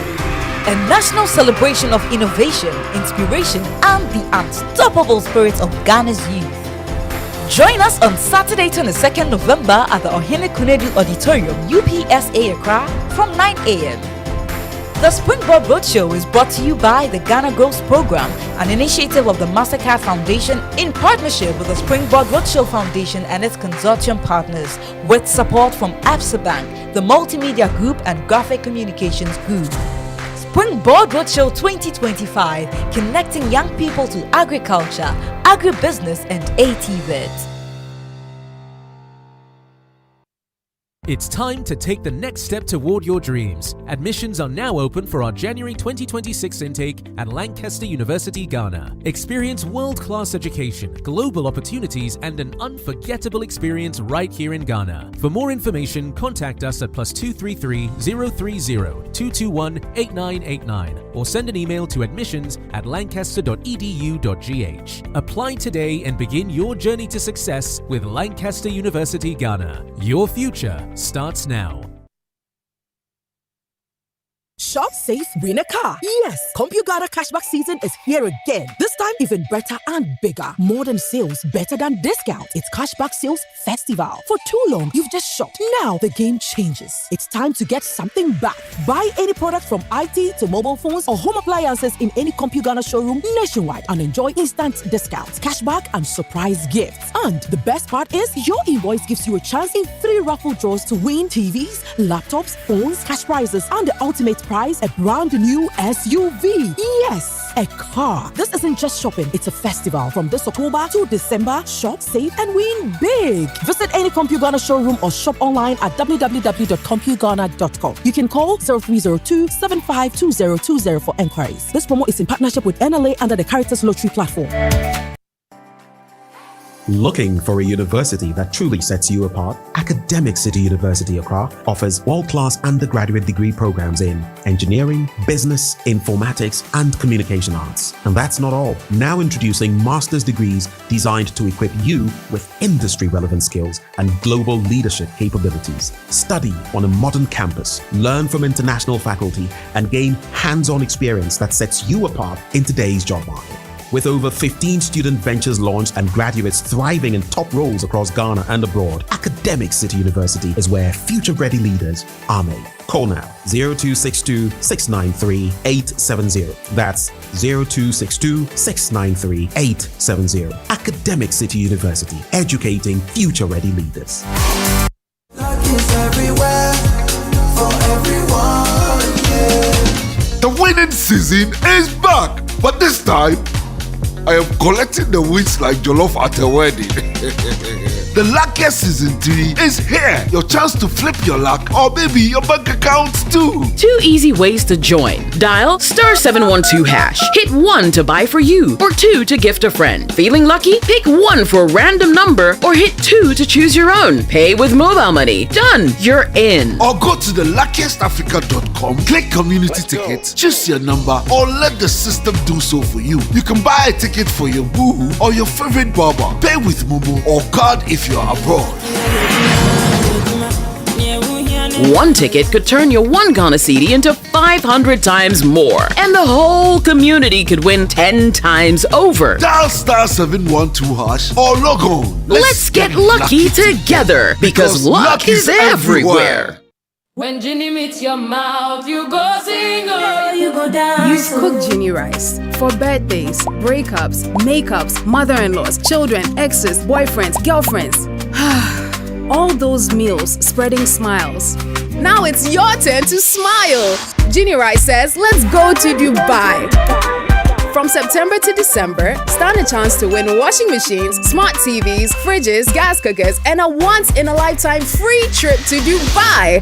All you need to do is buy a 4.2 kg bag of Ginny Rice, scratch the card inside for a free chance to win a prize. Now that's worth a smile. Fly Dubai with Ginny. Ginny, spreading smiles. This advert is FDA approved. Who is calling me this other one? Hello. Good evening, Kwame. Good evening. We are into baby foods and would like to introduce... Wait a minute. How did you get my number? You just use ways and means to find people's numbers and be calling them by heart. No respect for privacy or anything at all. Oh, Bra Kwame. Is your business privacy ready? Do you collect and use information of people in your line of work, like their name, number, location? You might be doing the wrong things. Whether you're a big company or a small one, you must respect people's right to privacy. Register and be certified by the Data Protection Commission of Ghana. It is the law. You will receive the necessary training, advice, and guided on the right systems to put in place to help protect information you collect about people. Register your company. It's simple and online. Visit www.dataprotection.org.gh to register. Privacy is the responsibility of everyone. Remember, privacy is personal. We asked Ghanaian business owners what they want from Old Mutual. I want insurance and pension solutions that will protect my employees. Your business growth is our business. For 180 years, we have partnered with businesses to protect and grow their most valuable assets. From tailored group life assurance protection to affordable pension plans, we've got your business and your employees covered. Contact your broker or call Old Mutual on 0509 551 609 today. Old Mutual, do great things every day. More Cerelac for your city, more goodness for your baby. What are we talking about? The new 300-gram Cerelac wheat pouch. It's the same great Cerelac you love, now in a convenient 300-gram pouch for easy refilling of your Cerelac tin. Get the new 300-gram Cerelac wheat pouch today to refill, save, and smile. More goodness, less cost. Cerelac, care for them, count on us. This advert is FDA approved. Hello, Ghana. It's a new year and Bill's Microcredit is here to support your dreams. If you're not working but want to start a business, don't let money stop you. With just your Ghana card, you can get a loan to turn your ideas into reality. Already running a business? Need more capital? Or are you a salary worker looking for extra funds? Bills offers fast and easy loans with no collateral, no deposit, and no SUSI savings required. Wherever you are, whatever you need, Bills makes it happen. Call Bills Microcredit today. Call 0596 920 833 or 0302 200 390 and get started. Bills is licensed and regulated by the Bank of Ghana. Bills, financing your needs. Terms and conditions apply.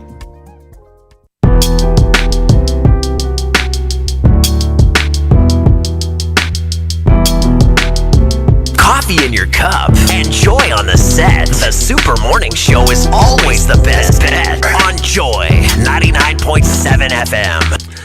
Welcome back, and thank you very much for staying with us here on the Super Morning Show on Joy 99.7 FM. And this morning, we're having our pre-budget conversation. We are joined in studio by Member of Parliament for Fwase Ayrebi, Kojo Yankson. On phone, Joseph Obeng, President of the Ghana Union of Traders Associations, and John Amoah, CEO of the Ghana Association of Banks. We'll get to John Amoah and Joseph Obeng shortly before we wrap it up in studio. But look, it's a winning season again, and this time, I'm not just chasing wins. Well, we're collecting them. The luckiest is back again, bigger and better, with chances to change your life.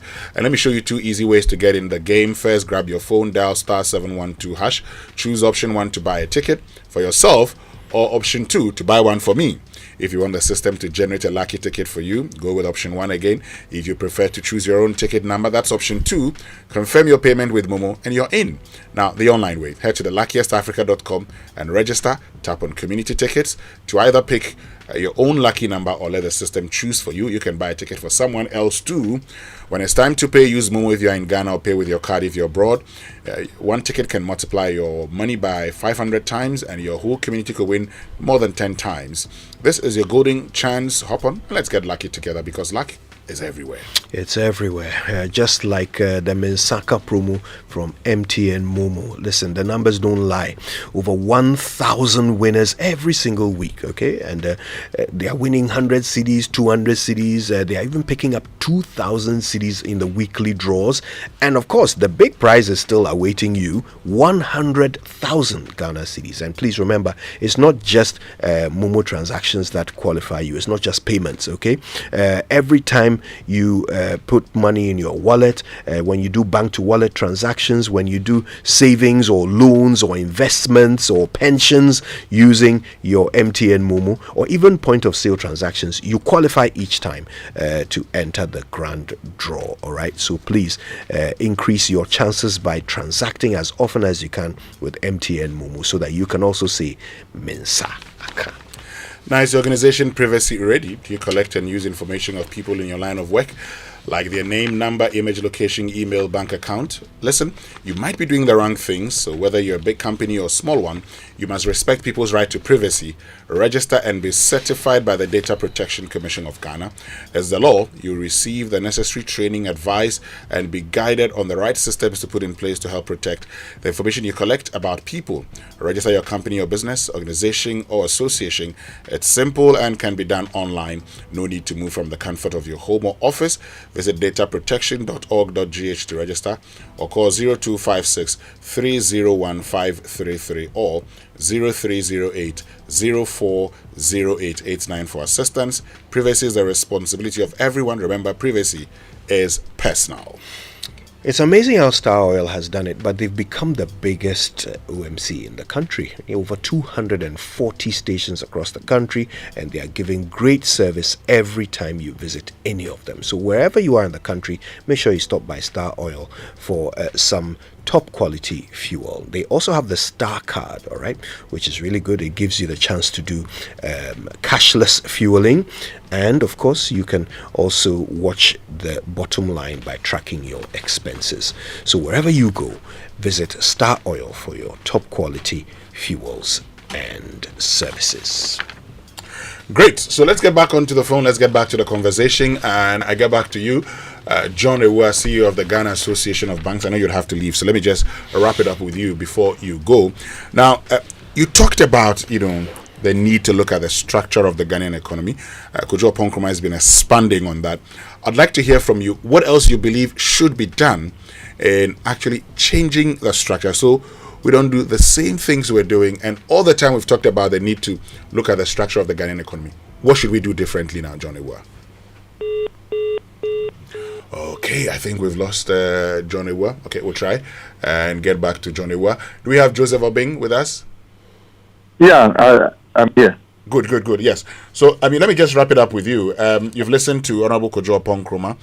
You've talked about the fact that you need, access to credit. You believe that, even though we're talking about, low interest rates, it's not really extending to the credits that you have access to. What do you want to see being done on that particular issue by the finance minister? Okay, so before I get to that, I want to respond to some few issues raised by Mr. Pong. with regards to the taxes with sunset clauses, we have come to believe that they are taxes in perpetuity. It's upon recall that we have the special import levy that they came to inherit from the previous administration. The sunset clause was for 2 years, and it has been there. We insisted and protested that they take it off the table because the sunset clause has expired, and it became a tax in perpetuity. So that's what we've come to accept, that these taxes, when they name it with the clauses and all that, nothing is actually done, and it goes on integrity, on our own integrity as a various government and all that. And so that's it for them. And then when we come to the monetary policy that is being adopted by the governor of Bank of Ghana, I believe he's doing a very good job by these injections that he's doing. Is correct, because if you generate the wealth, if we shore up our foreign reserves and all that, and it is within our means to inject some to save the economy, because what it does is that when they do the injection, it helps contain the speculation, negative speculation around the dollar, especially when it's going up and all that. So they do that prudently to stabilize and then stabilize the currency, which is in good taste. If Governor Addison had done it the way you were saying that it could have come 10%, we wouldn't have lost so much capital in 2022, 2023. So I don't see anything wrong when we have it. That's the reason why we generate wealth. That's why we always say that let's grow the economy.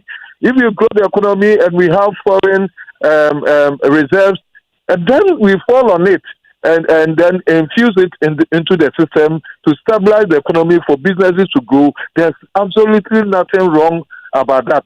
So all that we have to do is to generate the wealth so that we can always have it and then stabilize our economy. And they are doing it perfectly. And so this need not to be criticized so much. And so, and the credit that I'm talking about, you see, especially our women food is very difficult for them, because most of them do not even deal through the mainstream banks. They go to the microfinance and all that. And then the rates are very expensive. So most of them are wallowing in debt because of the interest that is piling on them. That's why when the president said that they are going to bring the Women's Bank and all that, we all hailed it.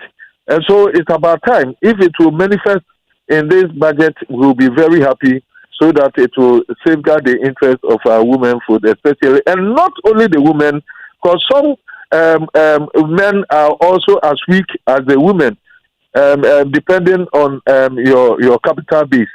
So it can help all of us, especially at this time that we want to enhance on the 24-hour economy by way of industrialization and all that. Most of us will want to migrate from trading into manufacturing, and some of them have submitted their business plans and all that in this respect. But they will also want to access a credit, a patient credit, and then affordable credit that will help us migrate into these manufacturing areas. Yeah. Great. Thank you very, very much, Joseph Obeng, who is president of the Ghana Union of Traders Association. Thank you for making time to speak to us this morning, which means we can wrap it up with John Amoah. I'm told he's back on the line. John Amoah, if you can hear me. Okay, no, I think he's not back. So let me get into studio with you. Now, you've talked about, all these interventions by the Bank of Ghana.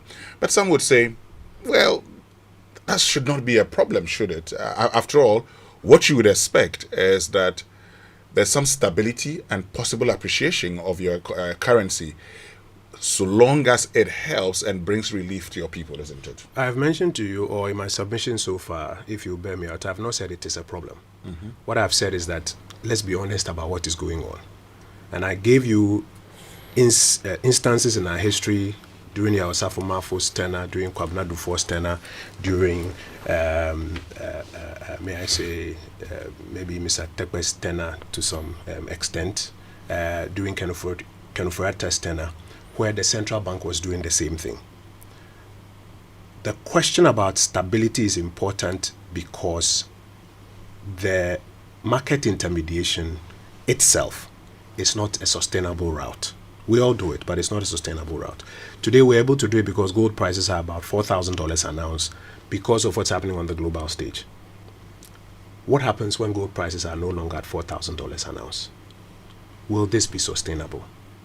So there are sustainable issues that are at the core of the structure of our economy. I'm suggesting that we use this as an opportunity. It's good, and it helps us to buy time to tackle the sustainable issues. What are those sustainable issues? For example, and consistently in Parliament we've raised this, the governor agrees with us. Is the implementation that's the question. For example, we are now in an era where our balance of trade has turned positive. Prior to the NPP coming to power, you recall that our balance of trade was negative. We started recording positive balance of trade, I think from about 2018. The problem is that the balance of payment does not necessarily correspond with the balance of trade. Sure. So not all the exports are yielding forex that is accruable to the Ghanaian economy. And number two, the part of the forex that is accruable to the Ghanaian economy, which is our actual supply of dollars, not all of it is even coming back. The surrender of forex proceeds, not all of it is coming back. And number three, where it is coming back, it is believed that a lot of the banks are still holding it in their nostro accounts abroad and are not either using it for funding the new volumes of imports or surrendering it. And then number four, you have unbridled speculative demand on the Ghanaian market. These are the structural issues. Do you want to deal with them, or do you want to tinker at the margins and say, today gold prices are $4,000 an ounce, so I'm pumping and everybody should clap for me? I've told you, we have done it before. You can choose to ignore us and continue. When gold prices are no longer at $4,000 an ounce, you will see that what we are saying is true. Fitch Solutions, one of their subsidiaries, BMI, is forecasting that commodity prices will be where they are between 2025 and 2026. So you can do it in this period. But what if we are no longer at that point? So you have to come back and tackle these structural issues. Ensure that the balance of trade sort of aligns with the balance of payment. Ensure that for those who are accruing forex, they don't hold it in the nostrils, they bring it back home. Listen, for example, right now, digital currencies are being used to avoid a lot of payment through the normal banking system. How are you going to, for example, bring an act into place that regulates the digital assets ecosystem and ensures that people don't bypass all of these ones? These are the suggestions we are making, that you got to look at these things and develop the structural permanent solution so that the normal demand and supply of currency on the market will contain the situation. Then you don't have to do a lot of pumping. You know, you admit that this pumping thing is historical. Everybody has done it. You also say that it's not sustainable. But is it fair to say that perhaps the current government has done it to better success than their predecessors? I've been bearing in mind this time last year, the dollar was about 17 cedis. They have pumped more. That's why I was telling you that from the beginning of the year till now, they have done nothing less than 8 billion. Last night I was looking at Ghana's import bill. Our import bill January to October currently is about 14 billion. This time last year it was about 12 billion. If out of 14 billion they have done, you even reduce my 8 billion, bring it to 7. That's about 50% of our import bill. So it shows you the volume that they have pumped. And I'm saying that they're able to pump. I've showed you where they have pumped it from. There's nothing wrong with that. But then you ask yourself the question, so what are the risks going forward and how do you contain those risks? If you are in a scenario where the state cannot earn this about extra 7 billion in forex to pump, what will be the real situation on the Ghanaian currency? And so use this as an opportunity to buy time and fix the structural issues. Else, when these tailwinds are no longer on our side, we will be back to 2008. We will be back to 2012. We will be back to 2016. That's the only caution we are giving. So what do you expect to hear this afternoon that would be a sign to you that the government is tackling the structural issues? So let me disaggregate it. For example, on the monetary side, particularly on the FX side, you want to hear the rules that they are using. Maybe what we want to say is that 40% of our windfall will go to add to our reserves. So we are no longer looking at the IMF 3 months of import cover. We'll keep building. I was with the Indian governor of the central bank at the annual meetings. They've done more than, I think, 9 months of import cover. And look at their economy. If they do 9 months of import cover, that's you. Those are the buffers that they have. You want to say maybe the rule is that 40% here, then the other 60% will make maybe half of it available for market intermediation. We will make the other half of it available for. Those are rules. You see how now we are saying not more than 1.5% of GDP as a primary balance on commitment base. You want to put in place rules. In the statement the Bank of Ghana has issued, they hint at rules. There are no rules currently. So on the FX side, you want to see the rules. And then you also want to see some of the structural issues that I've mentioned. On the monetary policy side, currently I'm telling you that if you try to plot the graph between the MPC rate and the Ghana reference rate and the average lending rate, the correlation is suspect. It's not translating quickly and significantly enough. And if you even superimpose on it access to credit of the private sector, is not growing proportionally. So again, you want to hear some structural interventions that will ensure that more people who want access to loans can get access to loans to do their business. You want to hear that. Let me come to the fiscal side. I've told you that the fiscal strategy was not in itself credible. That's why they've missed revenue targets. As at half year, they had missed by about 14 billion. As at half year. You can look at Appendix 2A of the mid-year review document that they presented. Appendix 2A will show you a 3 billion gap. But remember that despite the claim that there were no buffers we left them 11 billion. And they swept it from all the ministries, departments, and agencies. Add that to, that's 14 billion. So the fiscal strategy, after 8 new taxes, removing 2, they were struggling to meet revenue targets. We'll look at the numbers at the end of the year. But this year, say, if you don't mind, this year quickly, they have to also now take off the COVID levy. So you want to see a more credible revenue strategy that can you. Remember the finance minister told us that he will remove these taxes and they will move tax to GDP ratio from 13 to 18%, 500 basis points. So you want to see a credible strategy that achieves that. So far, this reducing VAT returns from 6% to 4%, it didn't work. These taxes that they were going to remove and move us from 13 to 15% tax, it didn't work. So you want to see a more credible fiscal strategy on that side so that they don't have to be cutting or hemorrhaging on the expenditure side as much as they are doing now. They say some of the part of the reason why they didn't hit these mid-year targets is because the city did so well that it affected collections at the ports. Fair point. Yeah. Fair point. That may be what they say in their defense, but that's why you are responsible for your own economic modeling at the beginning of the year. So what was the rate that you modeled? Is that an admission, therefore, that in their own program, their own estimation, they did not model this level of dumping by the central bank, and that is why it has undercut their revenues? I'm not sure they can sustain that argument. But at the end of the day, what you want is a certain fiscal strategy that delivers the numbers so that you can raise and finance and spend on the things that will structurally transform the Ghanaian economy. So on the monetary side and FX side, I've given you a view. On the fiscal side, I've given you, and then on the broader real sector, you want to see at least an implementation of their own programs. We have said that some of those programs we don't believe it will deliver results, but you at least let them implement it, and that's what everybody's looking. And it starts by bringing the program documents to Parliament. 12 programs so far, not one brought to Parliament. Can't thank you enough for spending your morning with us, Kojo Nkrumah.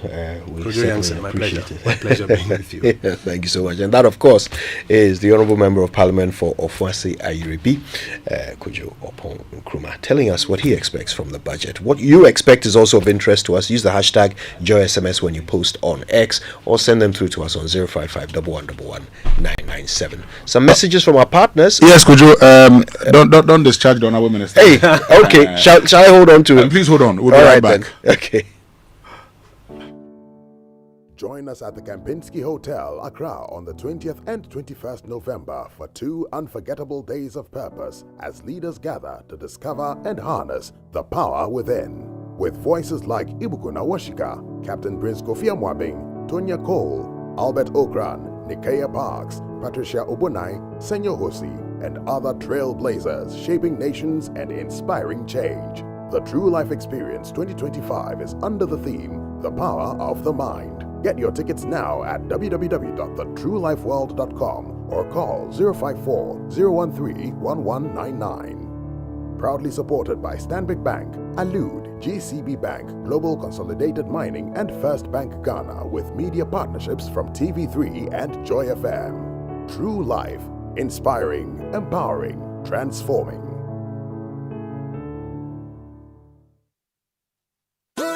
It's the Electroland Xmas are picking one more promotion. CD is appreciating and Electroland is offering. Buy Nasco LED TV from $6.99 Ghana cedis, and when you buy Nasco French door, you get a free 5-gas cooker. Buy Nasco 425-liter chest freezer and get free 24-inch TV. Now buy the 545 to 800-liter Nasco chest freezers and get free tabletop fridge. Buy selected TCL smart TVs and get free TV wall bracket, air purifier, and professional monitor. Or you can buy TCL side-by-side fridge and get free 24-inch LED TV. Buy the Samsung QLED 4K Neo TVs from 65 to 100-inch and get your free music frame wireless speaker. Buy Samsung DuraCool Twin Cooling Plus and get free blender or 4-burner gas cooker. Now rush to Electroland showrooms or authorized dealers in Ghana. Call 050-315-9339 or visit www.electrolandgh.com.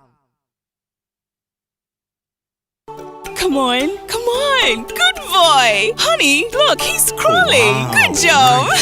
The new Cerelac Wheat and Maize has the combined goodness of wheat and maize grains fortified with iron, vitamins, and minerals also found in fruits and vegetables. To prepare the new Cerelac Wheat and Maize, just add milk. Enjoy your little one's big moments at less cost. Cerelac, care for them, count on us. This advert is FDA approved. Saswabo,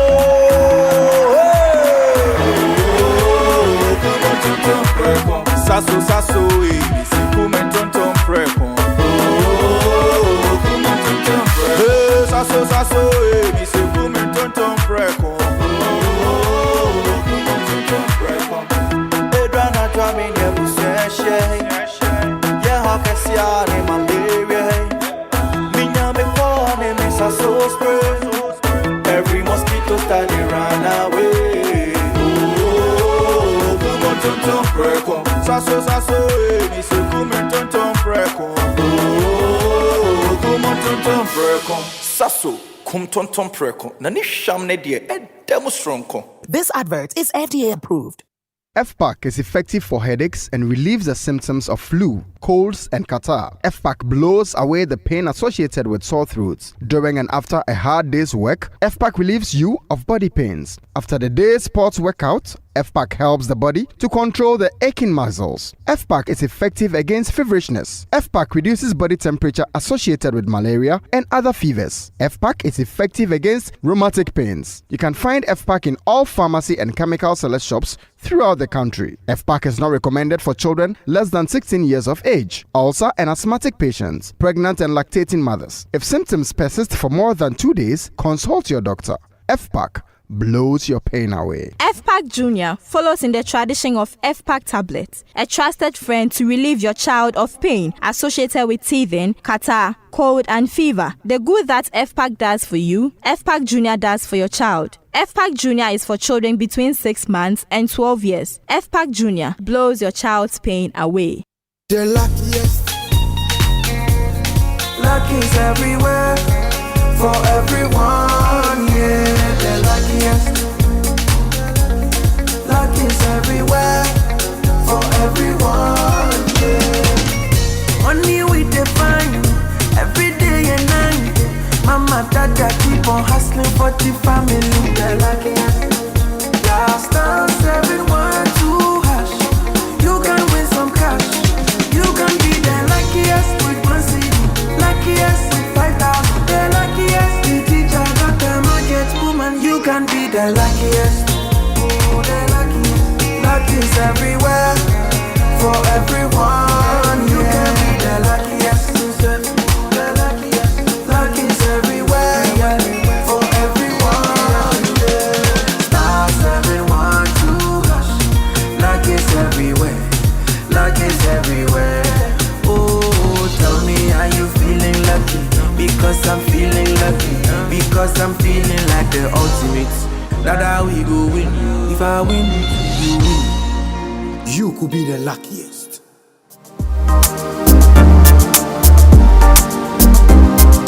Coffee in your cup, enjoy on the set. The Super Morning Show is always the best bet on Joy 99.7 FM.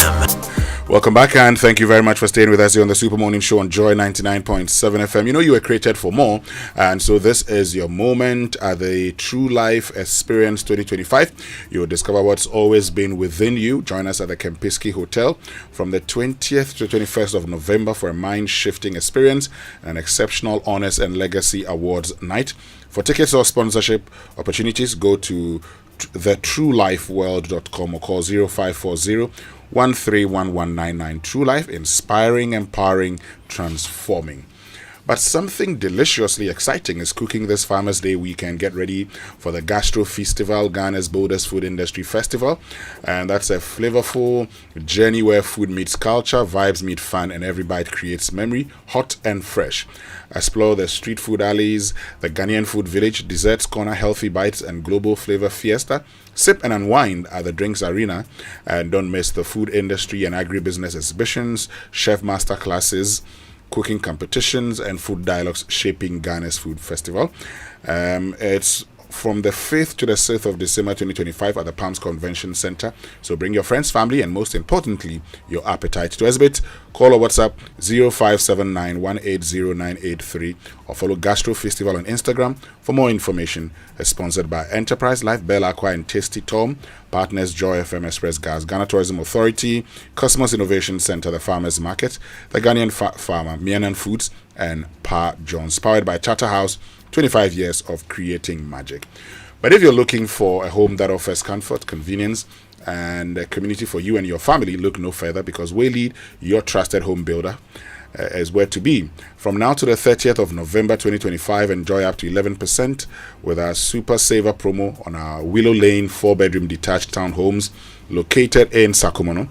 A luxury and experience comfort, own luxury and experience comfort and safety in a stunning, carefully designed home, which includes a private elevator, maid's quarters, backup water supply, and 24-hour security. So call now and get an 11% discount on outright purchase, or make just 20% deposit, spread payment of up to 2 years while enjoying amazing discounts. For more information, call 0240111119 or 0308040500 or visit waylead.org today. Waylead, your trusted home builder. But if you're a CEO, founder, or senior executive looking to lead your organization confidently into the future of business, then don't miss the AI Masterclass for CEOs organized by Africa AI Consort, the team behind Africon. Well, it's on the 28th and 29th of November at the Africon AI Training and Innovation Center, East Legon. Now, this exclusive session will help business leaders understand how to harness AI for smarter decisions, efficiency, and growth. Register before Saturday and enjoy 15% off your ticket using the code AI for Growth. Limited slots available and is on first come, first served basis. Visit africon.ai or call 0247 429 359 to reserve your seat. Africon AI for Growth. All right, well, don't forget the best quality office essentials, equipment, furniture, and stationery are available at Kingdom Books. And of course, you can pay via Momo across all networks. They'll deliver to your home or office in very good time. And if you live in Accra or Tema, that's free delivery for you. Terms and conditions apply at Kingdom. Quality and affordability are their hallmarks. And are you tired of insurance claim headaches? Wish it could be easy? Well, now it is. Meet Claim Express from Enterprise Insurance. It's smart and stress-free. Just submit your insurance claims online, upload your documents, track progress, get updates, and receive your payments quickly. It's claims made simple, and because Enterprise Insurance is a trusted 101-year-old brand and rated AAA for financial strength by GCR South Africa, you can be sure your valid claims will always be paid on time. So whether it's motor, home, travel, or business insurance, visit myenterprisegroup.io or download the Enterprise Advantage app today. Claim Express by Enterprise Insurance. Submit, track, and get paid fast. Enterprise Insurance, your advantage. Kojo Yankson, finally from you. We're wrapping it up. You say there are some programs that you haven't seen, the documents in Parliament? I've been on this crusade for a while. Currently, the current government has launched about 12 programs, mostly programs on the economy. There's not been a single one that they've laid the program document before Parliament. And what it does is that it makes it difficult for Parliament or anybody, media, civil society or so, to even the citizens, to exercise oversight. I understand that the President has actually told his ministers at Cabinet that they should bring it. So we are waiting for it so that we will now be in a better position to interrogate whether or not these programs can deliver the transformation that everybody's looking forward to. So you're expecting today and in the 2026 economic policy that they will consolidate and make sustainable the kind of gains that we've made in the medium term. But beyond that, you want to see the programs that would transform and deliver the jobs and the growth that we're looking for. One senior friend of mine on the NDC side has just sent me a message. He says that we as parties must sustain workable policies. So we look forward to those workable policies, but that means we have to get the document. Okay. And then, all of us can coalesce, just like how they've continued some of our policies that are good. Thank you very much, Honorable Kojo Yankson, former Minister of Works and Housing, former Information Minister, and of course, Member of Parliament for Ofuase Ayubi. That'll be all from us this morning here and on a former host of the Super Morning Show. Why would you add that one? that one, there's no need saying it. Anyway, that's all from us. The first in a long conveyor belt of Kojos, right? Can you imagine? Yeah. Well. My name is Winston Amoah. My name is Kojo Yankson. Have a lovely day. And my name is Kojo.